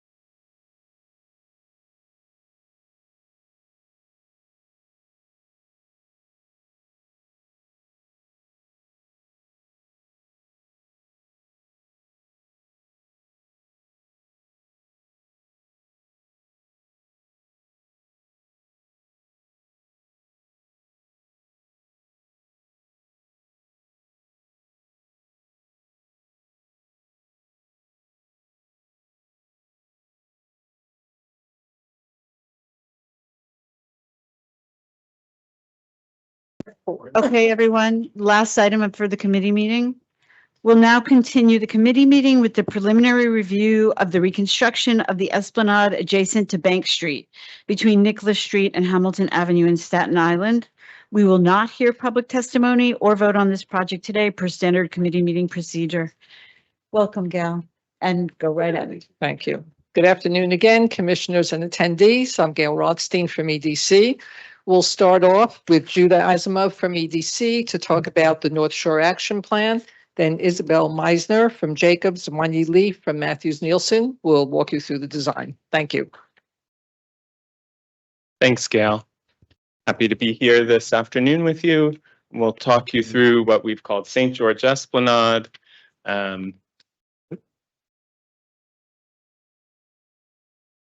we go. So we'll first start with the overview of the North Shore Action Plan, and then we'll go into existing conditions, the design, the planting plan, and onward. So first on the North Shore Action Plan, although this project is one segment of a larger vision by EDC on behalf of New York City and in close collaboration with Council Member Camila Hanks, launched in 2023, the action plan is a roadmap for the future development of the North Shore of Staten Island, focusing on the neighborhoods of St. George, Tompkinsville, and Stapleton. The centerpiece of this plan is the vision of a 2-mile-long continuous North Shore esplanade along the waterfront. And although it is one plan, it includes a number of projects, including St. George Esplanade and also New Stapleton Waterfront, which I know the Commission knows well, as well as Tompkinsville Esplanade and other projects that are further back in the design and planning phase.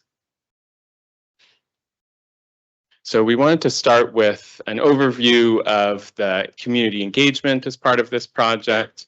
EDC and the design team held a community engagement session last May in Staten Island Borough Hall. And here are a number of the things we heard from the community. Number one, the importance of restoring public access along the waterfront here. As some of you may know, this is a section of Esplanade that existed prior to the former New York Wheel project and was closed to public access. And so that's our number one goal, restoring public access. We also heard strong support for new lighting to add to the safety of the area, plantings, abundant seating, and then both passive and active elements. You'll hear more about how we've incorporated that feedback in a moment. First, before I turn it over to Isabel, I also wanted to note that EDC is in active construction right now in a first phase of this project to stabilize the damaged shoreline, which was hit by several coastal storms over the last decade. And so this is the first part of this project, repairing the bulkhead and then moving on to the esplanade. So this is our project site's place in the overall North Shore Action Plan. We are very close to the Staten Island Ferry, Empire Outlets, and the Ferry Hawks Ballpark. I'm actually going to move over here. So you can see at the east side, we are directly adjacent to the Postcards Memorial. And then to the south is the former New York Wheel site. It's the parking garage and terminal. And then these 4 footings are from where the wheel was meant to be. And then Bank Street starts here. It's an unmapped street and it runs the entirety through the site. From the beginning, we've been working in coordination with Matrix Engineering and their construction managers to align on the seawall design. We just want to ensure that there's a cohesive connection between our site planning and their bulkhead. Starting around the 1880s, the site was a rail yard. In around the 1950s, it was paved and became parking for ferry and rail commuters. In 1998, EDC bought the site for the ballpark development. In 2013, they requested land use approvals for a new special permit to build the wheel.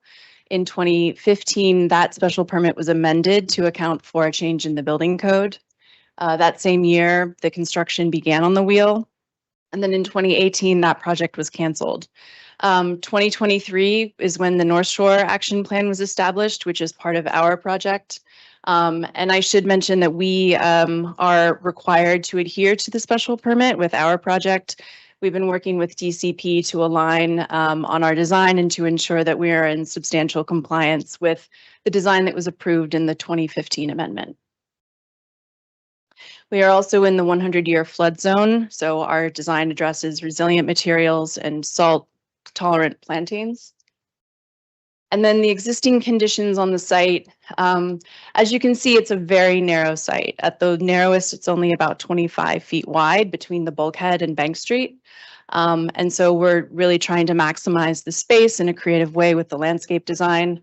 And then it has very unique elements, especially the views of the harbor and Manhattan. So we're eager to get this site open so that people can once again come down and enjoy the views.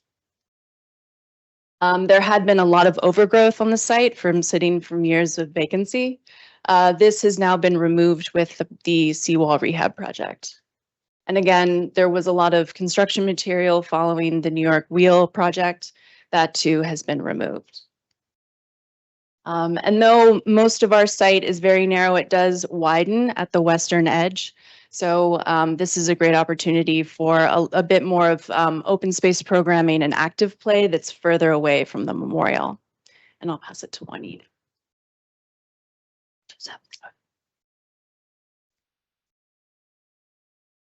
Based on the North Shore Action Plan vision and the existing site condition, our plan, our design create a active and resilient waterfront park to connect the community with the shoreline. This design focuses on the balance between the ecology, public access, and the recreation. So here we are showing some key elements we proposed for the site, including the waterfront walkway, the bike lane, the play lawn, the picnic area, plaza, and the dog run. So all this programming create a sequence of the active and passive space along the waterfront. From this site plan, you can see how we organize the programming. So at the west end of the site, the left side of the page, we have more active spaces. And at the east end of this site, we have more passive and quiet spaces because it's close to the 911 memorial. We want to have the contemplative space to have the reflection. Then we zoom into the play lawn and the picnic area where we provide a more flexible gathering and recreation place. From section, we can see how this space work together. We have the large lawn to support a variety of different activities. And this view highlights the lawn experience and also the great waterfront view towards Manhattan. Then we move on to the center of the site where we have the sitting plaza and the dog run. So this programming creates active community destination. So this section showing how this space work together and how the grading change.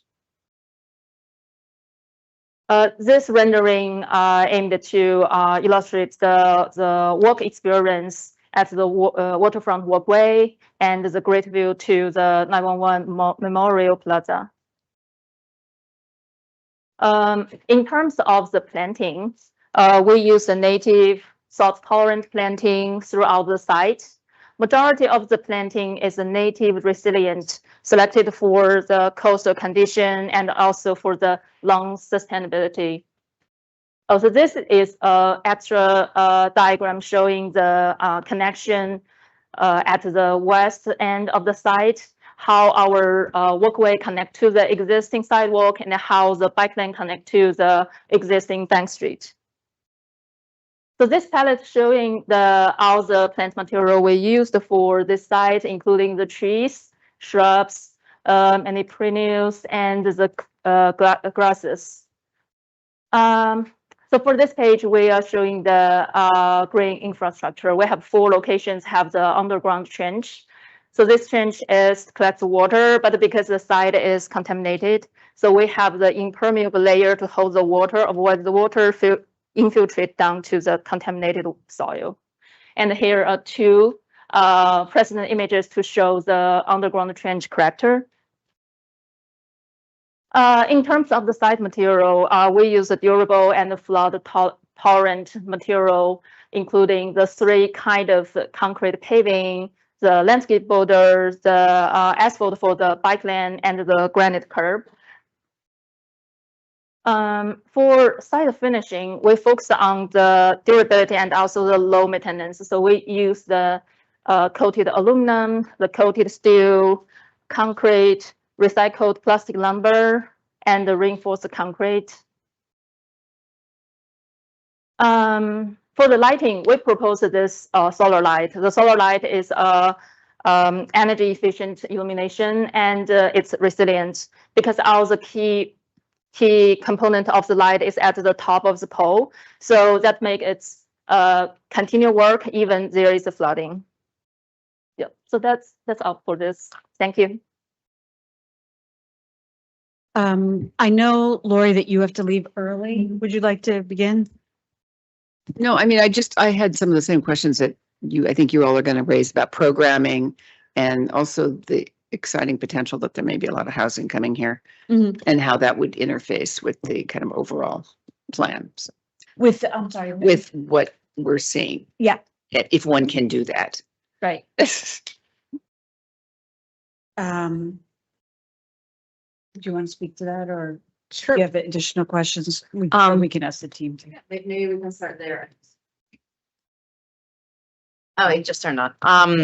Yeah, I think just contextually for us to understand the design choices you've made on the park, can you elaborate a little bit more on what will be happening on the former side of the Ferris wheel and how does the timeline for that development, I guess, how does it meet the timeline for this park? Yeah, so as a first, just to acknowledge, although this Esplanade was, when there was a wheel project, this was part of that. We've made the decision to separate the two just so that this can get constructed faster. The wheel is in really an early phase of planning. EDC released a vision plan last year based on community engagement, which finds a potential for up to 2,500 new homes between this site and another site at Empire Outlets. That will require a rezoning. That's still very much in the early stages. So it's really too early to say for certain a timeline, but the idea is this project will be completed well before. And then are you designing this project thinking about that future series of neighbors that will have, I guess, immediate access to it? Or are you also thinking of it in how it connects to the neighborhood adjacent? Because it's not a very big space, right? So how do we balance existing neighborhoods versus the future residents of the area? Well, so the primary driver in the beginning was from the community meeting. We heard a lot about people just wanting access to the site, and it is a narrow site. So it's all about circulation, which I think can handle larger amounts of people as they move through the space. But we were also asked to include a lot of seating by the locals who came to the community meetings. But I think this balances well across visitors and locals alike. Okay, so you mentioned sitting and connectivity on the slides that you showed of for community engagement. I didn't notice any specific programs mentioned there, but the site includes a dog run. Was that also part of emerged out of the community process? Yes, the dog run was a big request that we got. Okay. In terms of the dog run specifically, you have a smaller contemplative space next to the dog run. Dog runs are not quiet spaces. And so in my opinion, you have this area that's sort of marked off right next to the 9/11 memorial where there's contemplative space, and that seems to me to be perfect and great. But that at the center of your development is this noisy dog run, which directly looks onto the 9/11 memorial. That doesn't jive to me. And that you have this smaller, like, it seems like the center of that space is nearest to the 911. And I think where there is a lot of noise on the north lawn, there's still space in and around there for a dog run. And also, obviously, then you don't have dogs trekking through the whole park to get to a dog run. Right. And at the center of it, when you tell people, oh, and at the center of our project is this dog run, it does seem like the park is designed around the dog run. And that is kind of also seems to be a bit backwards to me. Yeah, and we felt the same. I think given the limited amount of space, we didn't obviously want to have the dog run close to the 9/11 memorial. There is a really varied amount of planting that separates the memorial from the dog run. There are a lot of trees, a lot of shrubs, and different levels of grasses. And then as you move through the space socially, it becomes more engaged. And so the seating next to the dog run they're just benches for more active engagement, like people watching along the path. And I think moving the dog run to the area in the west side would really limit any kind of picnic. I mean, it's meant to be kind of an active play space, picnic area. So we didn't want to infringe on the picnic area with the dog run and really take up a lot of active space. It's, I mean, that's an interesting explanation, except that none of your plans actually delineate a picnic area. I mean, you just Well, want people to like. In the sense, Oh, no, there's a rendering of people with blankets on the field and engaging and. I mean, Okay. one thing to consider is that picnicking can happen in a variety of different sizes of spaces.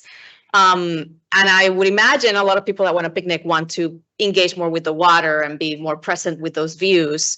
So one potential thing to think about is, because I agree with Ken said, moving the dog run to that area, but actually in this green swath where you have a series of trees, alternate groupings of trees with open lawns, so that whole swath could become a picnic area in itself. Yeah. Right, which would give more opportunity, would give people more privacy because they're more organized in a linear fashion as opposed to in clusters. And then the dog run can also be a little more surrounded by planting, because the other challenge with its location right now, beyond being central, is that it's a gap in the planting, which I do think, you know, it's not ideal, right? Like planting does better when it's a more continuous corridor. It creates more ecological value. And I think it would also create a better buffer to the bike lane if there was able to be a continuity of planting, which I know right now you can't have because you can't fit it all. Right. Yeah, I mean, What that- definitely consider that. What that would accomplish also is like you have this nascent waterfront plaza, and that is the view, right? That you want to look that way. So if you move this somewhere over here, let's say, then that waterfront plaza could be better integrated with the green part and actually feel like that's the center, that's the location. And you're walking from like basically then your experience is you visit the 9/11 memorial, then you walk away from it. You have a waterfront plaza where you contemplate the view. It's shaded by trees because now you don't have a dog run. And then if you want to get to the dog run, so you get to it. But I think the siting question is that fellow commissioners have brought up is one for your team to consider. Yeah, no, I think it's a good point. I have a question. About accessibility. Like I see there's a road on that side, but this is all vacant space right now. So if somebody is walking, how do they get there? Well, right now there is a connection down here through the 9/11 memorial, and the sidewalk would just continue into the park. Bank Street does have a very long distance to go before it meets with, yeah, what is it? Jersey Street. It's about half a mile, I would say. You mean like out this way? Yeah, east. I'm sorry, west. Yeah. So, but if I had a baby carriage and a dog, how would I get here? Well, I believe some people drive and park along Bank Street in the area that's not developed, but primarily walking or biking. But this is still, for now, a big vacant leftover industrial. There will site. be construction fencing between our park and the new development that's happening. And all this will be housing eventually? Potentially, yes. Potentially, yeah. We still have to go through the Right. rezoning. So who knows? There's also a connection to Richmond Terrace along here. There's also a connection from the 9/11 memorial along, slightly off the screen Down here. this way. Yeah, there's a connection to Richmond Terrace along the stadium. Yeah. Okay. So before I summarize, any other comments? Just questions, just looking to understand the drainage trenches a little bit better. It's something that we haven't quite seen presented here at PDC. So if you don't mind elaborating a little bit more on how they work specifically, because you have them in very different conditions. You have them under hardscape, under lawn, under planted areas, but the example you showed was really under planting. So I'm just looking to understand how they perform under the different conditions. We also have our civil engineer has called in. May he respond to that? Is that possible? but I can kick it off.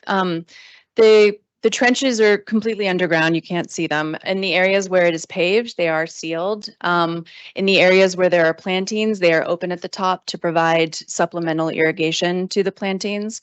And they will hold, after a storm event, they'll hold water and then slowly release over time into the combined sewers that are on the site. Hi, Isabel. I was able to So unmute. there is a liner, right? So Mhm. the water's not seeping into the subgrade. It's basically being collected into a gravel trench. Yeah.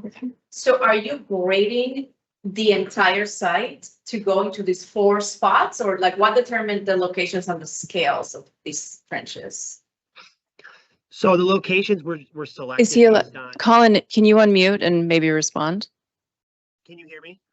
You're saying these as. Or Nile? Yes. Yeah. Why Why those? the scale? I'm just trying to understand. Are you able to hear me? A lot of the placement of the trenches is based on the tree plantings because we can't have trenches under the trees. So we tried to put them in places where there weren't as many trees and that where we were able to fit them in size. Is this handling all of the stormwater on site, or is it just where you can fit them, you deal with it, and where you can't? Stormwater's working differently. It's more, it's not entirely encompassing. It's more of like supplemental in areas to kind of help just keep from the system from overflowing in a big event. So just a minimizing. Yeah, minimizing.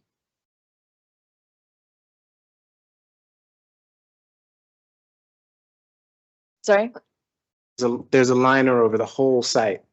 Like there's a cap over the whole site, but then there's these remediations in certain areas to filter water out. Yes. Okay. The cap is already there from a previous. Okay, cool.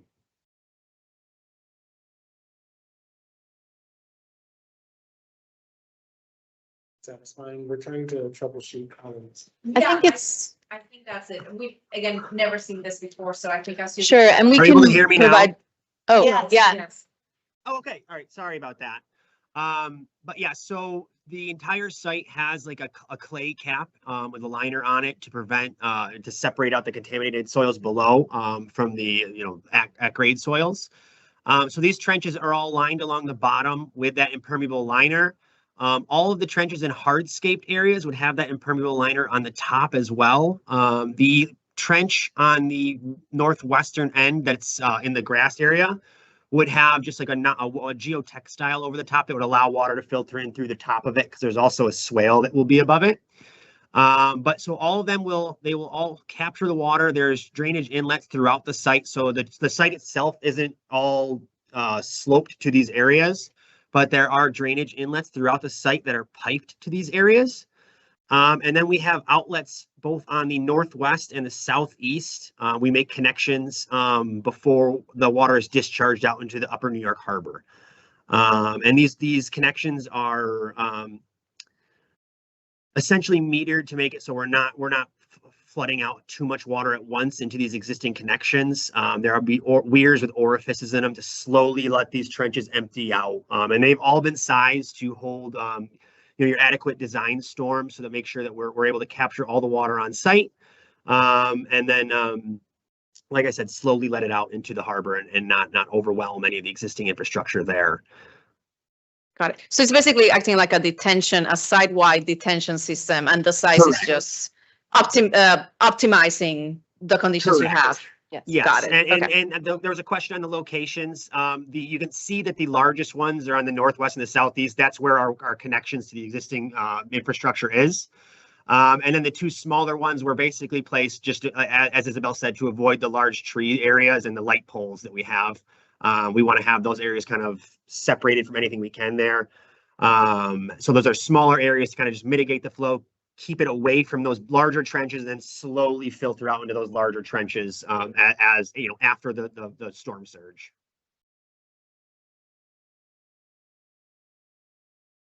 Okay.